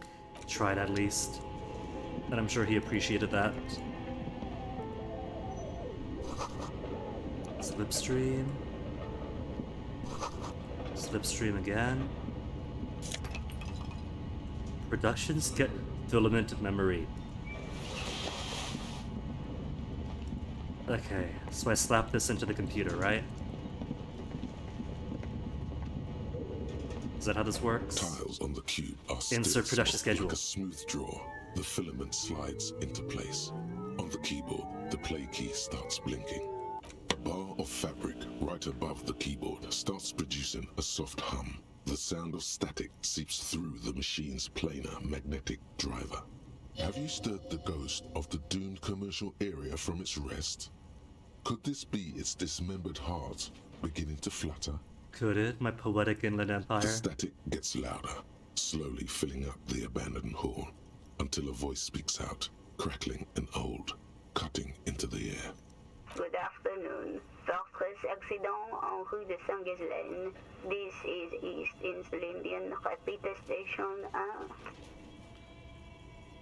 It's a person. We're communicating.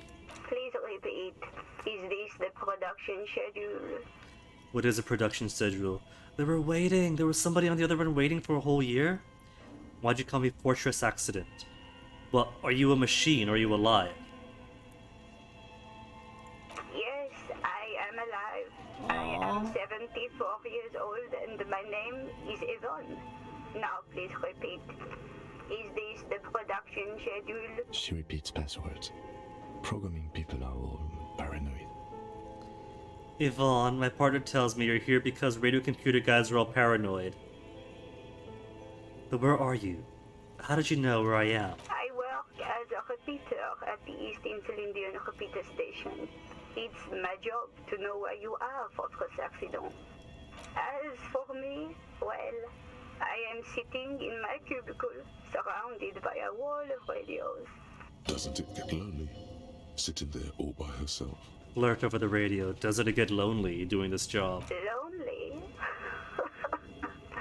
Why would it get lonely? I get to talk to people all day. That's why she does this. Now please tell me the reason for your call, Fortress Accident. Why do you call me Fortress Accident? Is that this terminal's call sign? Fortress Accident is the company on whose name the terminal you are currently using has been registered to. Information. Any more information about this company? One moment. Fortress Accident SCA produces revolutionary interactive call-in radio games. That's what the catalog says. That's not bad. So conceptual. And what's that? This call-in interactive radio game. Any other questions? Static sounds a response. We can't tell. What's the production schedule? The filament you have inserted into the reader. The glowy thing I put inside of it. Yes. Is that the production schedule? That is what it said, right? Production schedule, whatever. Yeah? Good. Please repeat the password. You should ask her for a hint. Can you give me a hint? Is it my birthday? This is the police. Can you give me a hint? No. Is it my birthday?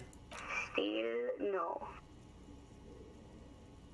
This is the police. Please open it. I am contractually obliged to protect the privacy of the filament holder Fortress Accident.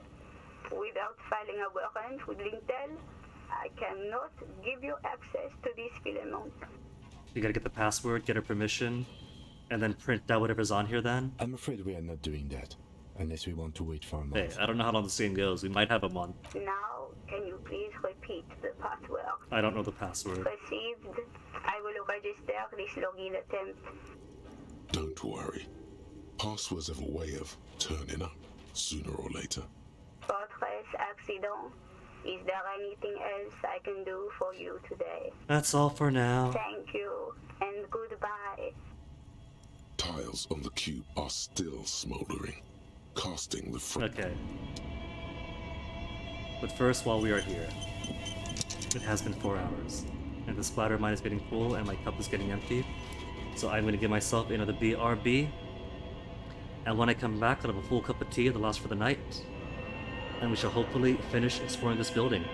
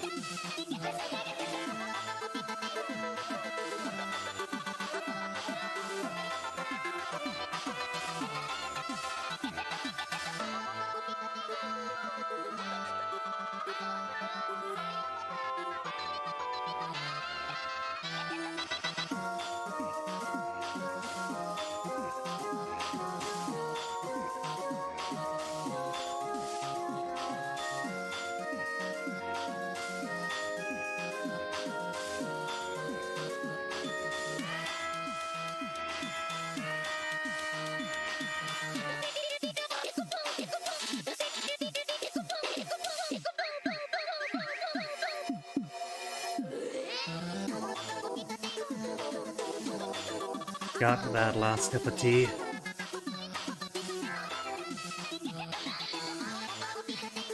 With a bit left over. Almost getting the golden ratio of how much tea to coconut it needs.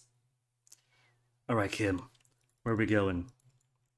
There is door here for new zone. Alright, hold on. There. Ambient noise is back. There's also an up over here. Big door.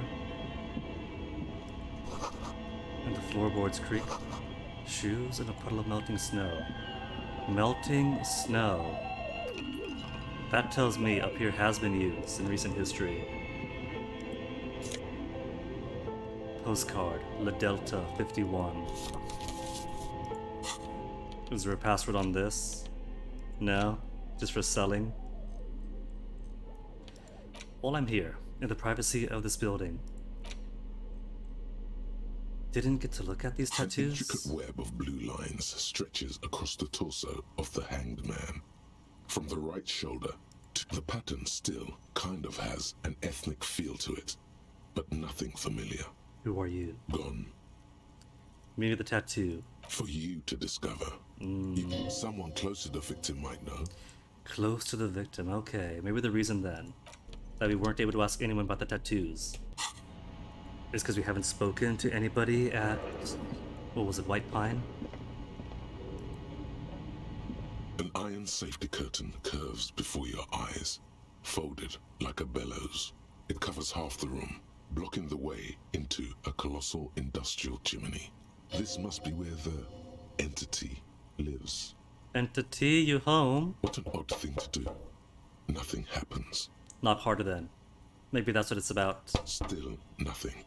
No one's home. Even harder. Those curtains prove to be surprisingly sturdy. Damage Your enough to fist hurt my hurts hands. now. If this is really an entrance to the chimney, then there must be a furnace somewhere as well. Maybe there's another way to get in. Lured me in with the memes game. Can you please try to refrain from attacking random things?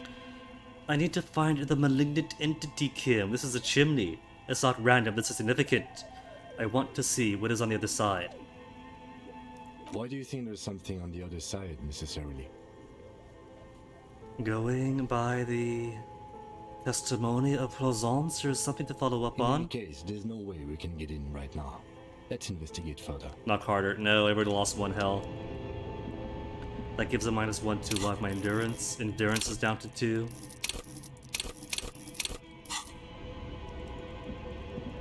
Come back to you, door.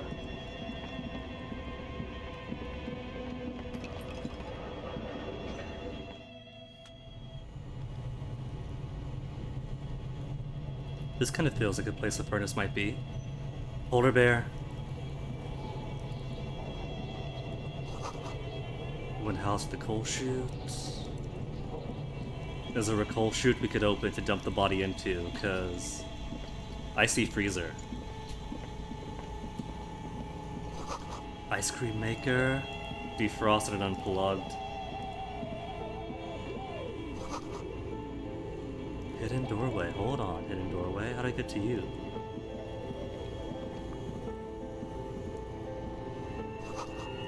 Two rusty rifles. Inoperable. Busted guns through the ceiling. Was this a stash? Because that's a plurality of guns in one basement.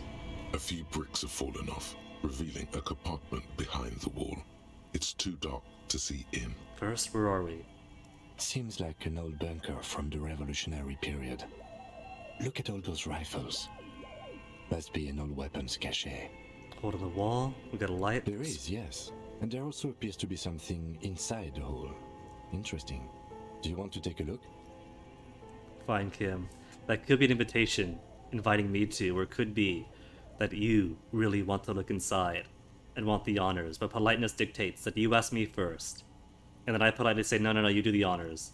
Fine, I'll look inside. Your hand reaches deep into darkness and spiderwebs. Rummaging around, you find rusty rifles hidden away. Rifles, Kim. Are these any good? Inspect, find out. Most of them are rusty and inoperable, like the rest. But one catches your eye. A bolt-action model with a fine wood stock, in better cosmetic order than the others. Take it. If nothing else, you might sell it. Take it. You're a police officer. Police officers carry guns. To include antique rifles, take it. That's a rare sight. Seems to no longer be functional, but still a beautiful thing in its own way. An old Belle Margrave. What does this mean, a rifle here? That this was a stash? People kept their guns here for they needed them, but the need came and they never retrieved them. It means there are firearms, albeit inoperable, still lying around in Martinez. It's an interesting coincidence, I would say. Might come in useful in the future. He likes this find. What does it count as? Just an item to sell? With a price of 11.32 real. Someone is gonna sleep good tonight?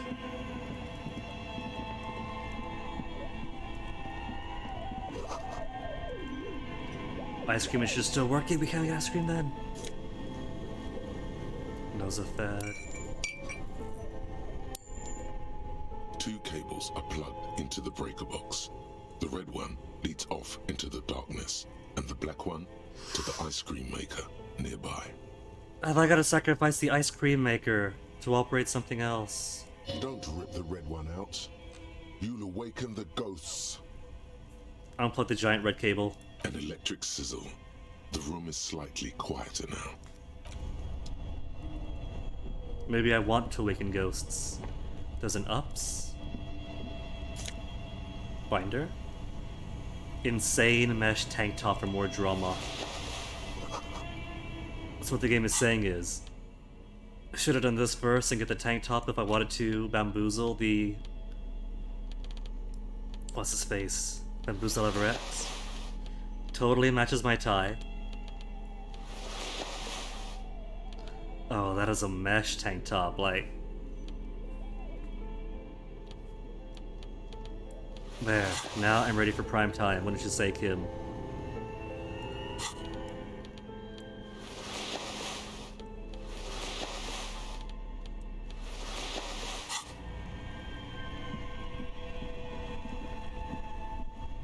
Stairs, I'll explore later. Got all the rest of this to do first. Cellar window. You can see feet. Is a cellar window big enough to roll a body into here?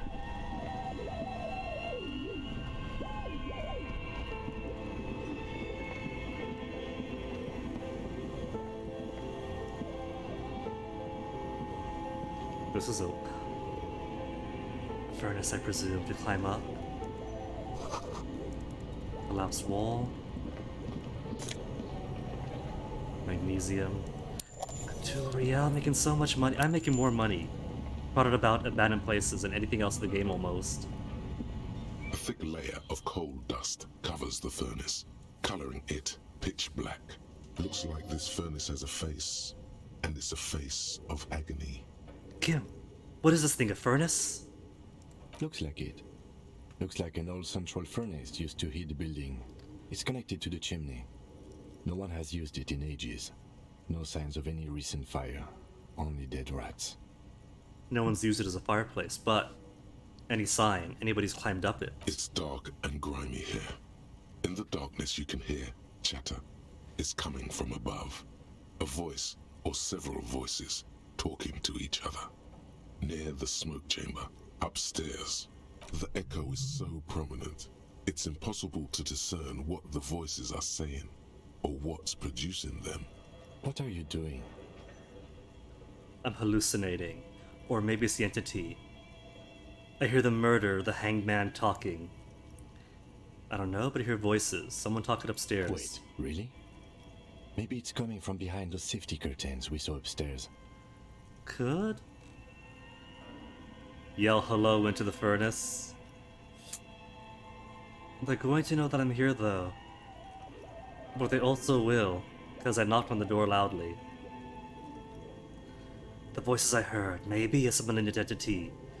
Pleasant said it lives in a chimney. You're right. The rooms do look like they're connected. But malignant entities don't exist. At least not the supernatural kind. always has to be the skeptic, this man. Smear my hands with coal. A lush layer of coal now covers your skin, sinking into the wrinkles. Your hands look ancient. I have no clue why I did that. You feel the spirit of Ramut Karzai, ancient hero of Grad, pulsing through you. All that's left is to cover your face in war paint. Oh, let's go take a moment. Let's not express ourselves. Wipe our hands clean. No. Hajramut Karzai. Smear your cheeks black with coal. 3 dangerous stripes appear onto your cheeks, telling stories of your wild soul. What are you doing? I am the reincarnation of an ancient Ilmaran warrior. Please wipe your face clean, officer. Come on, Kim, have fun. No, you're a proud warrior. Keep it. Kim, trust me. We're going to ruin that so badly. Keep it. It's only 28% chance of failure? We could make this? These 3 stripes give you strength in this dangerous realm. It would be foolish to remove them. We're exploring this dark place, and I need the protection my war paint affords. And this protects you? This is traditional war paint. It'll grant me safe passage with the spirits that guard this place. It gives me confidence, Kim. Come on. Okay, sure. Go ahead. Stubbornly looks away. Well, there you go. It's given me a better roll, +1. For the confidence of war paint. Something breaks loose in you. A mighty bellow echoes throughout the chimney's depths. The chatter of tiny voices above suddenly cease. Then, you've awakened the entity. This is the police who's there. I summon the ghost of this doomed commercial area. Answer me, spirit! Hello, are you there? Speak to me. I'm going to keep the demon stuff and the police stuff close to my chest. Don't want to spook them off after all. Don't know who these are. Hello? Did you say anything?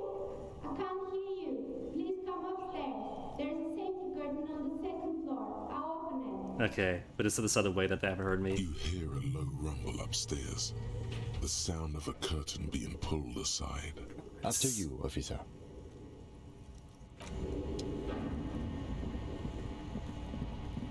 Also, Kim, notice. The polar bear. The fridge. Also, the eyes are closed. Hold on. Oh, that's the wire, isn't it? You can follow the wire around. Well, that's a bunch of wires, so now. You see the looming shadow of an ice bear with a strange compartment in its belly. The door is slightly open. Why do I see instability on the bitrate right now? OBS says 5,000 kilobytes per second. A few drop frames, nothing significant. Weird. Refresh this, maybe. The dashboard's out of touch. Tends to be a few units behind. There. Much more stable. A faint waft of cold air rolls out. You hear the sound of dripping water. This is the inside of a defrosting refrigerator. So gotta plug it back in. The lieutenant takes a peek inside. His hand has found the holster of his gun. So what kind of cop you are, Kim? It's a refrigerator. And you have your hand on the gun. Kim, it's a fridge. Of course. A giant ice bear-shaped fridge. Just what we were looking for. Let's see what's inside. The shelves are empty. All you see are crumpled ice cream wrappers with the brand name, Revachol Ice City. A handwritten note has been attached to the door. The fridge is huge. This is clearly the fridge, big enough for 2 corpses. It's certainly an eccentric choice, but it's more than big enough and cold enough. Honestly, it's perfect. All we have to do is plug the fridge back in. Cool. Out of the door? You pocket the note and the little fridge magnets keeping it on the door. But I want to see what it says. Examine the ice cream wrappers. Are they still good? A friendly cartoon bear smiles back at you from a glossy cellophane wrapper. It looks nothing like the fridge. The paper still smells of vanilla and chocolate. What is a giant bear-shaped fridge doing at Abandoned Center in the first place? This place was going to be a touristy spot, right? So maybe they brought the bear and the ice cream in, but Rest of the tourist stuff never came, so stayed? Good question. It looks like an ice cream fridge. So they tried to sell ice cream from this hyper carnivore. I know. What an unfortunate marketing choice. People love polar bears though. At least it's not running them a loss anymore, now that you've unplugged the cable. The fridge sits empty before you. Okay. Now we know what's here. We'll turn you back on. Only the black cable is plugged. A giant electric mammal awakens. The dead body is going to be safe in the embrace of its cold innards. Great. The owners of this building will just have to keep paying for the electricity sucked up by this monstrosity a little longer. Let's Fine. return to the fridge. We'll unplug the other ice cream machine then. Something close to you dies with a soft electric purr. I hope you're happy, Kim. For the small cost of a building owner paying more electricity, we killed the ice cream. Why did you do that? It's black. It's not the red one. It's black, the color of the immeasurable cosmos. I don't know why. Where's the option for I want to save electricity? Because it's not the red one. The lieutenant raises his brows, but doesn't say anything. The electric distribution board now has one cable missing.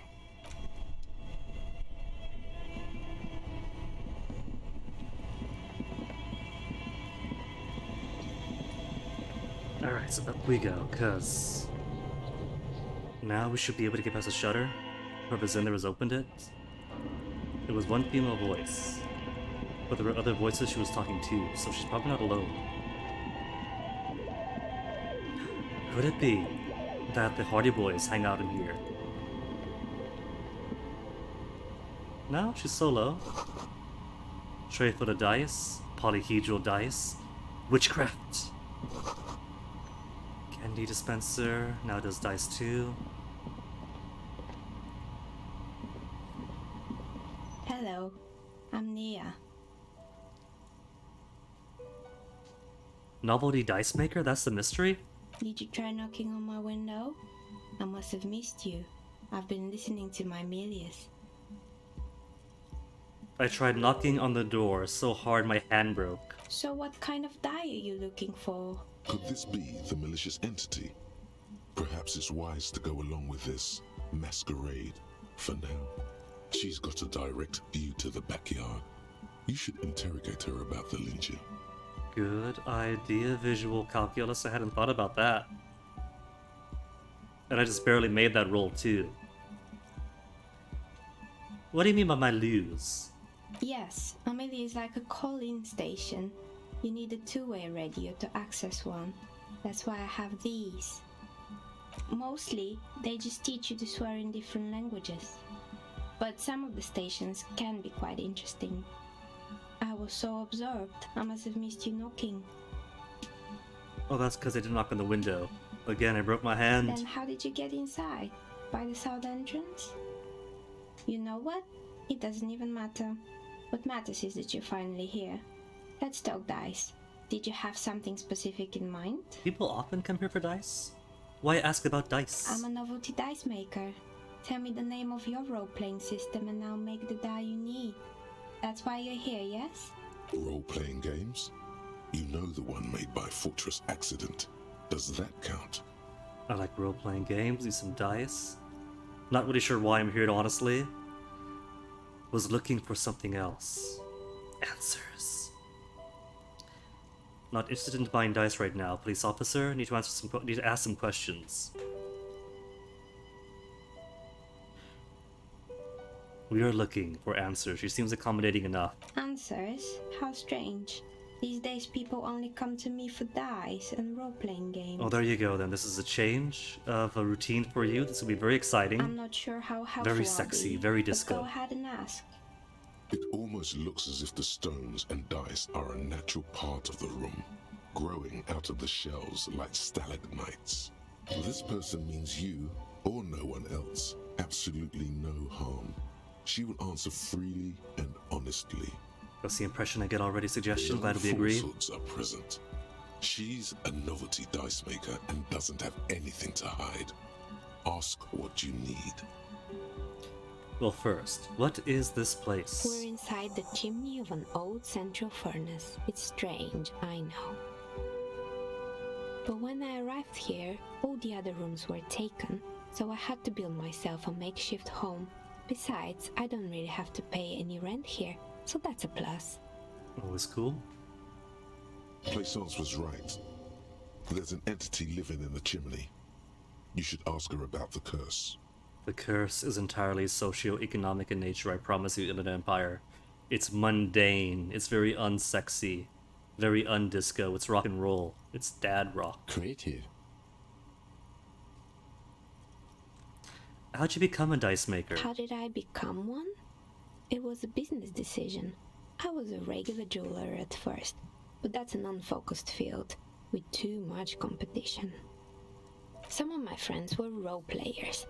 They asked me to make some polyhedral dice out of cobalt. That was my first order. I grew it from there. Does she like it? Not especially.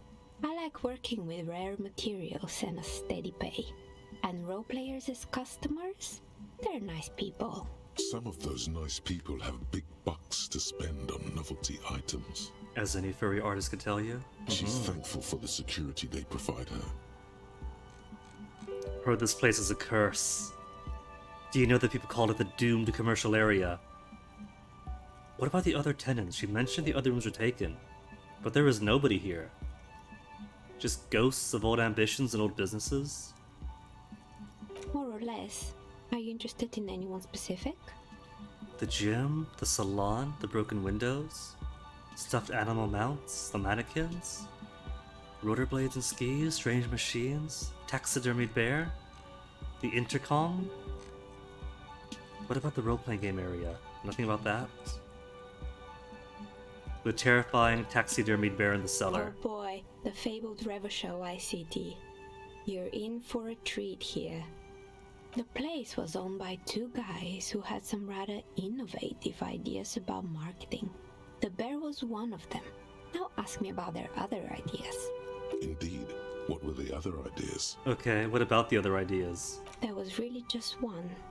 And it involved picking out the prettiest girls in the neighborhood and paying them 20 cents per hour to man the booth. 20 cents per hour, that's better than I'm making. And by man the booth, I mean slump behind the counter with a face that could maim you if you ever dared to disturb their bored magazine browsing. Sounds like she really didn't like those girls. Fritta does the same thing. I do like the Palau flag colors of her outfit. I know a girl just like that, works in Freet as a cashier. And not particularly friendly.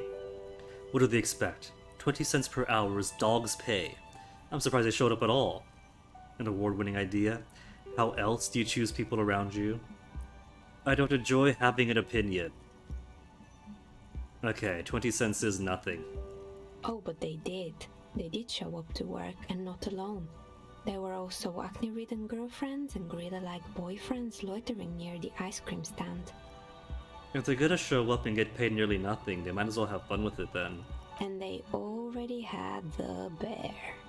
What about the bear? The bear. It didn't work out? Of course not. The bear was terrifying.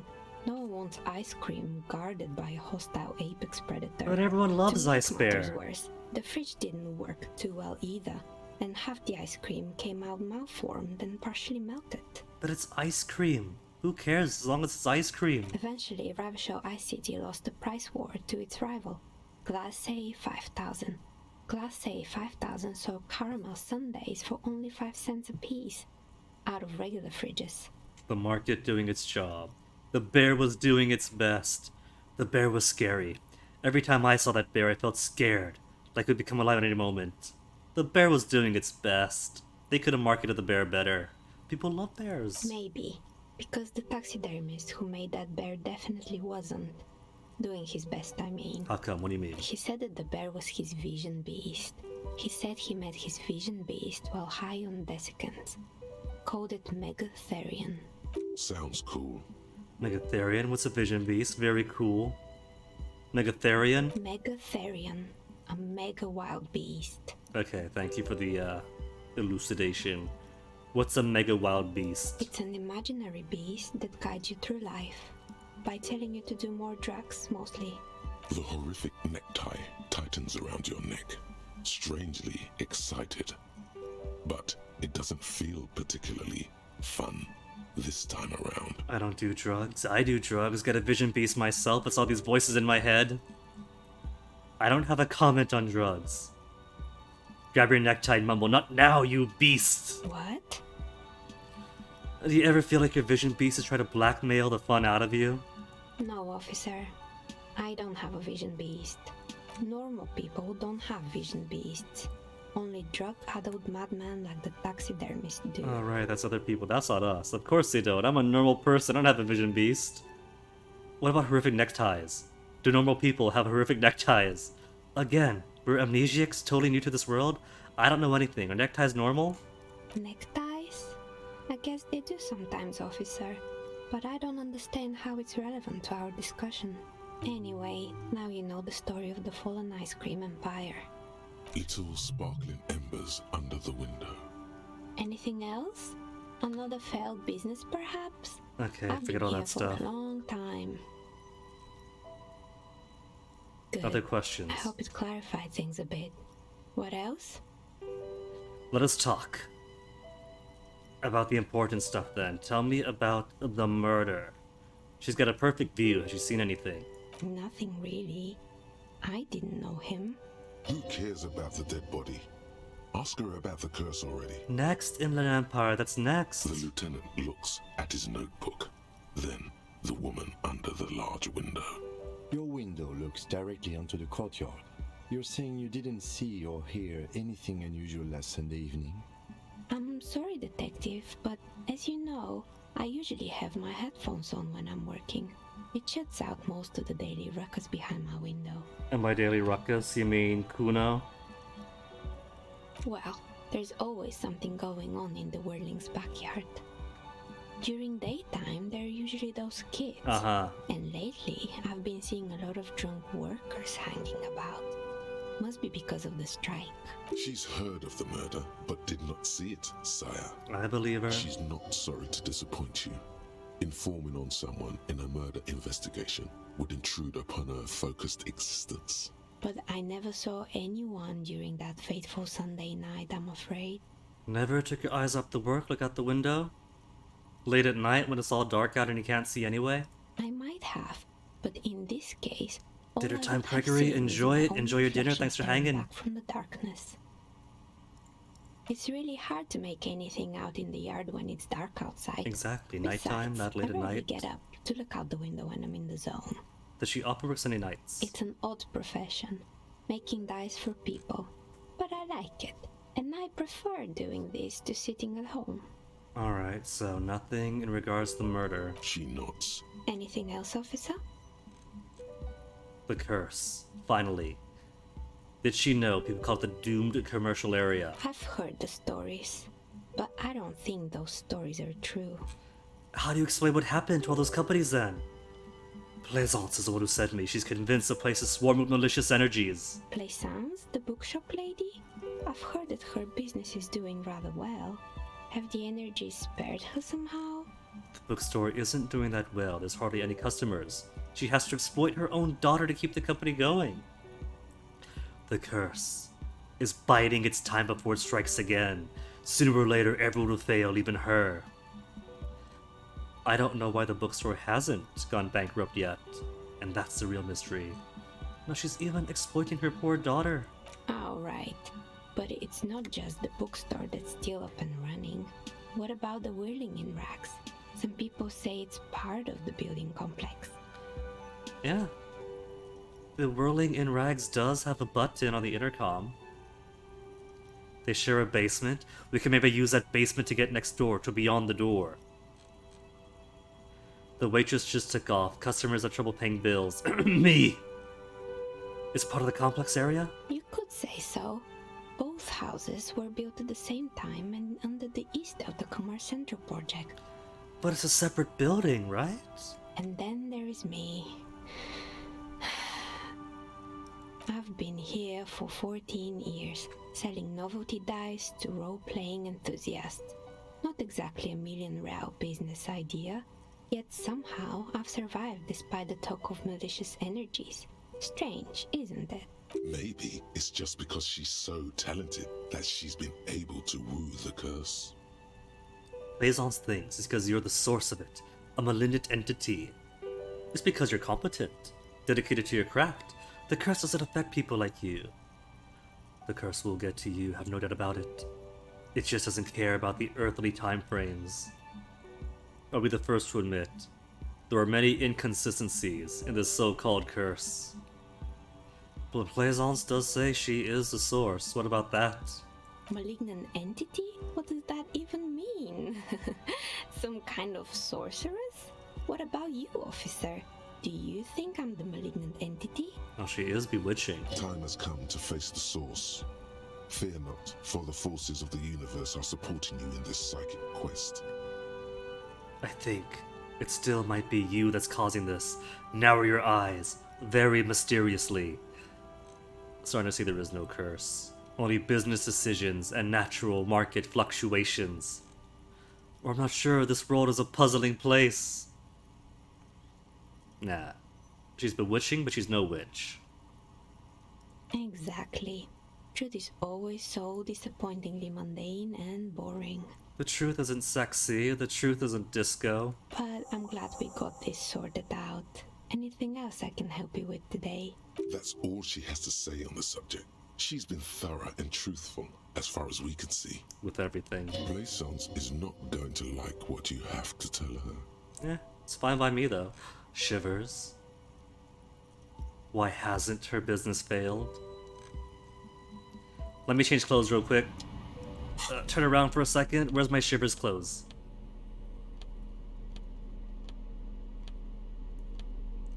Am I wearing them already? I think I am. Shivers +1. Was that red or white? Red or white? It's you again. White Are you check. looking for a die? It's low, but I could always get it back up later. This is only a 92% chance of failure. That's only 9/10. I still have just under a 1/10 chance of success. If I roll a 10-sided die, I'll get this every 10th roll.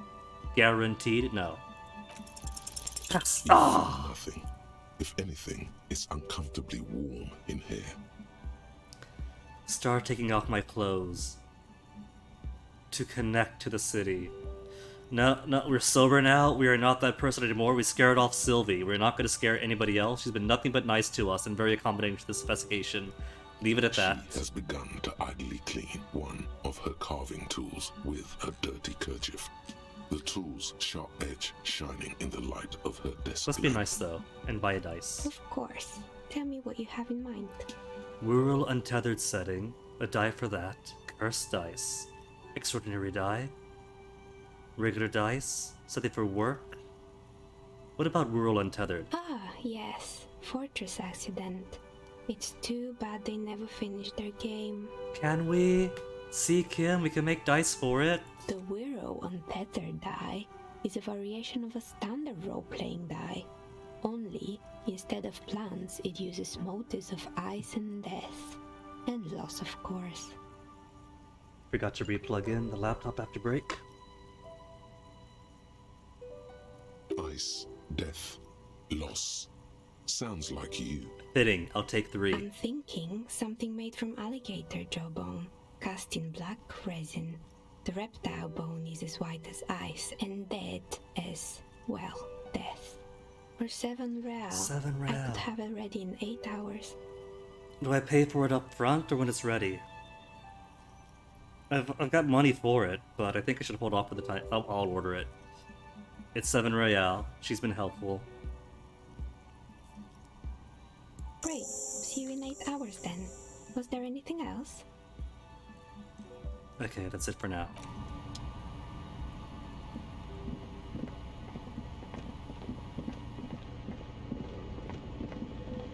And so far, there is nothing else here to work on. I haven't found the password. Unless it's hidden on one of these things. Gotta get the body in somehow. But, also, there is a door to explore. There is a door to explore that I'm pretty sure could take us to the building next door. Is this gonna be the basement of the... Oh. Oh, it's out here. Oh, that's good then. I was hoping for access to the whirling, but I guess this will do.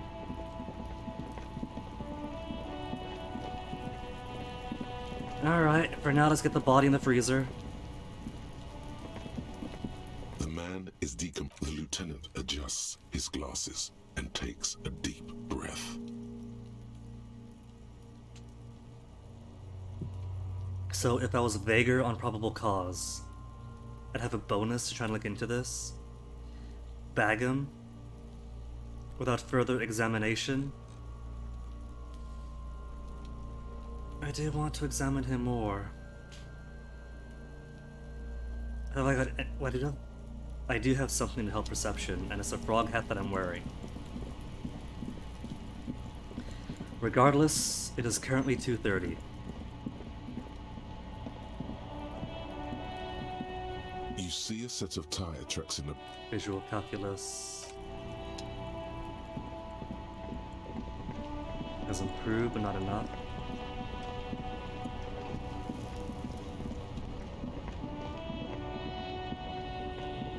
Let's go see White Pines first.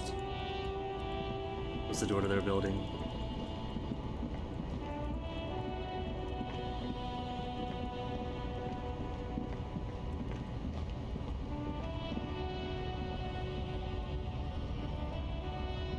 A lorry stuck in the traffic jam.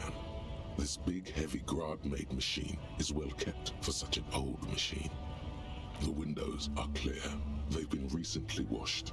You can see a lorryman's cabin with personal belongings, stickers, insignia. What kind of stickers? The driver has adorned his space with a substantial collection of peculiar paraphernalia.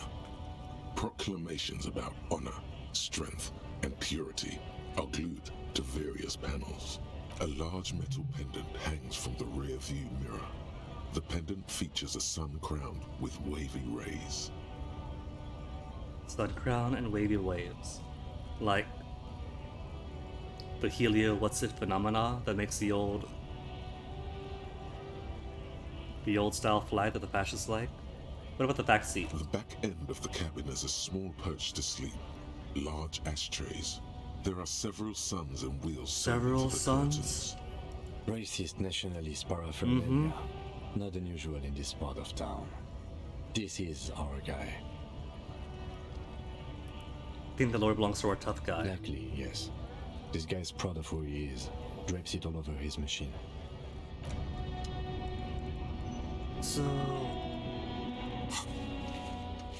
track down badge. Interview Wild Pines rep. Where even are you? Logistics company who owns the harbor. Around here somewhere. Somewhere is very vague. Where is this somewhere?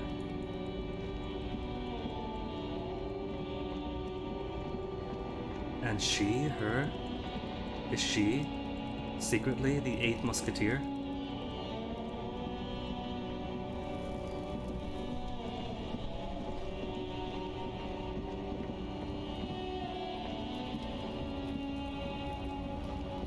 Lorry driver, was that your room?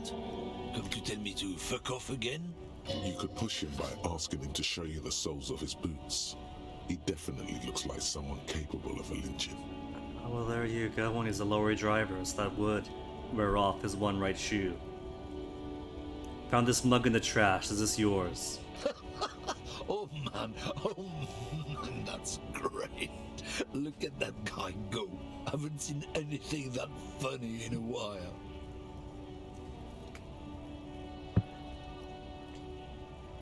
Really glad the solstice was yesterday because these hot, long days are making me deplete my tea way too quickly. God damn. Thanks for that, but no, it's not mine. Not yours, because you threw it out because it's broken. Yeah.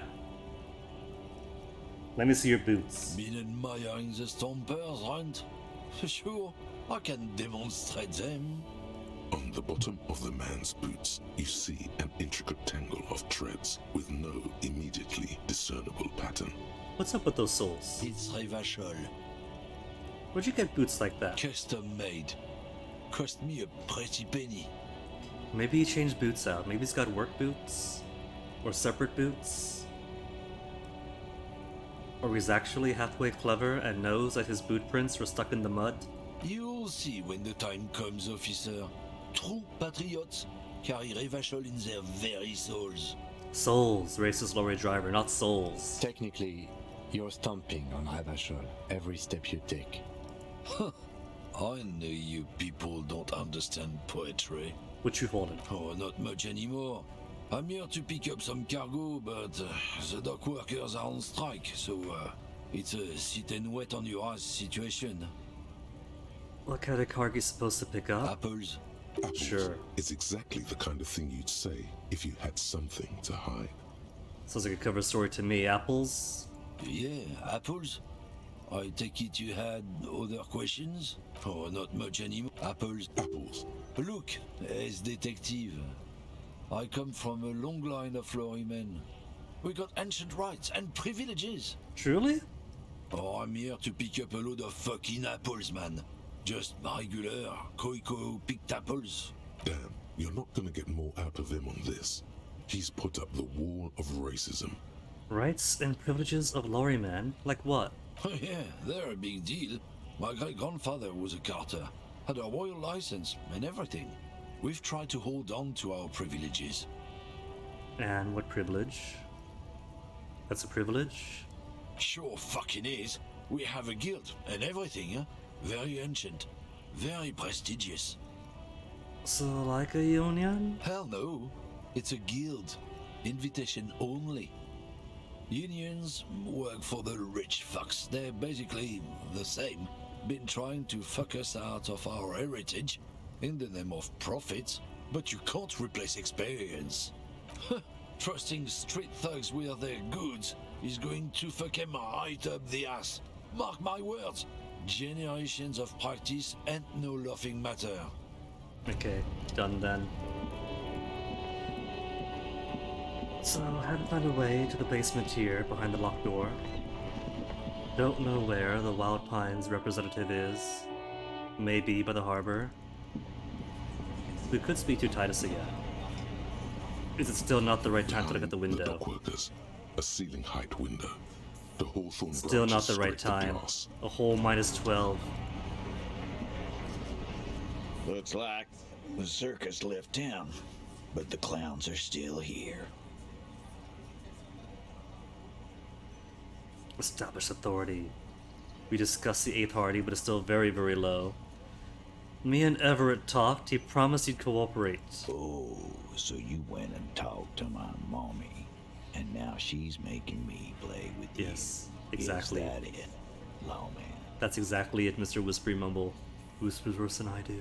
And what's gonna happen if we don't? You're gonna go and tell on us? Very mature, guys. Everett sent word, right? Push me some more and find out, goop. I would never tell on someone, or let's change the subject. But telling on someone's my job, I'm a cop. Push me more and find out. I'm gonna risk it. I'm gonna push it. You gonna let him talk to me like that, Titus? His eyes full of hurt actually got to him. Let's see. Yeah, I guess I am, you big pussy. The old man sent word you'd be around again. That's the reason I'm being so forthcoming with you. Don't wear it out. There, I'm gonna count that as asserting my authority. But having Everard back you up like that did seem to have some effect. Everard asked to cooperate. +2. -1 because weak when we first met. And a -1 to my authority because I've internalized communism. If I add a further point to authority, that's only going to give me, like, maybe 20-something on my roll.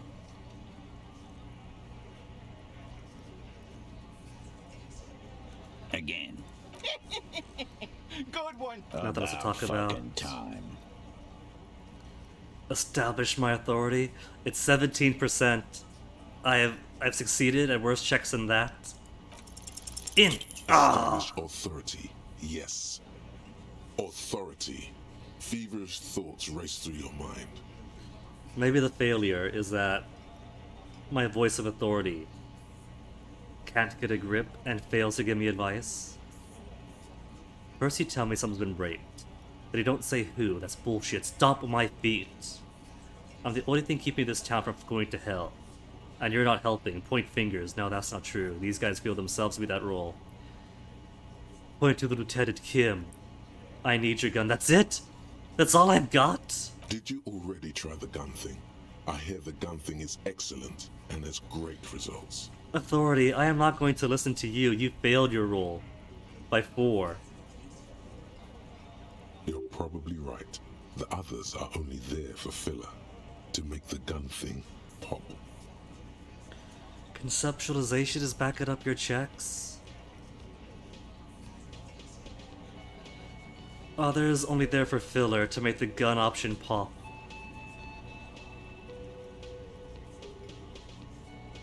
That's not gonna win me any friends though. I don't want to pull guns on what should be my allies. This is petulant. This goes counter to their worldview. This is terrible. They're all terrible. But if conceptualization says gun is cool, then okay. I'm gonna blame conceptualization for this one. Kim, I need your gun. Why? This is not what he thinks it is. This is a great idea. Oh, this is a terrible idea. I'm afraid it's not what you think it is either. What? Who? Me? What is it? Everyone calm down. This is only a demonstration. Oh no.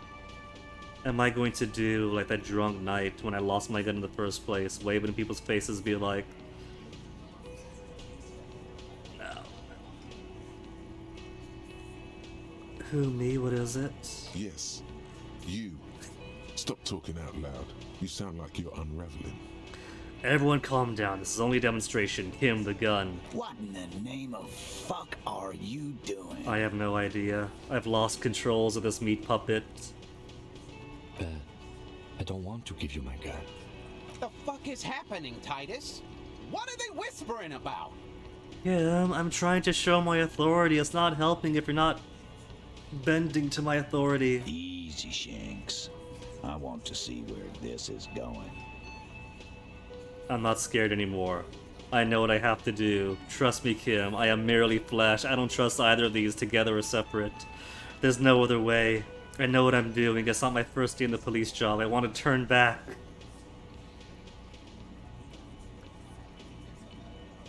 I am not scared anymore. I know now what I have to do. And what is that? What is that indeed? Hey, Corpse Eater. Fluff fluff.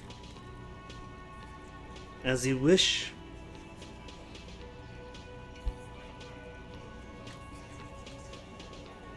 It is so warm now. The fluff fluff is kind of short. Because there is no tangles to make, it's all just spread out. How's it going, Corpse Eater? Did you manage to conquer the jumpiness? He does not like that phrasing. Neither do I.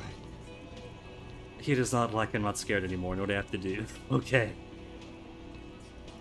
I know what I'm doing. Not my first day in the police job. Police job? Be careful. It's loaded. Feels oddly light and buzzing like a funny toy. I don't like this. Good. Now put it in your mouth. See, I was afraid of that.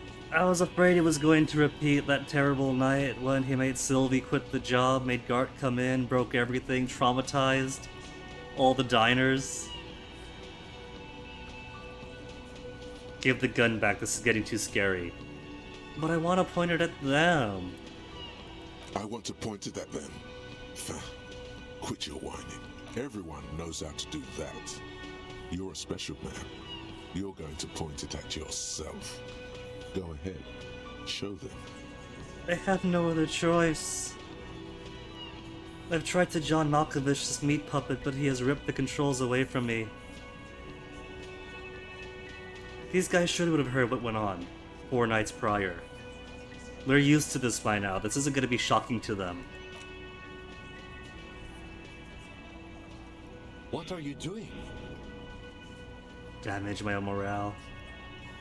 Genuine panic flies across the lieutenant's face. Fellas, you getting any of this? These are my thoughts. This is my head. You'll never forget what happens in 5 seconds if you don't respect me. When was the last autosave? The last autosave was ages back.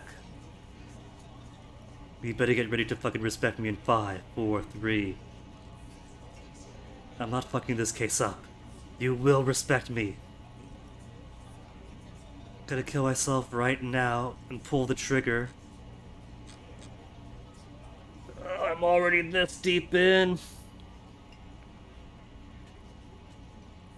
These are my thoughts, and this is my head. What in the name of motherfuck? It's not any of the whiny options. We're gonna take the completely unhinged one. Acidic taste on your lips. Corrosive. Once as a child you put your tongue against the rail. It was winter. That was a long time ago. The fuck is he saying? Some insane shit. Nothing. Give me the gun. That didn't work. I got these really whiny answers to give it back to Lieutenant. Countdown, countdown. Complete unhinge. The gun did feel strangely light, but Kim did say it was loaded. But why would Kim have it loaded? If it's just gonna hang in his holster. He's mildly corrupt, but so is everybody else. He's a good kind of mildly corrupt. The good flavor of, so maybe it wasn't loaded. But he was saying it, so I could treat it as if it was. But either way, I have to treat it as if it is loaded, whether it is or not. I can't pull this trigger.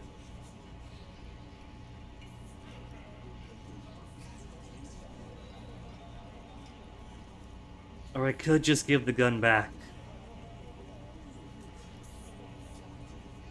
These are my thoughts, this is my head, and then just handle it and just hand the gun back.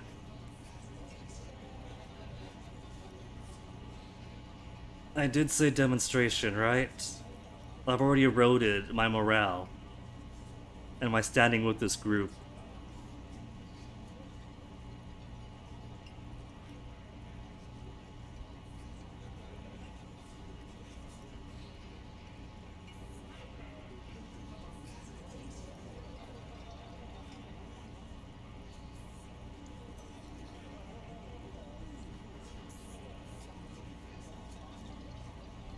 Get the gun back.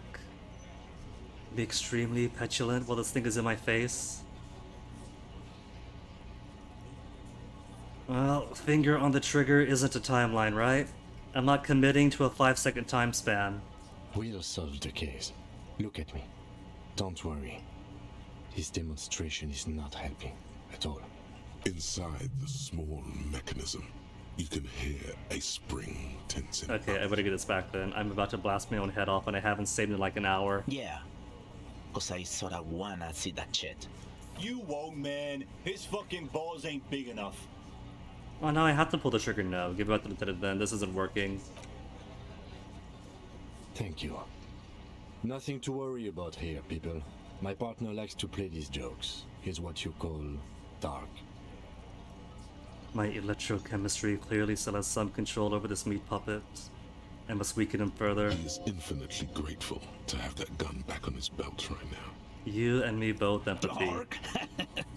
What the fuck was that, you carnies? We haven't seen RCM in 4 years, and this shows up? I knew he wasn't gonna do it, though. I knew he'd pussy out. No. I still have my money on him. Sooner or later, he has that look. Did you like my funny joke? Let's go back to normal, pretend this didn't happen. The fucking whore left me, I know it. Raphael, we have got to devote some of this 117.67 real to some much needed therapy. Let's pretend this never happened. Do not think your failed suicide attempt will win you any pity from these men. Do not expect them to forget it soon either. Lizzie telling me that I'm gonna get a permanent modifier penalty against me from now It on. was a dark joke. Maybe we should go for a little walk, Joker, before we continue.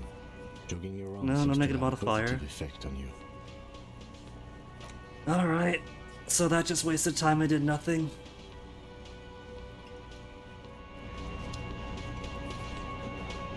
What And now in the Kim's name gonna of hell scold was me. that supposed to be?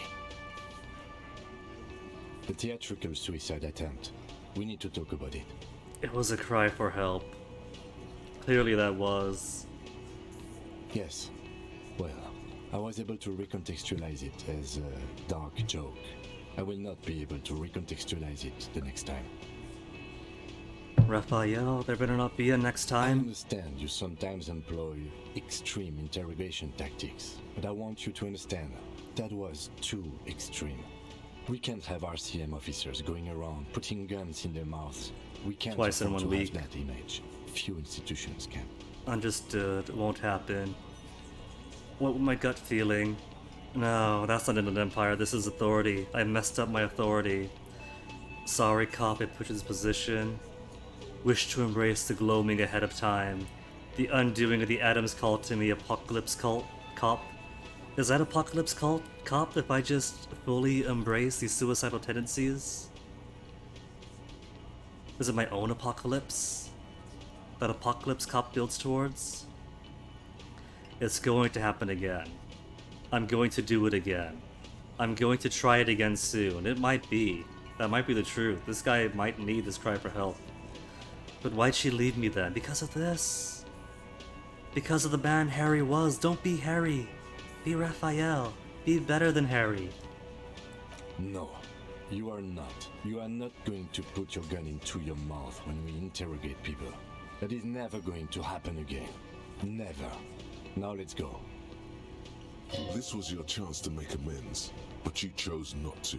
Instead, you chose to be the badass suicide boyadero, and now he doesn't like you. That's your interpretation suggestion. My interpretation was this is opening up. This is telling him, I want to say yes, this won't happen, but I have these urges, these feelings. But apparently opening up to Kim. Close some bridges.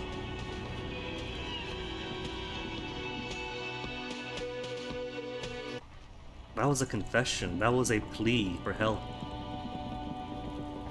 And he shut me off.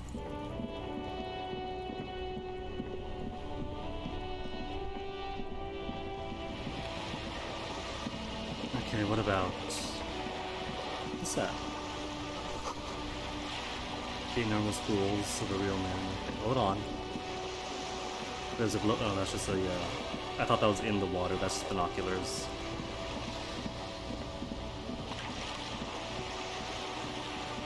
Thought maybe if there was a bulby thing, or bulbous thing in the water. Could be the helmet? A sturdy metal door guards the southwest entrance to the apartment building. It's locked.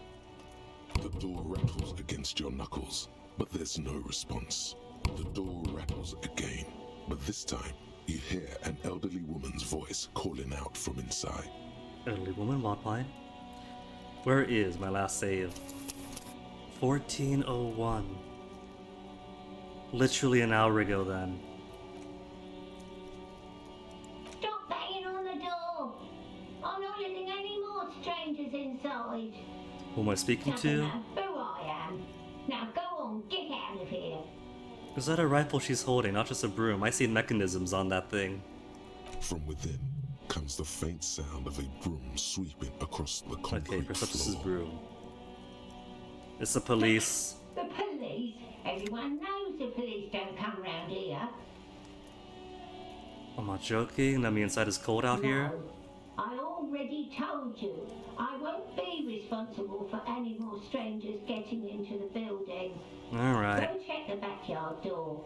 Maybe someone there will. Backyard door. There must be another entrance to the east. Kim used to respect me, right? Tell her we're real policemen. Madame, I assure you, we are real police officers. There is no reply. Fine, east door it is. Up here, Piggo, but I can't get up there. Could our voice reach up there? The It can. streets will flow red once more. A great torrent rushing down Rue de Esperance. You wait and see. The streets will not flow red with anything. Who are you? I'm Cindy the fucking Skull. What else do you want to know? Date of birth, blood type, the last time I was tested for Hep C. Just want to know your name, condescending little lady. Don't use that tone with me, I am the law. In a place where they don't acknowledge my authority as law here.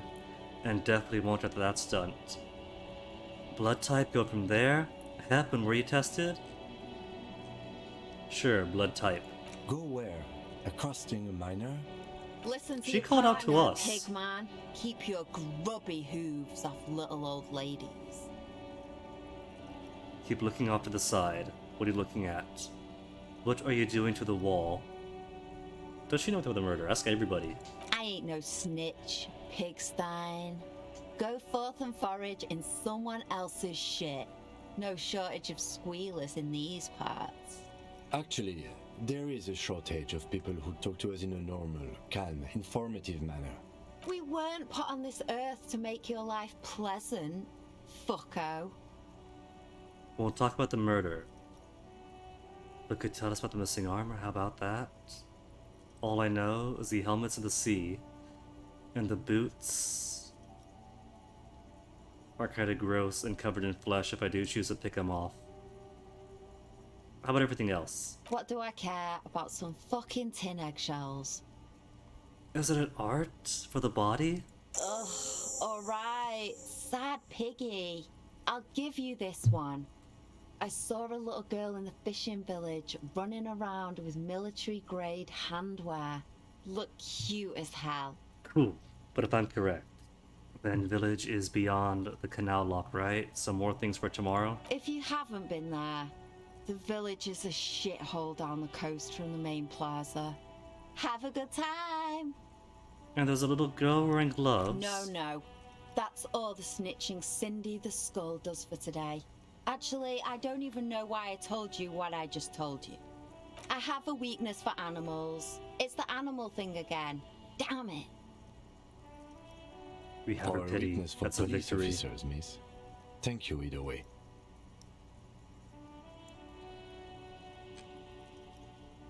I don't know if we'll get anything else out of her. What's she looking at? The lieutenant furrows his brow at another one of your eccentricisms. Last was a woman performing maintenance.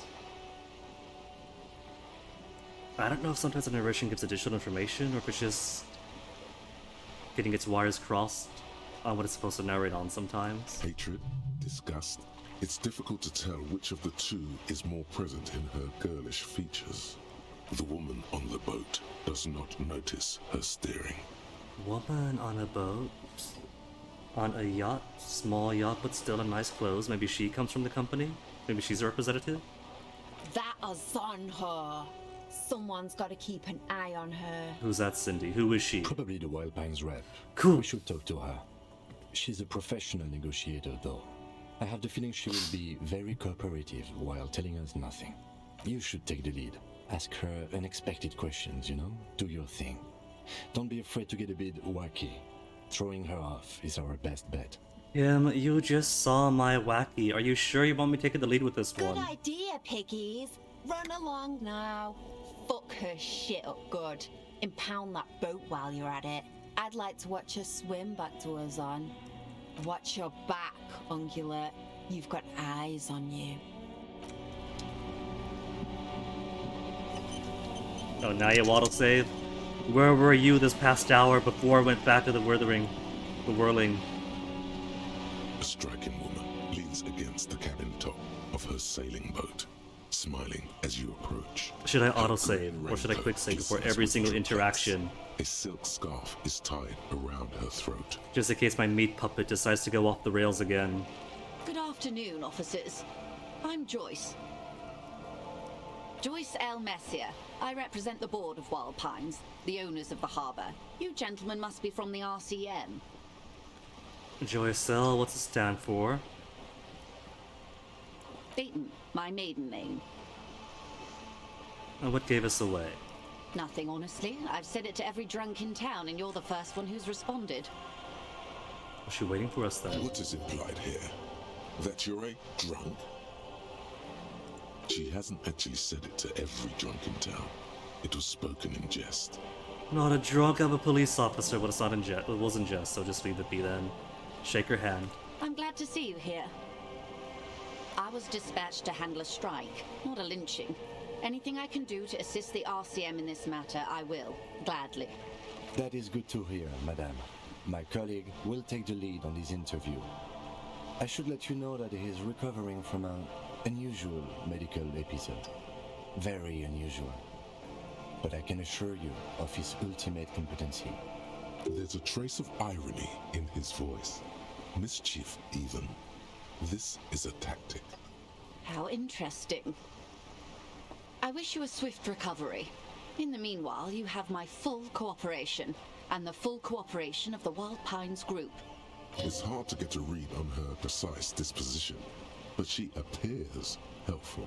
Of course, she's got her masks. You're on a boat. Think about Wild Pines. Think about the strike. What about the lynching? Do you know about these tattoos? The first one I could ask. That's the man who was killed. I'm afraid this is a discussion for once we've cleared the lynching question. So you do know about the tattoos. Better not tie the forestay to the backstay on this.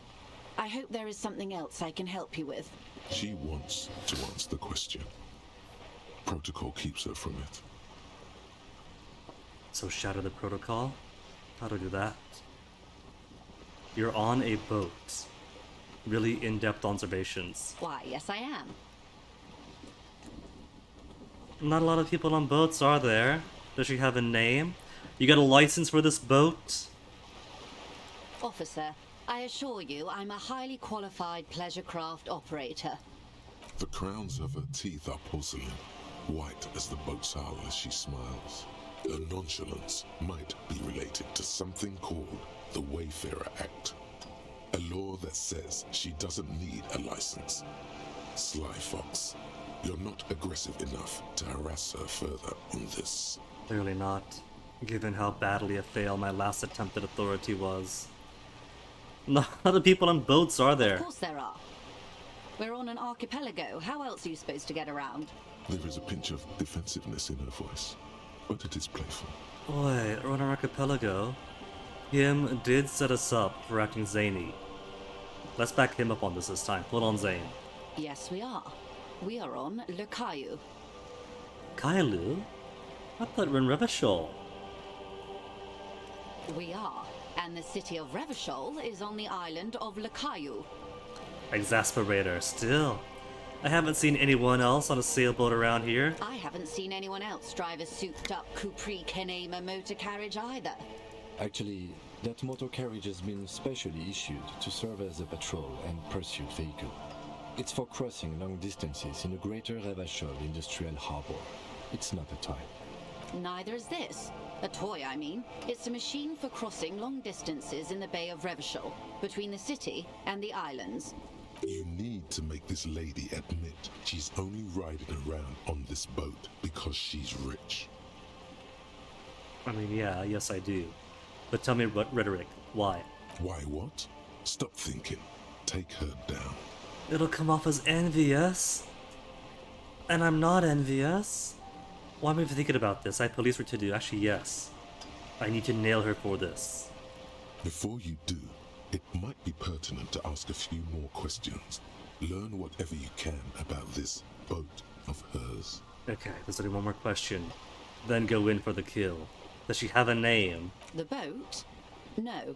It is called Cordelati 19 because that's the type of sloop it is. No name for your boat? The word "it" feels strange. Such a beautiful boat deserves a proper name. Cool, but your boat really needs a name. Okay. How about Cordeleche 19? Why? Because it was manufactured in Revachol East by a company called Cordeleche, and its hull is 19 paces long. How about the sleek fish? The X something. Dolores. Is that just being romantic, or is that the name of the X something? How about Dolores? Why Dolores? It feels pretty. I like the name for some reason. It feels pretty. Well, it means nothing to me. I think I'll stick with the factory name. But thank you for the suggestion. What kind of boat is it, though? It's a pleasure craft. A 19-pacer. It also happens to be rated for Category 1 racing. Though these days I mainly use it for business. Could I push an angle on the cool name thing? Okay, because it was manufactured in Revachol East by a company... Sleek fish? What? It's sleek? It's fish-like? I think I'll stick with the factory name. Okay, But thank name you. does nothing. My sloop? I like it a lot. It's the eel's hips, baby. I'm enjoying this part of the interview. It has so little to do with the murder we're investigating. Kim, you told me to go zany. And you warned her about me. This is part of your plan. Mr. Straight Man, pretending he's not a part of this. I really do, the lieutenant thinks. Is she thrown off yet? He's looking at the woman, assessing her. Let's talk about the economics of this boat you're on then. Go for the kill! Oh my, the E word. You mean to say that it's a symbol of conspicuous consumption? That I'm a member of the ruling class? Is she not? Exactamundo. Precisamundo. Class warfare, baby. It's a symbol of our subjugation of foreign capital. The bad kind of capital.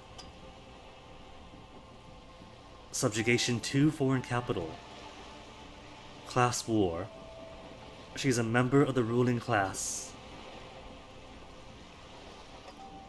Class war time, baby. Detective, may I remind you that Mrs. Messier is a professional negotiator? I won't best her in single combat. Then what does that say? Does it say docking reserved for residents of Rue de Saint-Ghislain, 33A? 33A? This old proletarian haunt here? As I said, plenty of people drive boats, of all social strata. Reaction speed. 42% chance. We know about the revolution. And it is the eel's heels. Fail. Oh, got it! This house was built before the revolution. Funny, I don't see other eel's heels around here.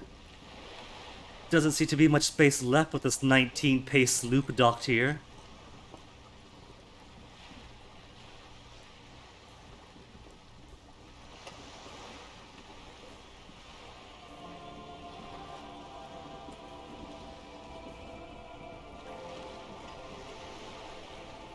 She's an expert, professional negotiator.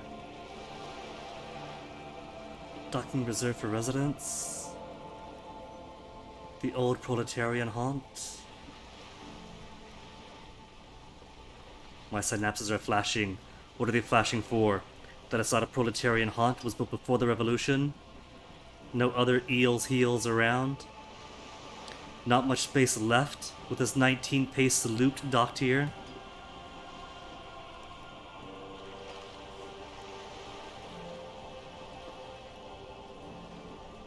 There's no space left with this 19-pace sloop. Yup, that's the stuff. Rhetoric appreciated that. Good thing everyone else has tiny skiffs. I assure you, they drove quite the hard bargain for this space. But you're right. I am a bourgeois woman, and this is my long, incredibly lightweight, interminably bourgeois boat. There is no shame in her voice. A touch of sadness, yes, but no shame. Gotta handle the boat. You seem smart. I need somebody to give me a lowdown on this reality we're in. Is this it?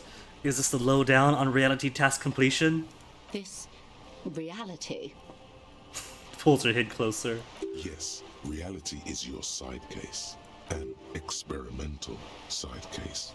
I'm conducting my own personal investigation into the world I find myself in. I got so drunk I forgot literally everything. No time to explain. Just give me a lowdown. Yes, personal investigation to the world I find myself in. How truly curious. A sort of philosopher detective. My theory is that this inquiry into the nature of reality will ultimately converge with a murder investigation. They are really one and the same, are they not? Actually, that's not why I need you to give me the lowdown. Roll with it. Are they now? A deep synthesis. I'll assist you however I can then. Task Go updated. ahead. Ask. Where's that update?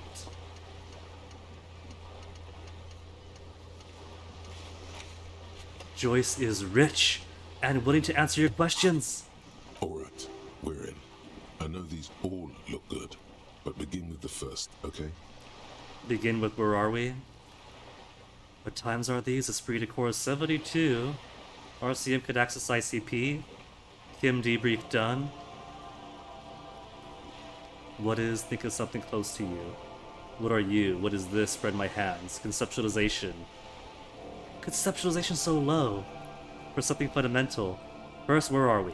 We're in Martinez, baby. And what is Martinez? Martinez is a district of Revachol.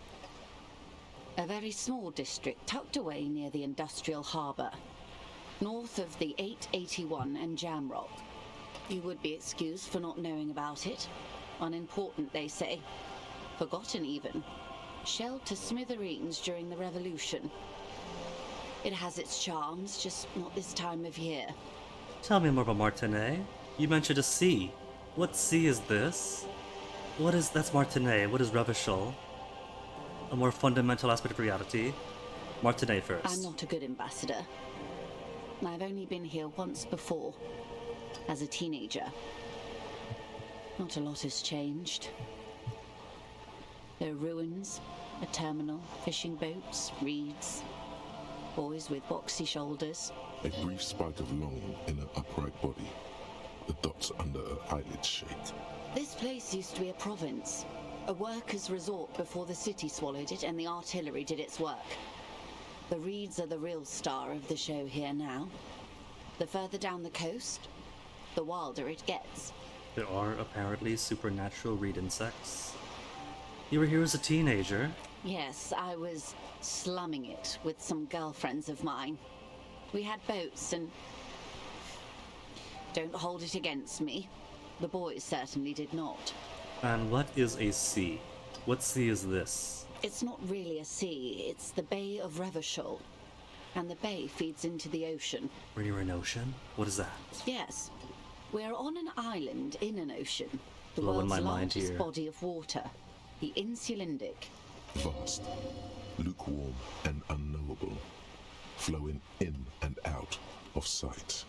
Inland Empire would like that. What's the name of this island? Caillou, as you already know. Imagine a pebble. A smoothed over pebble amidst a great blue sea. Misshapen, cracked. The cracks are the River Esperance. We're in the delta of this river on the 6th branch, the Martinez distributary. It is clear this pebble is of enormous value to her. She does have fond teenage memories. And to Pick it up, humanity boys. at large. What's Revachol then? Revachol? Revachol is what you call a city. She's being very accommodating. What kind of city is Revachol? Great kind. As if it's self-explanatory, beyond patriotism, a fact. What makes Revachol great? History detective. They built this city to resolve history. Our part in it, at least. Our centuries. Who built it? When was it built? Who built it and when? The nations of the Occident, or migrant workers from Seminine and Ile-Marat, depending on your creed. That's who? How about the when? In the DeLorean century. 380 years ago. And what resolve history? They say it's where the terrible questions of our time will be answered. The tensions are highest, the fault lines deepest. By that I mean conflicts. Ideological conflicts. And why here? We're standing on a fertile, self-sufficient island able to sustain up to 200 million people in the middle of the Insulindic Ocean, the world's connective tissue. We're an It's where the unimportant money part is. of an important place. We're pretty much at the center of the world. We're on the periphery, basically nobody. We're the center, aren't we? River Shoal Pride. Oh, we're quite a way off. About A collection of tall ghosts behind the water vapor, light reflecting off their glass windows. 22 kilometers from the center of the world. That soldering iron is the bank of the world building. It's only 22k away, that's close enough. Coalition government in Cylindian Mission Command. Silence. She lowers her hand. The water, the light. It's as though you're seeing it for the first time. Use that, Raphael. Exploit that childlike wonder in your eyes right now. No recognition. Only the immensity of the sea and the cold radiating from it. Where are we? I don't know any of this. Say nothing. Observe the large body of water swelling. Cold. Given his stunt earlier, I don't trust him with deep internal oblivion thoughts like that. Happy thoughts, Harry. Where are we? I don't know any of this. We are where we are. I have no truer answer to give, unfortunately. Je m'en veux? This is one thought you need to complete. Where are you? Was there something else you wanted to know? I remember something about a lowdown. This has been informative. Thank you, ma'am. I'm sure my memory-impaired partner has many more questions to ask, about even more fundamental aspects of reality. Yes, all the questions, so Might I many suggest more. not asking them all right now? It's only And this year will be 3:55, related Kim. We to could ask all of them. tomorrow. Isn't that true, ma'am? Tomorrow we got stuff to do across the canal lock once it opens. We gotta finish this today. Absolutely. My commitment here is long-term. But I want to know everything now. That is understandable, but perhaps it's better not to eat all your candy at once. But Dad... Indeed. I'm always at your service. Okay. Esprit de corps is an easy one. What is... It remains a mystery what you mean by this something Come close. on. This isn't about you. It's about reality. It was a good one though. That was like almost 100%.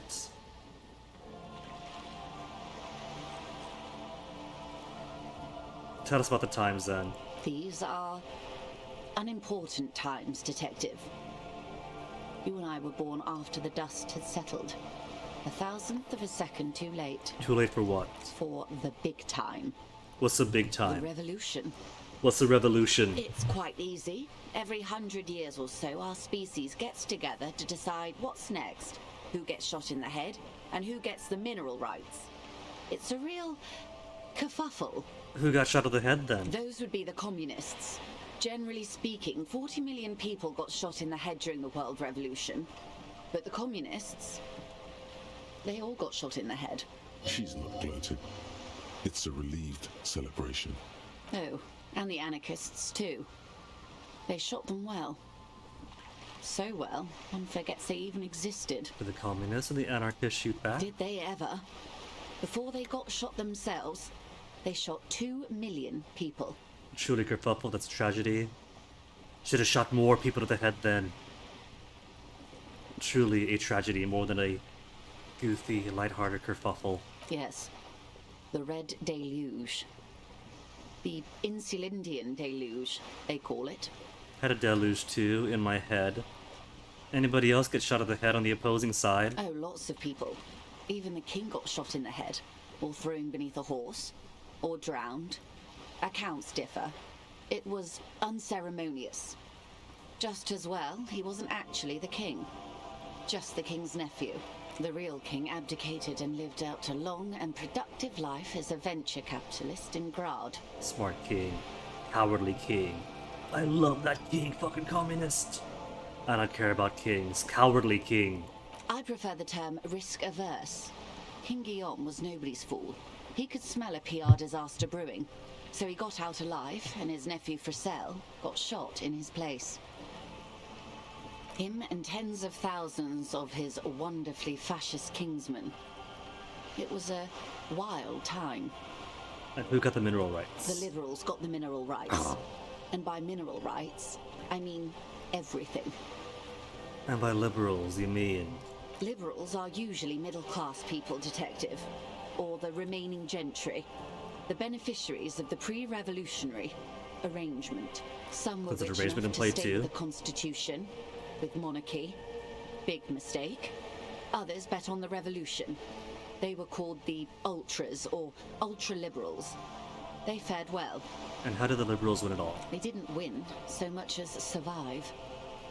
We were the last ones standing when the war ended. We? Does that mean she herself is Everyone liberal? else got shot in the head, remember?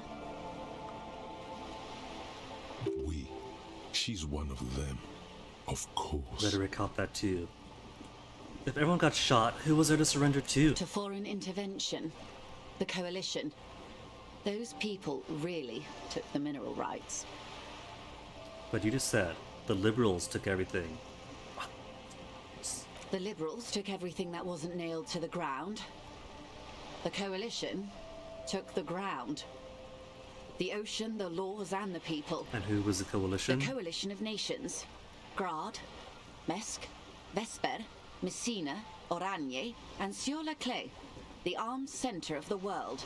They landed here and ended the revolution. It was the moralist thing to do. There is bitterness in her voice, tempered with understanding. She is critical, but ultimately understands the cause. Finally getting what the game means by moralists in the first place. 21 points of communism. The ultra-liberals are staying, but at least there's no fascist. Moralist? The moralists believe in keeping everything exactly the way it is. They believe in mineral rights, and not shooting people in the head.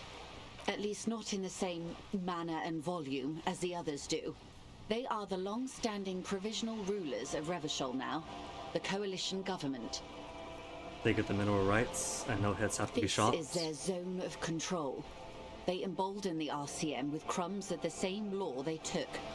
Technically speaking, you are a moralist. I don't think I'm a moralist.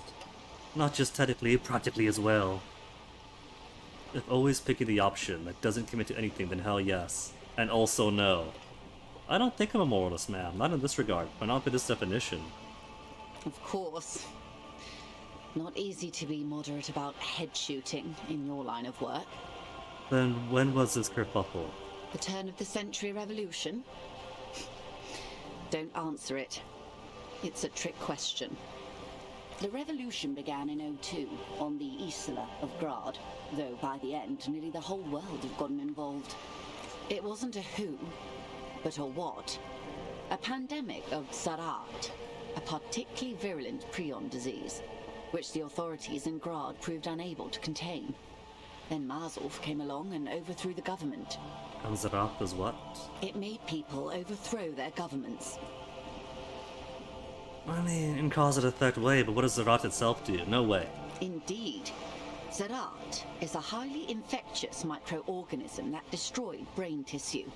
The actual causes of the revolution were material. The pandemic only provided the spark. And from there, spread where? From Revachol and Grad? Not far. The world managed to cauterize itself. Mazov's government was overthrown in 08, and the coalition crushed the Revachol commune 2 years later. It was the end. The what came next is now, but want to hear from your lips. Why? You and I, officer. Our lives in the zone of control. Something tells you her life and yours are not that similar. Oh no, where's my yacht? Maybe it's because she has a boat and you have that necktie, a pair of pants. Necktie, a pair of pants, and a green ape pen. Thank you very much, Inland Empire. Our lives are very different from each other. No doubt. But we share the same time and position on the planet's crust. That counts for more than you think. And the zone of control. A city-state divided into free market zones under the everlasting interregnum of the Coalition of Nations. And you, of course, the citizens' militia. The clatter of typewriter keys fills the main hall of the reappropriated silk mill. Precinct 41. Chad Tilbrook presses enter. Outside, Officer Elfboy Williams slams the door of an armored motor carriage. Oh sure, I get these automatic esprit de corps checks, but not the big 72% from Earth that I want. The zone of control is the third incarnation of Revachol, after the failure of the suzerain and the commune. And the rest of the world? Modernity. They developed the marvels of the inter-eastlery communication, telematic milieus, radiation, colored plastics. Meanwhile, in Revachol West, the aftermath continues for the 5th decade. And been like this for how long? 43 years. Hard to fathom, I know. And all the time we've been doing The what? 20s saw a decade of urban war, It's west 4 of the o'clock river now in level, game. offshore platforms in flames. Still, it's regarded as an improvement on what came before. 08 to 19 was simply hell. Hey now. 2013 to 2018 were pretty nice, I thought. After that? The 30s? Things settled down in the 30s. Revachol East transformed itself into the world's largest tax haven, with the international community's blessing. For the first time in a long time, it seemed like things were going somewhere. Then you happened. Your youth in the 30s. That's when we discovered disco? Yes, and quantitative easing. It was a market mirage, unfortunately. The 40s dispelled it. An Isola-wide hangover, you might say. So, here we are. Welcome to reality. Just baby. complete leveled up.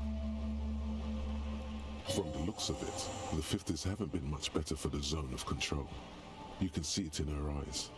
Days slipping away. You don't seem too thrilled, lady. I've no right to be dissatisfied. This shirt is Barbara Muscova, this raincoat is impervious to rain and is guaranteed for 100 years. My daughters will wear it. No, it's just...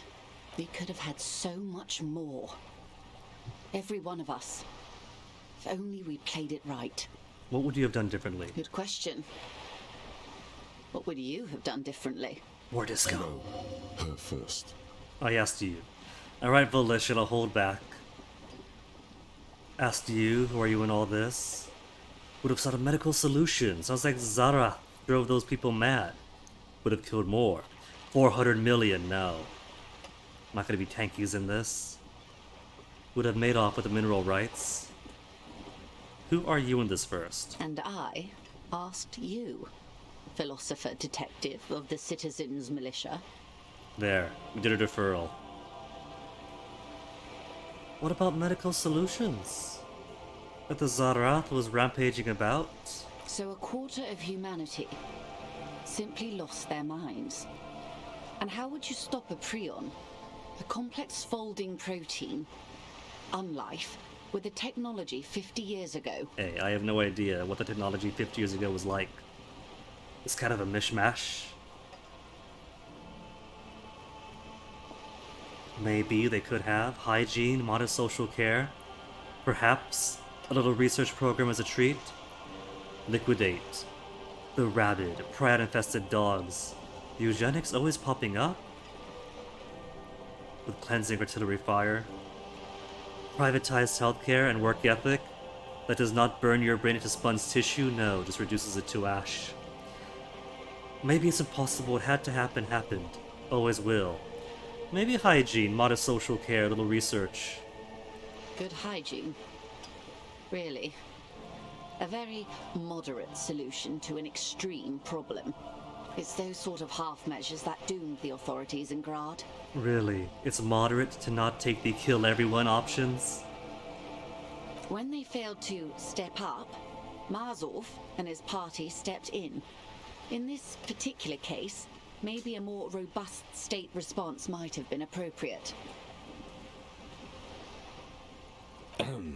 Opinions expressed here do not reflect the official position of the RCM. And what is your official position, Lieutenant? His position or the RCM's position? My position, ma'am? My parents got ripped to shreds in the revolution. I would have gone the same way. I was saved by being 2 years old. That's my position. The abattoir. See, she calls it moderate. To not want to burn human lives in the fire. But they're human lives. That could have been Kim if Kim was born earlier. That's real peopleness, real fictional people, but real people not the same in this universe. Understandable. Alright, that's enough for the times. They are. Who knows? An afterbloom may yet come.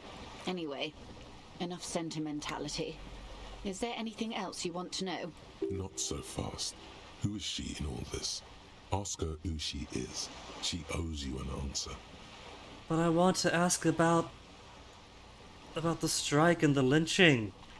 This is still the initial investigation here. Okay. It's 3:41, right? At the very least, I want to grab this initial investigation and conclude speaking to her. We have time for it. But first, let me grab one final bathroom break for the night. And then we'll conclude this investigation.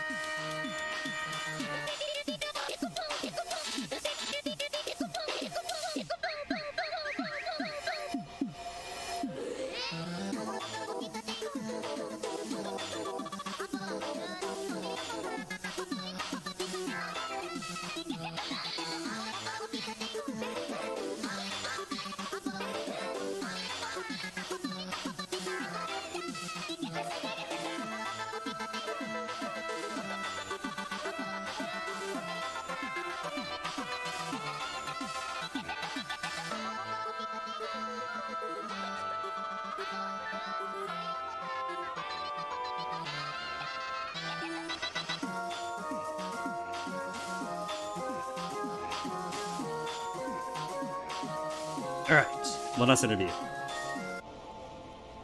Miss, tell us about you. My rhetoric wants to know. She won't maneuver her way out of this one. She won't maneuver her way out.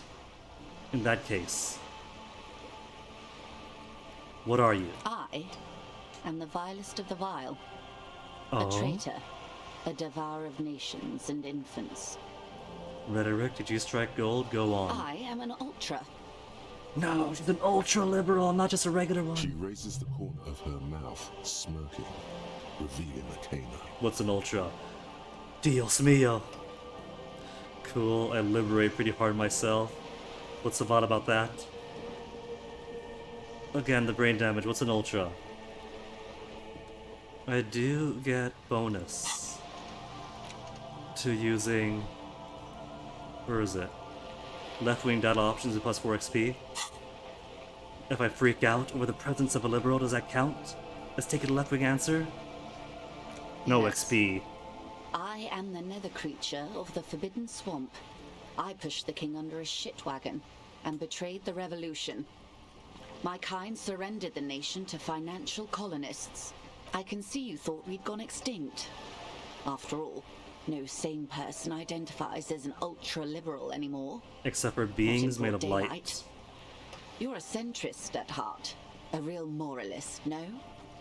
Tell me, now that I've uncoiled myself, do you find me frightening? Boogeymen aren't frightening. Boogeymen are repelled by the day's light. In her green eyes you see a mixture of truth and self-satire. Decades of guilt and pride. Forgive her. Forgive her? Do I gotta? But only because you like pearlescent teeth and those light green eyes.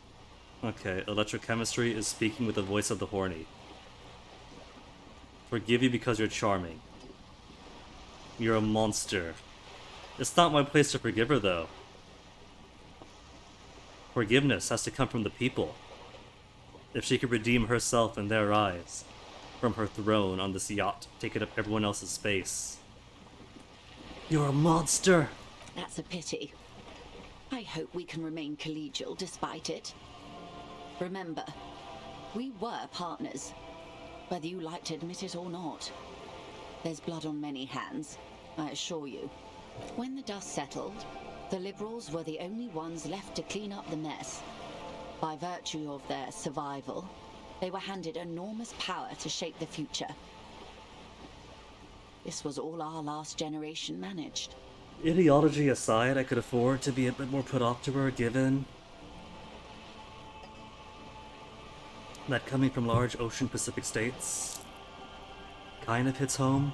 The whole selling out the country to foreign capital interest kind of thing. We're finding that in the present day.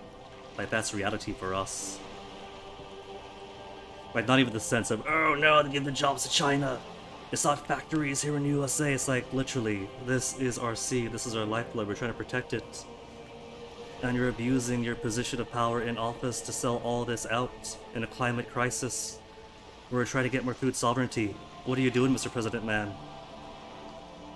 Would you have done anything differently? With due respect to our overlords, the eternal caretaker government that keeps Martinez a monument to the efficacy of its artillery, I would not have relinquished sovereignty to the coalition.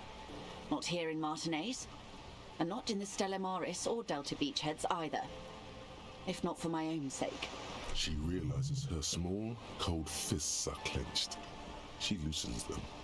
Then for my daughters, we had an obligation to defend our sovereignty.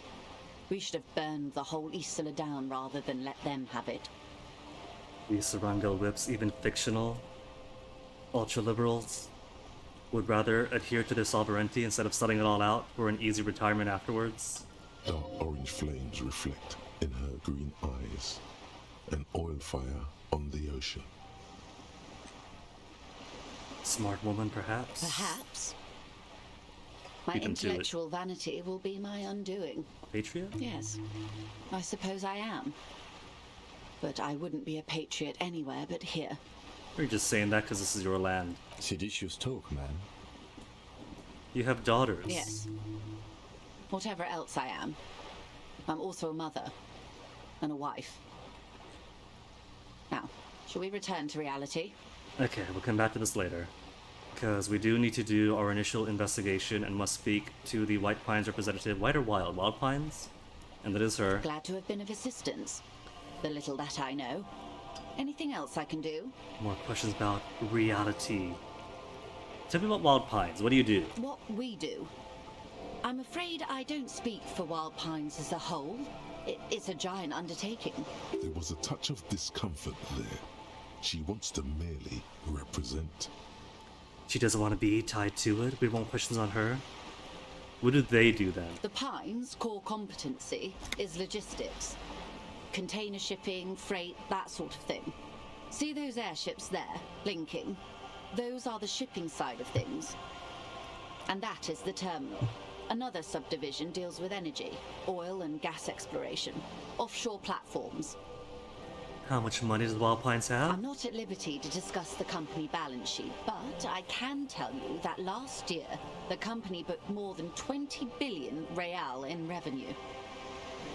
Was that projected revenue, or is that real revenue? Okay, keep going. A billion? What exactly is a billion? Well, that's it. I thought you were big time. What's a billion? Really threw her off. It's a number, officer. A big one. What's it made of? It's made of 1,000 millions. A million is made of 1,000 thousands. That's it? I thought Wild Pines was big time. And to think, there are years when the group books losses in the billions. Wild Pines employs 72,000 people, all of whom have families that depend on their salaries. It is a tremendous responsibility. Where do you get all these billions? They started as an exploration and cargo fleet conducting trade between the Samaran and Insulindian Isolas 250 years ago, when pine ships explored the South Seminese and charted Lormentang on behalf of the suzerain. Centuries of care, deliberation, and madness have gone into this endeavor. Vessels pass through the great unrest to re-emerge with apricots in tow. The logic of the system is totalizing. It's taken everything from its employees to build it. Yes, I'm sure you have taken everything from employees. What does such a huge system want with a place like this? You mean aside from being the terminal's legal owners, who are responsible for moving 8% of the world's cargo? Only 8%? 8% of all the cargo in the world. You don't keep it moving, the workers do. The company is nothing without them. We built this district. We. There it is. She owns up to it. Her own presence in this now? All the best parts of it. Rue de Saint-Ghislain, with its bastions, the plaza's Meteor and Mosaic, even some of the old street lamps have been put back thanks to the investments from the WP. Water Plaza? Before Martinez was swallowed by the industrial harbour, even before it was part of Revachol, long before Terminal B was erected here, the Pines built it as a resort for its Revacholian employees. A company getaway, for a weekend or a summer holiday. Then came the revolution. But that's another matter. I'm here to make sure the Pines can fulfill their responsibilities to the place they built. Are we to they now? With your help, hopefully, says her warm tone. Alright, so, tell me about the strike. Everything. Right up to, but not including, trade secrets. What if I want to hear about the trade secrets, though? First, you'd have to repeal the Emergencies Act of Trade in Aliments. That gives me the right to silence. It's quite the octopus. An octopus. I will slay it. Good luck is only kept in place by the vested interests of half the civilized world, including your own. That's it? A lot bigger monsters than that. What the name means is that the Emergencies Act and the RCM both get their authority from the coalition government. But I am derailing us. You wanted to know about the strike. What is your role in all this precisely? Your role. No theys, you. I believe the official title is Senior Labor Negotiator. In practice, I'm a grocery clerk. I relay the union's demands to Wild Pines and return with Wild Pines' counteroffer. And how are the talks going? They're not. That's the problem. The union stopped all negotiations a week ago, after that awful lynching took place. Now they won't even let me into the harbour. There's a 2-meter-20 racist behemoth blocking the gates. Measurehead? So, miss, if they were negotiating, and now they're not, surely you have any idea what might have happened before negotiations to start on the tracks? The murder could be related? The presence of that trio of mercenaries, perhaps? I'm sure she knows about those. Yes, Jean-Luc Measurehead. How were the talks going before the lynching? Let's say I was not making the kind of progress I'd hoped for when I first arrived. You weren't steamroll over them, you mean? And when did you first arrive? I arrived 3 weeks ago. Yes, in the middle of February. The bay was still partially frozen then. I prefer to do these things on site, like the RCM. But the strike began in December. I wasn't the original negotiator here. I took over after Mr. Gaumont hit a wall with Mr. Clare, the union boss. Mr. Clare refused to speak with Gaumont despite concessions he'd granted the union in prior negotiations. This isn't the first time the union has gone on strike. Heavens no. There have been 2 prior strikes. Both Went to times vote. the union won significant concessions, including overtime pay and a medical plan. They didn't even This have time overtime their for the most demands are basic. more, I guess you could say, aggressive. Ludicrous, even. It's meant. Rhetoric? Is that your way of telling me to agree with her? Or are you giving me insight to the word she means? What happened to Gaumont? What's her demands? Scouts at the gate, did you put them in there? What do you think about Everard? What happened to Gaumont? Mr. Clare told him to... how did he put it? Fuck off, midget. Dang. Gaumont is short of stature, you see. Not cool, Everett. Keep in mind, this is a negotiator Mr. Clare has worked with before, and who was more than fair with him and the union. Sounds like usual aggressive posturing. And so what are the demands this time? Every worker at the board? There are leaflets everywhere, and banners. What did they say again? Oh yes, every worker, a member of the board. I like it. Don't know what to think about that over aggressive commie posturing. They have no idea about business. There are stores and businesses that are employee-owned, in the sense that the employees do directly benefit from the performance and profits of the company. And it turns out that they're super competitive as like trying to get employees forward because it works out pretty well. In real life practice, when the employees have an actual stake and an actual benefit to the performance of the company, it's good stuff. I like it. Then you might also like their other slogan, Demand Democracy. Not hard communist enough for me. Well, tankies aren't real communists, forget them. Tankies... Nazi bar allegory. Put tanky in its place. We don't welcome those types here. Democracy's a good one too. Personally, I don't think it has the same pizzazzo as every worker a member of the board. What exactly do they mean though? What's the demand, precisely? What's the nitty-gritty for this negotiation? It's quite simple, you see. Every time the Wild Pines group makes a decision about what, about anything really, it needs the signature of each of the 2,200 workers in its Martinez terminal. Well, miss, you are a negotiator. How about a representative of those 2,200 workers in communication with the same? A bit smoother than 2,200 signatures? But still give them, like, the benefit of the boardmanship? Just so you understand, this is but one of 22 terminals owned by Wild Pines. Essentially, not only are they kings of the company, they are also kings of the 72,000 employees of Wild Pines Group. Pretty funny. The workers can't be kings. The king is king. The king is dead. Long live the workers. That may well be. It's not up to me to decide who is king, but as negotiations go, it's not a swell start. So what you gonna do now? I'm not sure.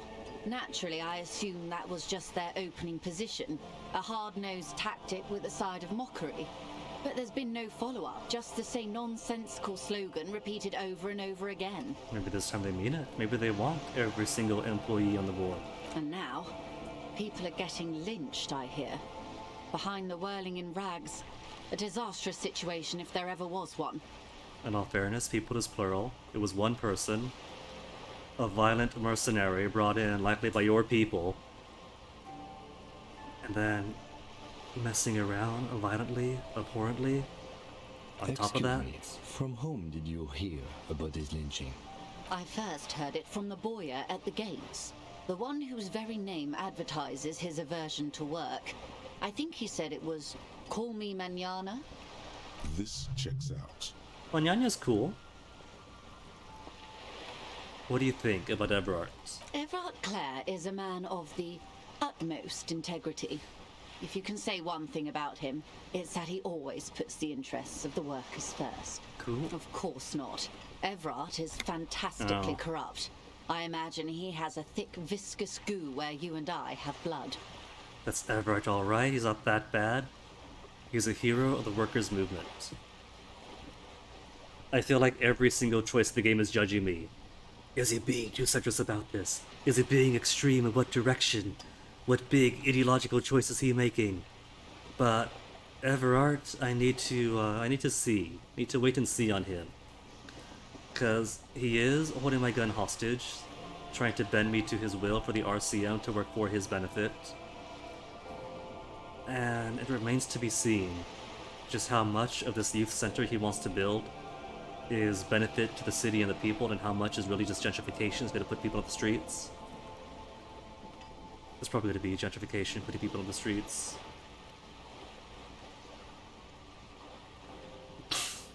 Either alright or not that bad. I don't know if he's fully a hero yet.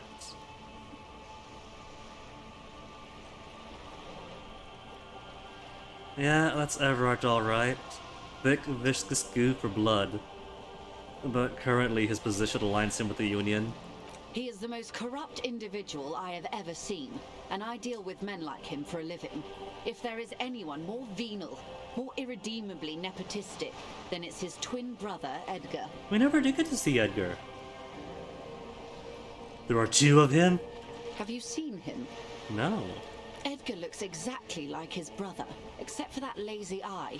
He also talks exactly like Everard does, and when one's term as foreman is up, the other takes over. Edgar looks exactly like his brother, except for that lazy eye. Are you saying... Which one has a lazy eye then? That's kind of ambiguous phrasing. Is it Everard or is it Edgar who's got the lazy eye? Who have I been speaking to?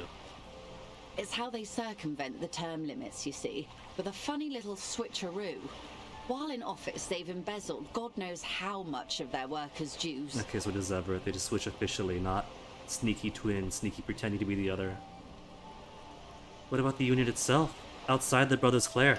The Débardeurs Union was once a perfectly normal institution. 20 years ago, anyway. It must not have been easy to establish under the Emergency Act, but they did it. I can respect that. Oh, actually got that much going for her. Organised labour at its best, as they say. Then something happened in the local chapter elections. The Brothers Clare came and transformed it into a... how do you say? A mob. The Débardeurs are a crime syndicate. Sad as it may be, we are forced to cooperate with them. Refreshingly honest, officer. The company has tried appeasing in the past, but I'm afraid our concessions have only emboldened Everard and his brother. And your opinion, detective, if I may ask? I'm a curious and talkative person, you see. Would you say the Débardeurs Union is... Effective advocate for the rights of local working men, giant leech, sucking the life out of River Shore. Basically a socialist mob. Is that a judgment towards socialism, or the mob itself, with socialism merely being the adjective in this case? Or no opinion, never an opinion. Well, say what I will, right now the Union is the only actual authority in Martinet. They're not just the Débardeurs Union collecting dues and organizing for the workers. They're also the de facto government here. In that regard, they are giving benefit for the local working men. Why do you think so? Between Everard the Human Leech and Measurehead, the Union sounds like a motley crew that I'm into. They're all Revachol. I'm all Revachol too, to hell with the rest. Why do I feel like that's a kind of fascist answer? Good labor men. Can't fault them for a little corruption. There we go. Ha! A real man of the left. What else can I tell you about? How much did that corrupt my points?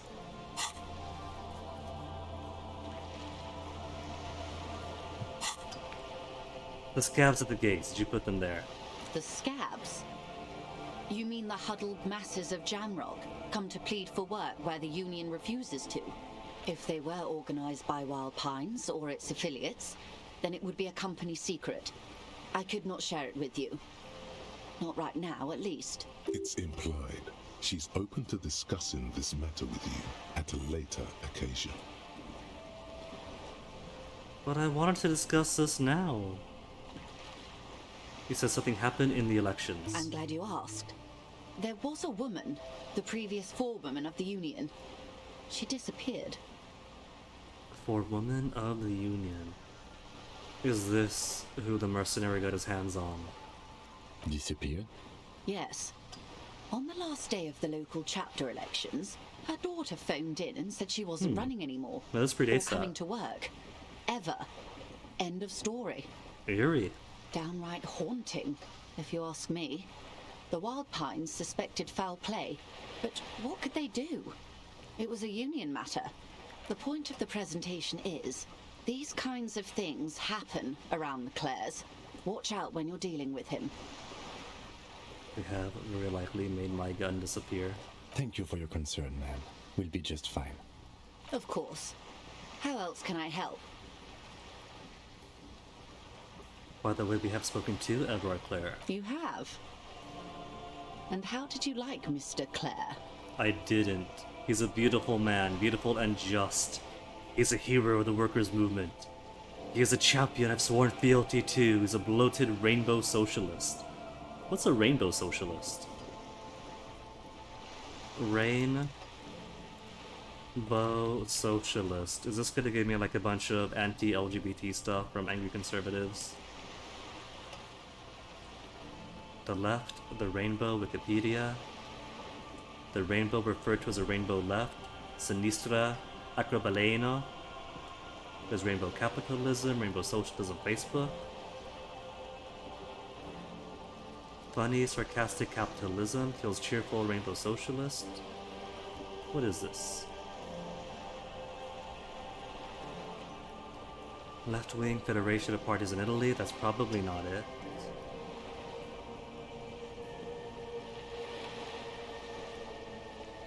Okay, game, I'm sure you'll explain. I could do business with him, for he's a socialist for a socialist he's reasonable. He is not the champion I've chosen. I wish for fealty to you, and the cause of capitalism. So I'd report if I liked him. I was doing my job. Ultimately, that's what it comes down to. Of course, Detective. Excuse me for implying otherwise. The RCM does not pick sides in this. I hope it doesn't come off any other way. Of course. And I don't expect you to share anything he told you with me. I'm not a corrupt verm myself. However, if you felt like discussing something, how could I stop you? Are we not human? Are we not curious to hear another person's take? It's only natural. We would only be gossiping. Revachol is corrupted with the takes. Intellectually speaking, it would be quite interesting to hear what she has to say about these things. Yes, your disgusting necktie agrees completely. Let's gossip. I feel like I don't want to let loose to even more people that I've lost my gun. Helped him turn up the heat of the borscht. Asked me to open the door. Deliver an envelope. Let us freely trade information. Turn up the heat on the borscht. Did you now? What sort of borscht is he making? Unimportant. Cook makes it to keep the strikers drunk, helps them strike.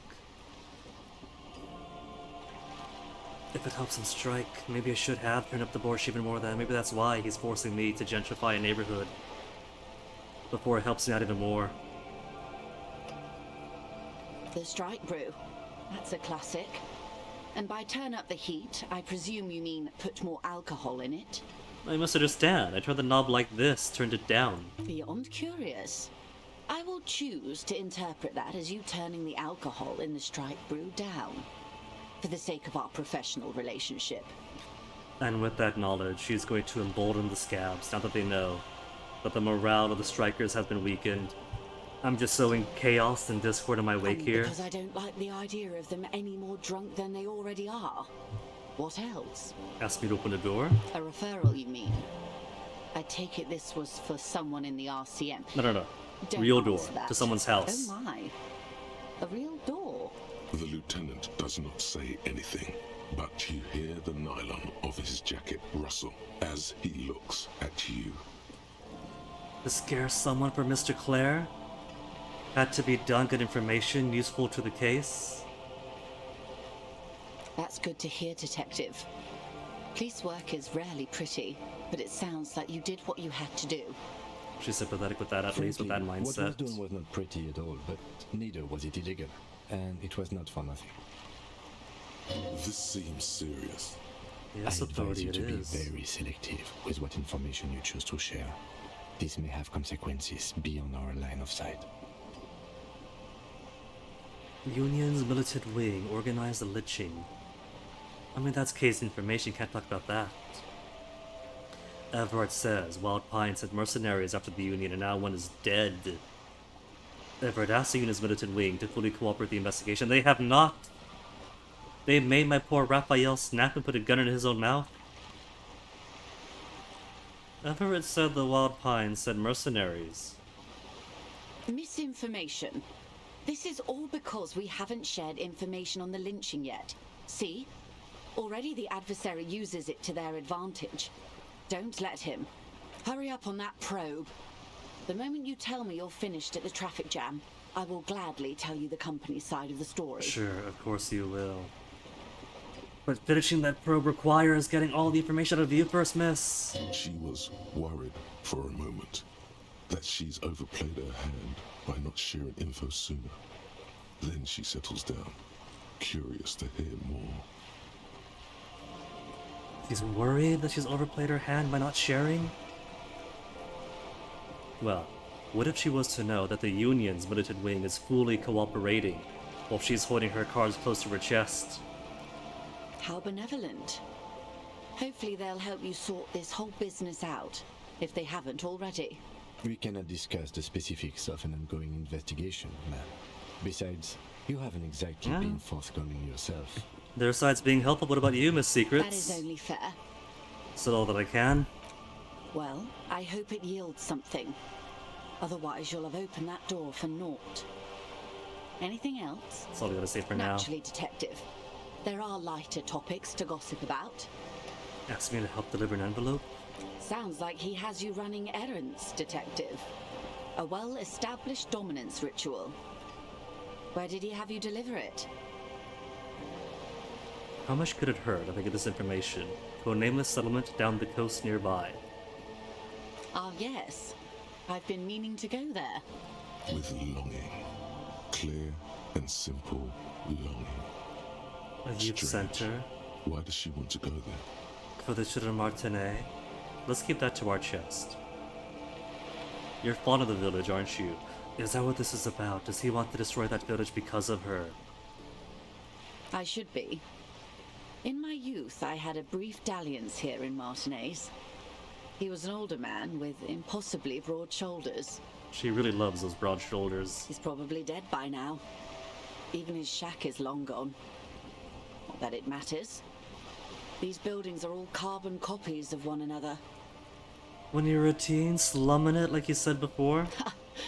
I think I was in my 20s, actually. I'm ashamed to say I wasn't a teen anymore.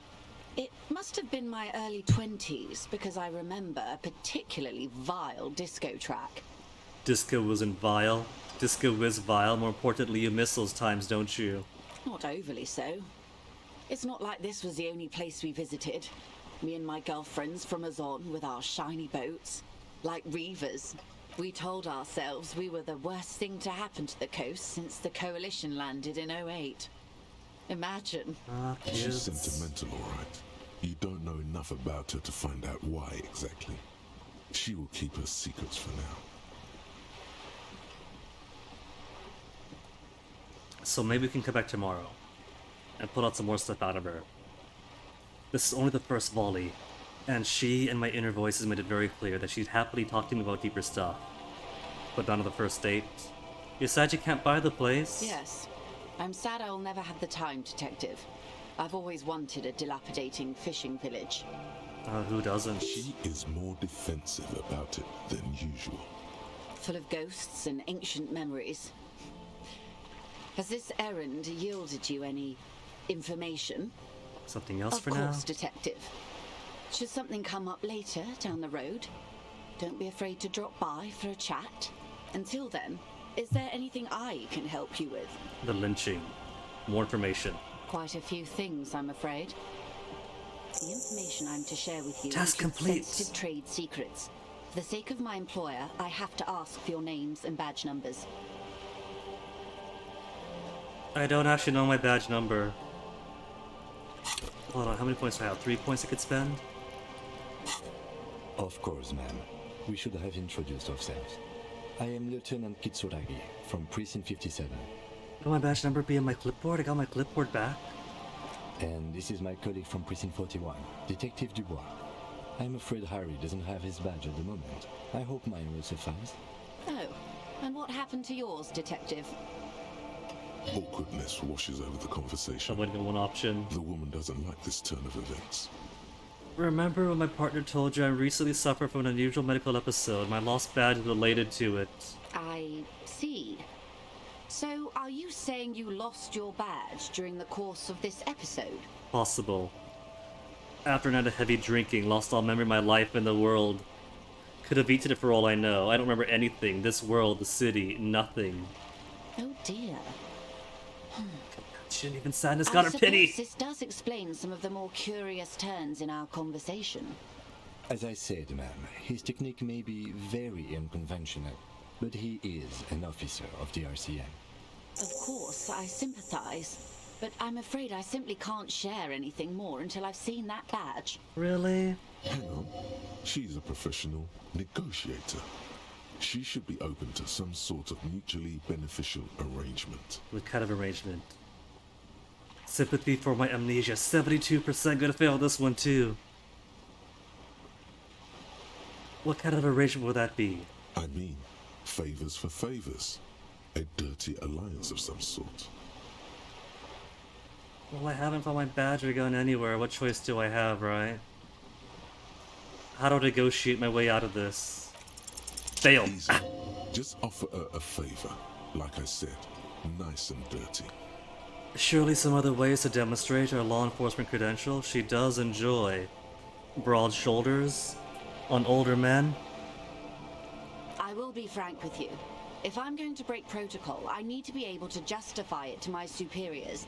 They're going to want to see something very tangible.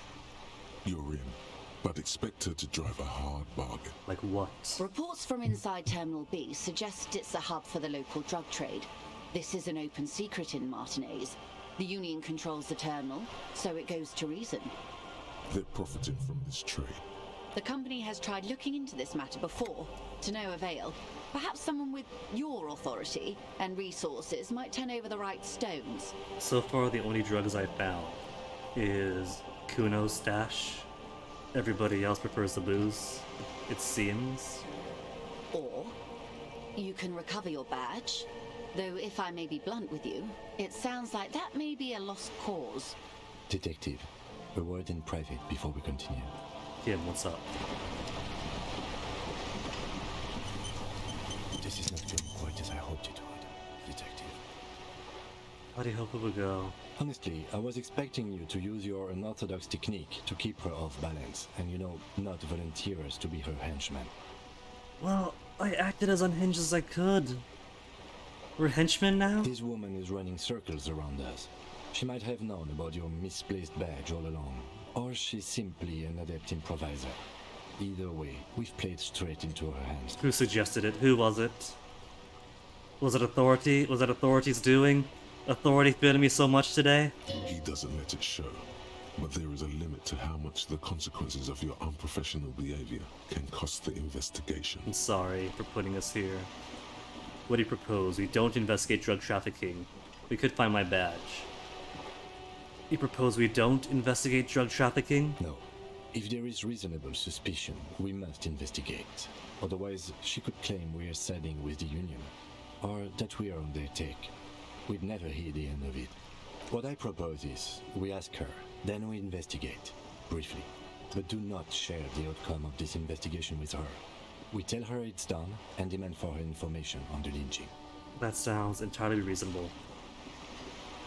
While I'm there, get a few points to sorry cop. Sorry for this, Kim. I'm sure you will, Detective. Put him through quite the day today. Then back to this.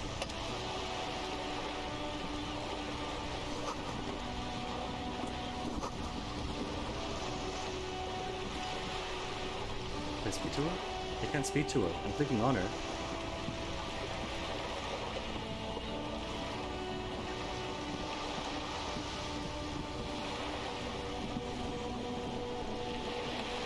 I thought he wanted me to speak with him for a moment. Is this fully done with her? Bridge with body. Joyce in for liching. Present my badge to hear it, or if I did a favor.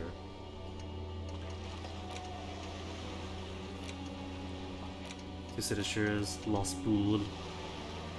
Group authority to Titus Hardy. That is likely never going to happen.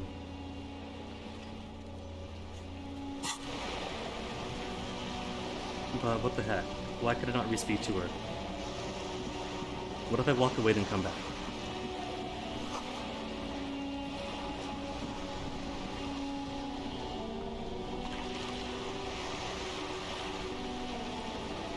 She is no longer an option. She has been locked out.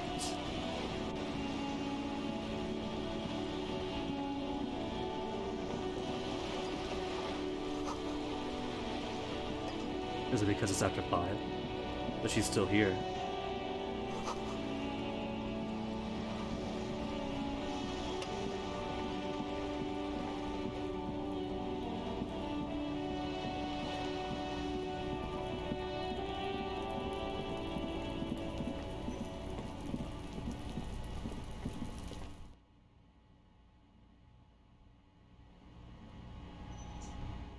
Leave them come out, then maybe now. She'll be speakable, approachable.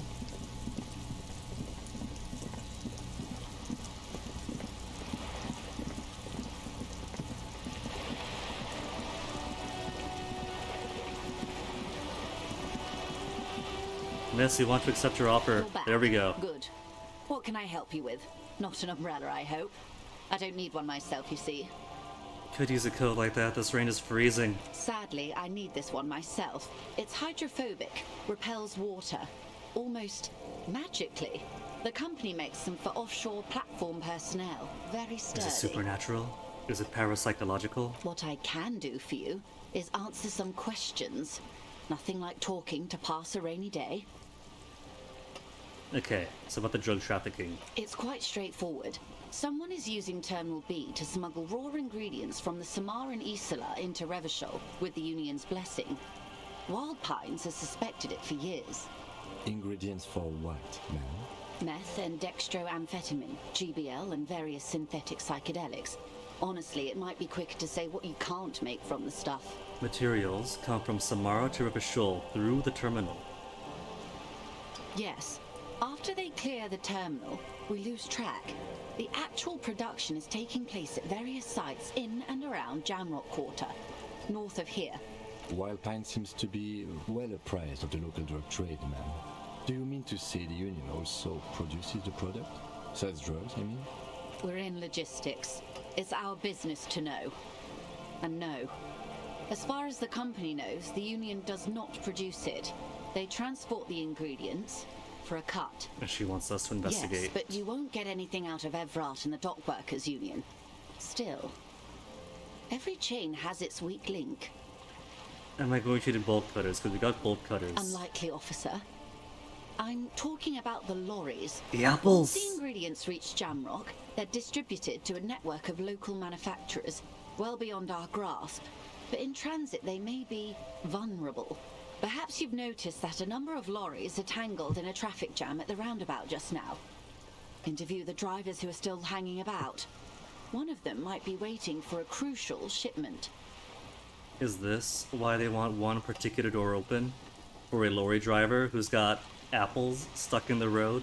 Her irises are light green, like the river Esperance in bright daylight, upstream where it's clearer. I'll be explicit.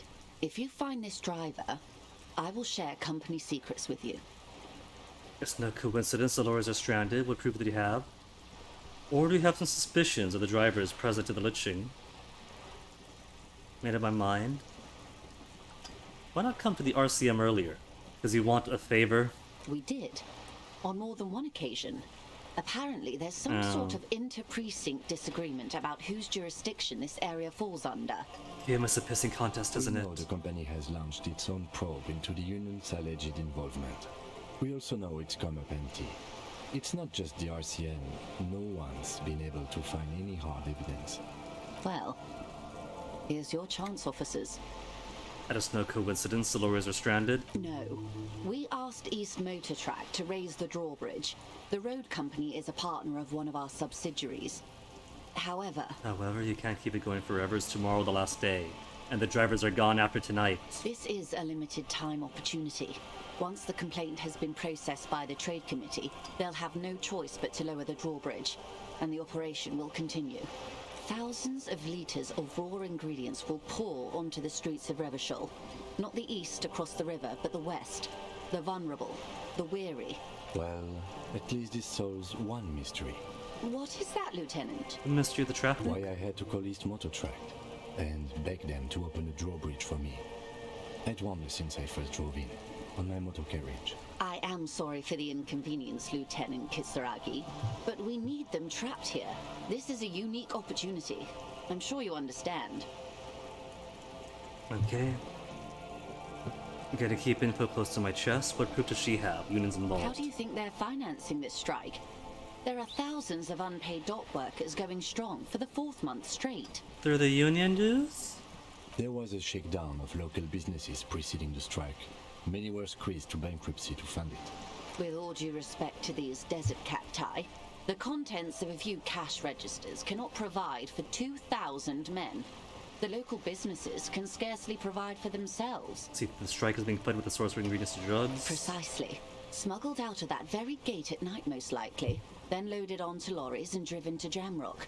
You simply need to find one driver who will open up to you. And I think I know exactly who it is. Sounds like she tried looking into it herself, but she's clearly not the type your typical lorryman would confide in. Alright, made up her mind, we gotta do this. Yes? We'll take the case, probe the driver, see what it yields. But if our results come to something, it'll be a police matter. We won't go directly to her. Well, that should be sufficient to Kim's correct to get information. Excellent. According to my reports, there are at least 3 lorry drivers lingering near the roundabout. Hopefully one of them will know something. And it's gotta be the one tied directly to the union. It may come to nothing, or it may just blow the case wide open. I can keep the drawbridge up for a few more days at least. You should have the time you need. In the meantime, let me know if there's any other way I may be of assistance.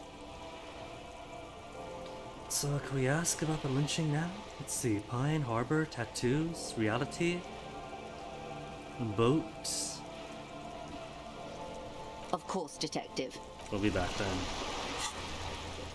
The jam mystery. It is 4:28, so it's getting pretty late to continue the stream, but so I am pretty confident about who it might be. If there's 2 other lorry drivers too, then maybe one of the other ones. Maybe one of the other 2 lorry drivers has a boot with a worn right sole.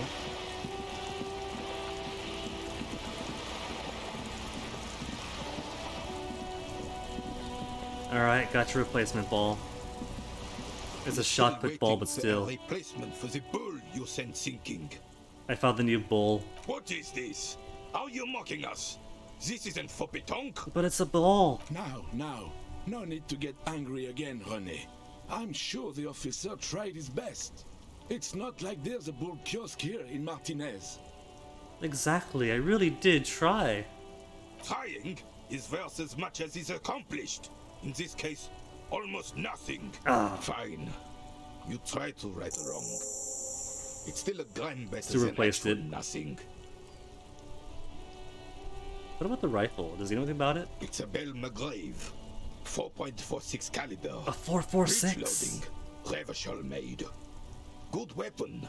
Accurate and reliable. This one's inoperable. The bolt spring is missing and the mechanism is jammed shut. Still a beauty. Where did you find her? In the basement, there, the bookshop. Give me some history. I'm not surprised. There are probably lots of forgotten wartime weapons lying around here. Back in the day, everyone had something stashed away. As for the rifle, I don't know what else to tell you. These BM 446s are an antique. No one uses them anymore. The ammunition is impossible to find. I forget, what did I replaced the bull. I know his job situation, but threw the bull into the sea. This broke my morale, didn't it? I gave him his bull back, and that's good enough for now. Also, where on earth is a Tare? There is no Tare on the streets today. Did the street keepers come by?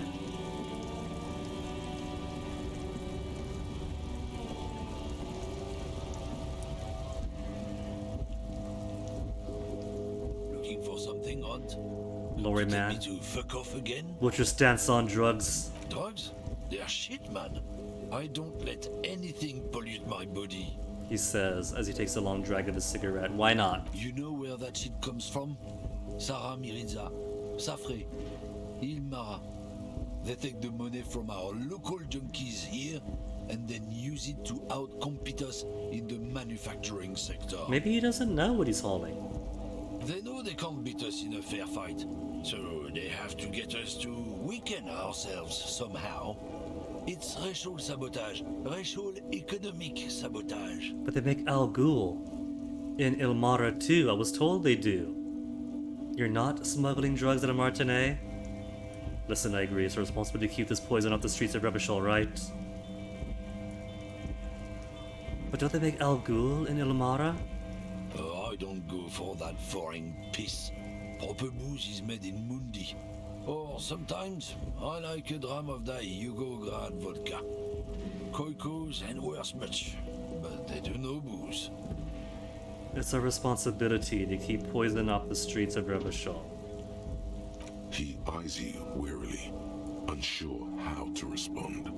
This goes on for about 2 seconds. Then... I don't know shit.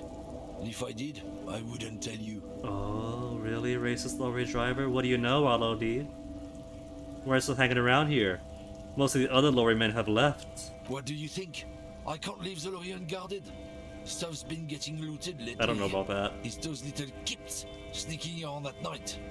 If they touch my stuff, the bosses will be on my ass like ass cancer. There was a bunch of spilled boxes in the back of a big lorry nearby. I did see one lorry with the trailer doors open on my way here. You know what happened? Yeah, I knew that guy. He was an honest driver who loved his country. We were having a good debate about genetics. A good debate about genetics, I'm sure. When some kip boys smashed his lock and took damn near everything. Lost his fucking job over it. Since he left, I haven't had anyone to talk to. Oh, too bad for him, I guess. It's a fucking travesty, is what it is. If it's not you, then who's running drugs to Terminal B? Who's to say it's not him? Isn't it obvious? Fucking Sealang, that beady-eyed South Samaran. His little side business is a scam. I wouldn't be surprised if he was peddling drugs as well. I'd be. I'm pretty sure it's him. He's a Samaran guy who likes to pretend he's some kind of businessman. Really, he's just selling his employer stuff. Stuff he stole after he broke the seals on his Humanox lorry. See, he's got his hustle. He doesn't got to steal or sell drugs or drug material. Follow the smell. It smells like apricot and oil when you're nearby. Yes, yes. Where is he? Just down the road. Looks like I offended your partner there. Too bad. Sealang's usually a little bit south of here, near the canal. You can't miss him. Just watch yourselves. His tribe are natural liars. It's in their blood. He's your man, all right? 100%. I wouldn't be so sure about it. Not until we've heard what Sealang himself has to say. Guess so. Is it going to be one of those things where you have to, your obligation, talk to everyone, and only then, with all the information, be like, hey, wait, you turned us around, it was you all along? If I apply the bolt cutters or pry bar,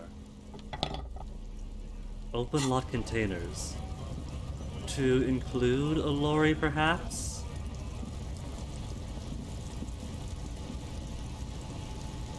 We could look in the window, but... The lorry's stuck in the traffic jam. Yeah, just look in the window. The windows are clear. They've been recently... We can't otherwise break it open. How about the pry bar? A lorry stuck. Can't crack it open. The goodies inside.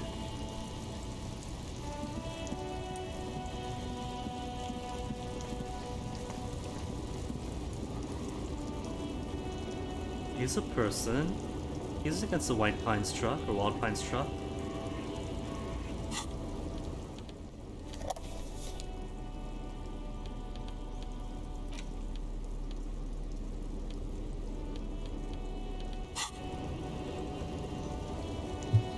The small, wrinkled woman does not greet you. She nods along to something on her radio. A photograph is clutched in her hands, and there is a warm smile on her face. It's the warmth of a winter night's fire. Maybe she could give you comfort and shelter. Some cigarettes and food money. Maybe she's your... Is she? Nothing. Her smile just keeps widening. Her hair is grey like lead. Ma'am, like to ask some questions? No response. No. Wherever this woman is, your words fail to reach her. I don't want to snap my fingers in her face, but everything else has failed. Snap, snap. If you want her attention, you may need to be more forceful. Snap fingers twice, and then break my fingers and lose another point to health because I'm old and frail. Where am I? Who are you? The smile on her face has disappeared, replaced by the weary aspect of Are you alright, ma'am? You were out. Oh, never mind. I remember now. I'm still stuck in that traffic jam in the 50s. When else would you be? Was she riding the astral waves? Back in Mecca, during the time of the revolution. The sidewalks and cafes are filled with young people. I was on my way to see a new Boyadero picture starring Gabriel Buendero. Until you came along, that Oh, I'm is. sorry. I broke out of your fantasies. You were in Mesk when you were young? Sorry for dreaming, ma'am? I forgot how many points to Sorry Cop. I got 9 points so far to 6 Superstar Cop. You were in Mesk when you were young? Someone was. Someone? And it's not your memories? They are someone's memories, boy. What difference does it make if it's me or not? They're beautiful. That is all that matters. Beautiful and true. And they will win. They're coming for this, you know? All of this. She seems to derive some bitter pleasure from this strange thought, as if the past will one day wipe the present away, like a tidal wave. Okay, other questions, police questions. Why not, Harife? It's not like I have anything better to do in this hellhole. There's something off about this woman. Tell her to show you the soles of her boots. Maybe she was at the hanging somehow. Before I came, you seemed away. It's almost 6 o'clock, and 6 o'clock is okay. Show me the soles of your boots. Now what do you want with an old woman's boots? Police business, help me out, it's important. Please, it's important. Please? I think you should let me get back to Gabriel Buenguerro. You are not Gabriel. Gabriel doesn't say please. Well, excuse me for being respectful. She's wearing sturdy worker's boots made of black leather. Buckles run across. The sole is also made of leather. And the other? Just before Gabriel, it was the coronation of Franco Negro. Now, there was a real man. No aberration to the pattern, so it's not her. Moreover, the boots were size 37. Tiny.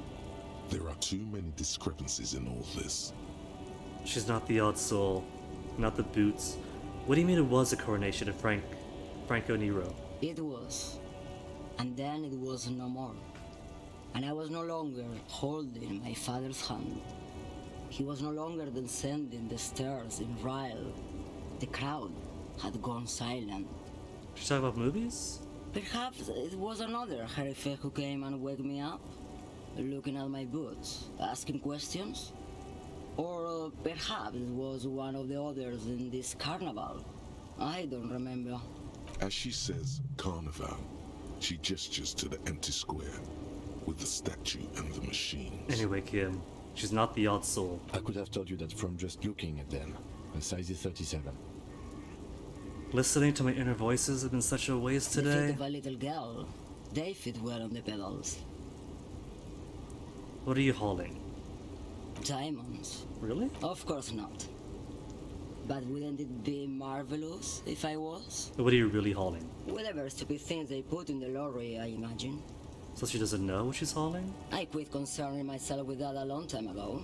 Besides, I don't drive the lorry for the cargo, if you know what I mean. Minding your own business, good. Of course it does. What did you expect? Diamonds. Of course, whatever stupid things they put in the lorry. I quit concerning What if it's myself with that contraband, a lot. though? Then it's contraband, Lowman. What? Do you want to take an old woman in? Be my guest. Lock me away like Bad Hand Hermenegildo. Bad Hand, Hermenegildos' bad hand, strangled 300 people. What can I say? Some people just really like strangling people. Seem like the woman knows a thing or two about drugs. What do I need drugs for, Lowman?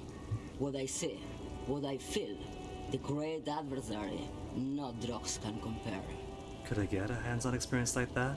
If you don't know, Maybe if she thought you're corrupt. Everard said me. Place fingers on the side of my nose and tap twice.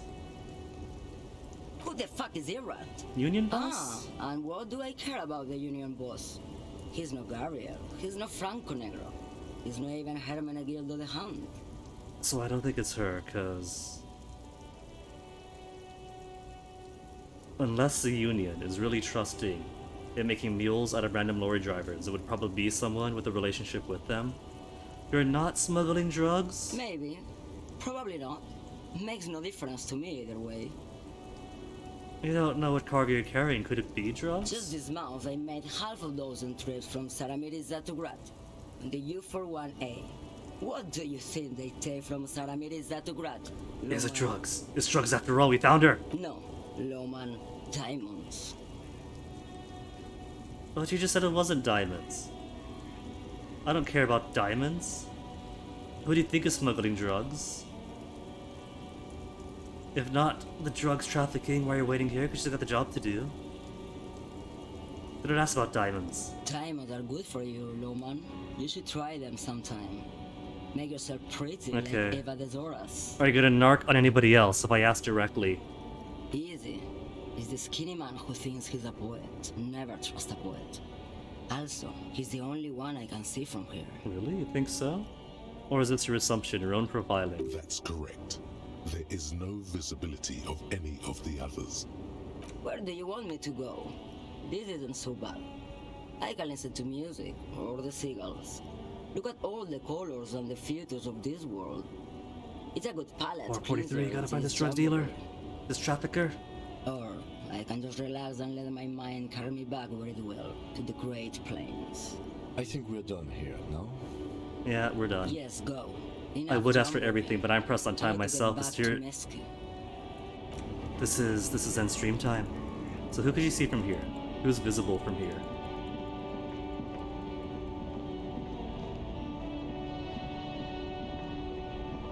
There's this guy, who I'm pretty sure is who the racist lorry driver was implicating.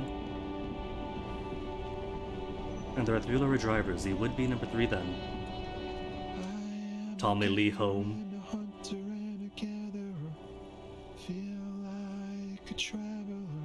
A simple little cadence. He seems to be making it up as he goes.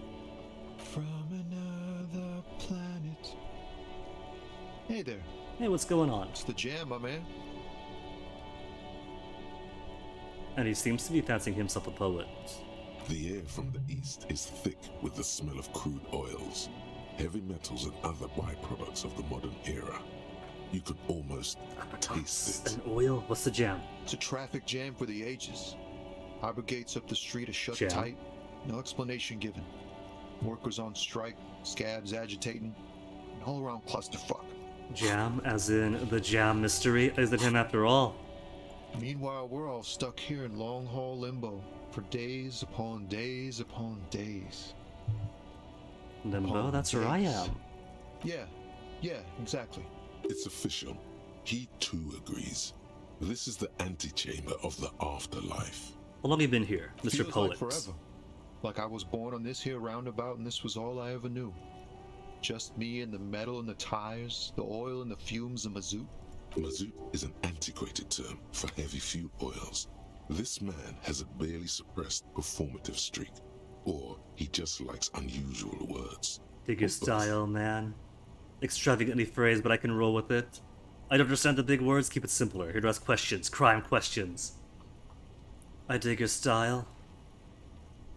Extravagantly phrased, or dig it? Either one I think would be nice for him. Be nice before I seal his fate. Be polite. Dig his style. Yeah, imagine. It's been a whole week already. He snickers in appreciation of the digging of his style. Behind the laugh, however, a touch of sorrow. So tell me, what do you need? Spare change for working stiff? Tell him about strike? About the dead man, what are you hauling? Man who knows about drugs? We'll start off polite. Spare some change for working stiff. Huh? Oh. No, I ain't got any money. They don't want to pay for unfinished work. They who? The bosses, man. Makes sense, work then pay. Don't know who these bosses are, but that sounds like a good arrangement for them. Yeah, it sure ain't good for me. Or you. I'd spare a coin or two for a city cop down in his luck. If I had, say, 4 myself. Tell me more about the strike. It's like, whatever's going on over at the docks. Workers got a blockade set up, making demands, no way in or out. What are the demands? We know already. But he doesn't know that we know. Some pretty wild stuff, I hear. Like a giant new power crane in half the company? I forget what exactly. Good on them, I guess. Well, at least he is supportive. I've heard talk there's a company rep in town, too. Like, a strike negotiator type. They'd know what's up. Precise demands and so on. What do you think the company wants? Apart from the strike ending, having the compensation to the employees, and total degradation to labor rights. They want to keep that money flowing in, my man. Ka-ching. He doesn't blame them, but he's not on their side. That's for sure. Anything else to know? Anything else? Yeah, this ain't really my area of expertise. I just do my job and get paid. I have things to do and places to be. All of us do. All of who? Us lorry drivers. Camionneurs. You still hang around here waiting for this mess to end. Most have scurried off somewhere to get drunk or high. Or laid. Not that I blame them, really. But not you, Tommy Lee Home? Above the matters of the electrochemistry? Not my thing. Chasing transient pleasures is a drag these days. I prefer the examined life now. Thinking, reflecting, observing. He tries his best to look nonchalant, but there's a rigidity in him, as if trying to conceal something warm and deep beneath a cool exterior. Only 58% for my monumentally huge empathy of 6. Know anything about the dead man? He ain't one of us drivers. I know that. All accounted for. Otherwise, I haven't really asked about that. Been wasting time right here. Keep him busy. It's easy to see he's telling the truth. He's kept his nose out of the dark stuff. Busy? Keeping busy with what? Analyzing the fundamental structural and psychological conditions of being stranded in the midst of a sea of motor lorries and their sad, despondent chauffeurs. And your conclusion? A sense of surprise there ain't more bodies hanging from more trees. For a city that's pretty much under mob rule. Yeah, that's surprising lack of corpses. What do you see in his eyes? There I put another point to empathy.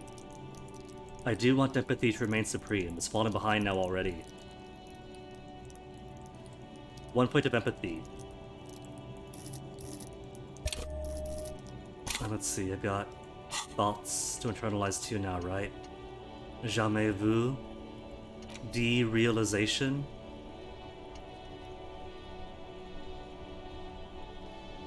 Three hours and a half. Rivachol Special Administration Region. Likailu. The Insulidian Ocean. Coalition Government. Insulidian Mission Command. Name after name.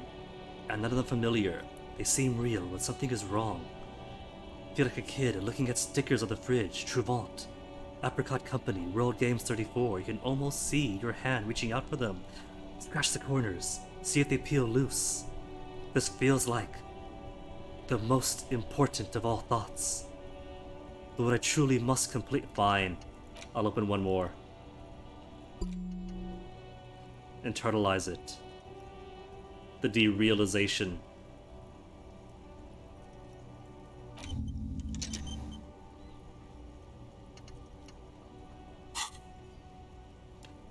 Which gives me 2 more points to spend.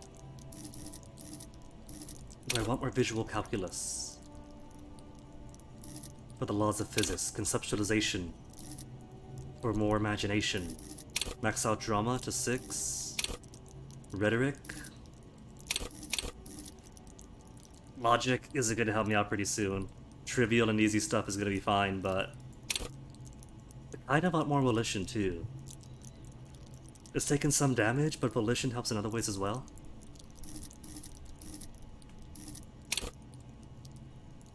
Electrochemistry might also be important for this case in particular. It is a part of me.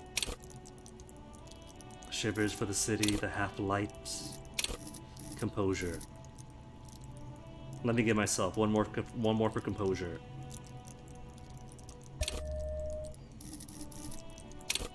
Authority is dead.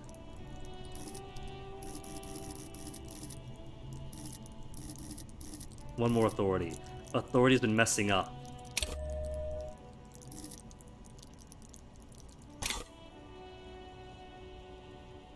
%. What do I see in his eyes? His sad, puppy dog eyes. Fail. Easy. Come on! Don't go too far. This seems like a personal matter. Why do I keep messing up the easy ones? My man, I want to know about your soul. Spill the beans, what's troubling you? You look sad. What's going on with you? I'm okay, man. Just the jams got me down. The fumes, the chemical rainbows, the tarpaulin stretched on the frames and the dull engines off. Maybe the full-on, direct approach wasn't correct. Damn. It's tricky business looking into someone's eyes and not doing it. My internal selves are dropping the ball so much today. What are you hauling? Oh, high-grade narcotics, illegal firearms, stuff like that. You admit to it. Time to arrest him. Relax. He's merely joking. Wicked. Always wanted a friend in the underworld. Ha! No, I'm joking, my man. Found runs a nice, clean business. This haul of cargo is mostly sporting goods. You know, tracksuits and that kind of thing. I still think it's a racist lorry driver. Mr. Hauling Apples. They usually get shipped to Grad and the Occident. Though we've been making headway in the Il Moran market lately. Could I have one of those fallen tracksuits? We're pals and all, but I can't just freely hand out the merchandise. The bosses won't be happy. And that's your machine? This rockin' beauty. Sure is. Like a rash you can't get rid of. You interested in heavy-duty cargo machinery? Yeah, lorries are neat. Neat. For carrying large quantities of cargo along the freedom of the road, man. These found tracksuits need to find their way to the kids way out in Wamrau and Laurent Bird somehow. There it is again. A little touch of sadness beneath his cool. He thinks he's spent too long in this lorry. But nothing illegal, huh? You could tell a cop, it's okay. Not unless they've illegalized sports equipment while I was on the road. The man taps his fingers rhythmically against his arm. What skill points to empathy? Didn't I just do that? I did. I just put points to empathy too. Absolutely lovely. I got no clothes. That could improve empathy, do I? Electrochemistry, sure. I got no empathy clothes. Hear that? Magnesium. That's what you're lacking. The lack of magnesium has you slouched. There's a lack of magnesium in me? Yes, and it's critical. Look at yourself. You're practically devolving into a fish due to the lack of magnesium in your bloodstream. Need to mag it up? Need to mag it sideways? You need to get so magged up. You've probably had 2 heart attacks and a minor stroke already. And the only prescription is insane amounts of magnesium. You're saying I need to become a magnesium-based life form. Yes. If you want to live, you need to evolve. You need to transcend the carbon barrier. Go to the apothecary and buy insane amounts of magnesium.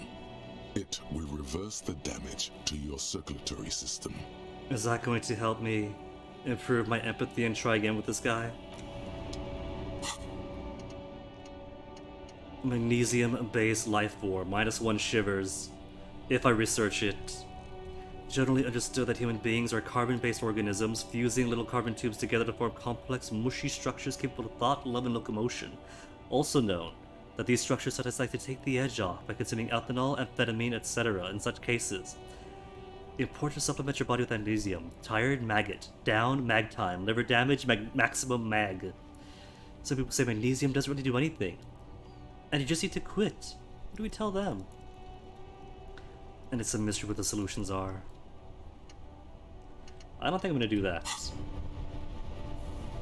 But what I am going to do is I have no choice but to call this investigation quits here for tonight.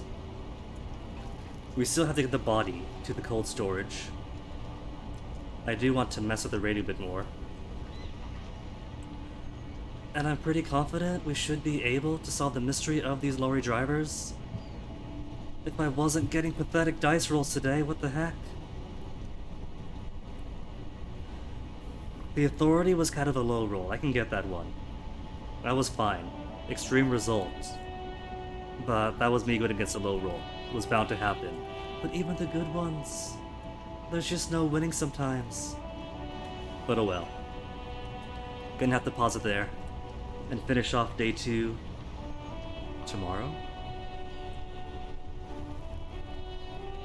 There were other things that I had planned to stream, but that takes setup. So I might continue this tomorrow then. Might be a short one, because boyfriend wants to do something after his weekly appointment. We'll have to see. But for the time being, there are mysteries that I still want to suss out tomorrow. So tomorrow we'll come back to... Not tomorrow. For now, MP83 is on, with his promised Nasu mascot program overhaul. I want to see it. So I'm gonna raid on over to the MP83 side, go say hello to him. You've all met him, I'm sure, by now. And we shall continue this investigation in the morning. Till then, thanks for hanging, take care of yourselves, and see you guys around. I have got to make myself more tea because this heat is scorching. See you then.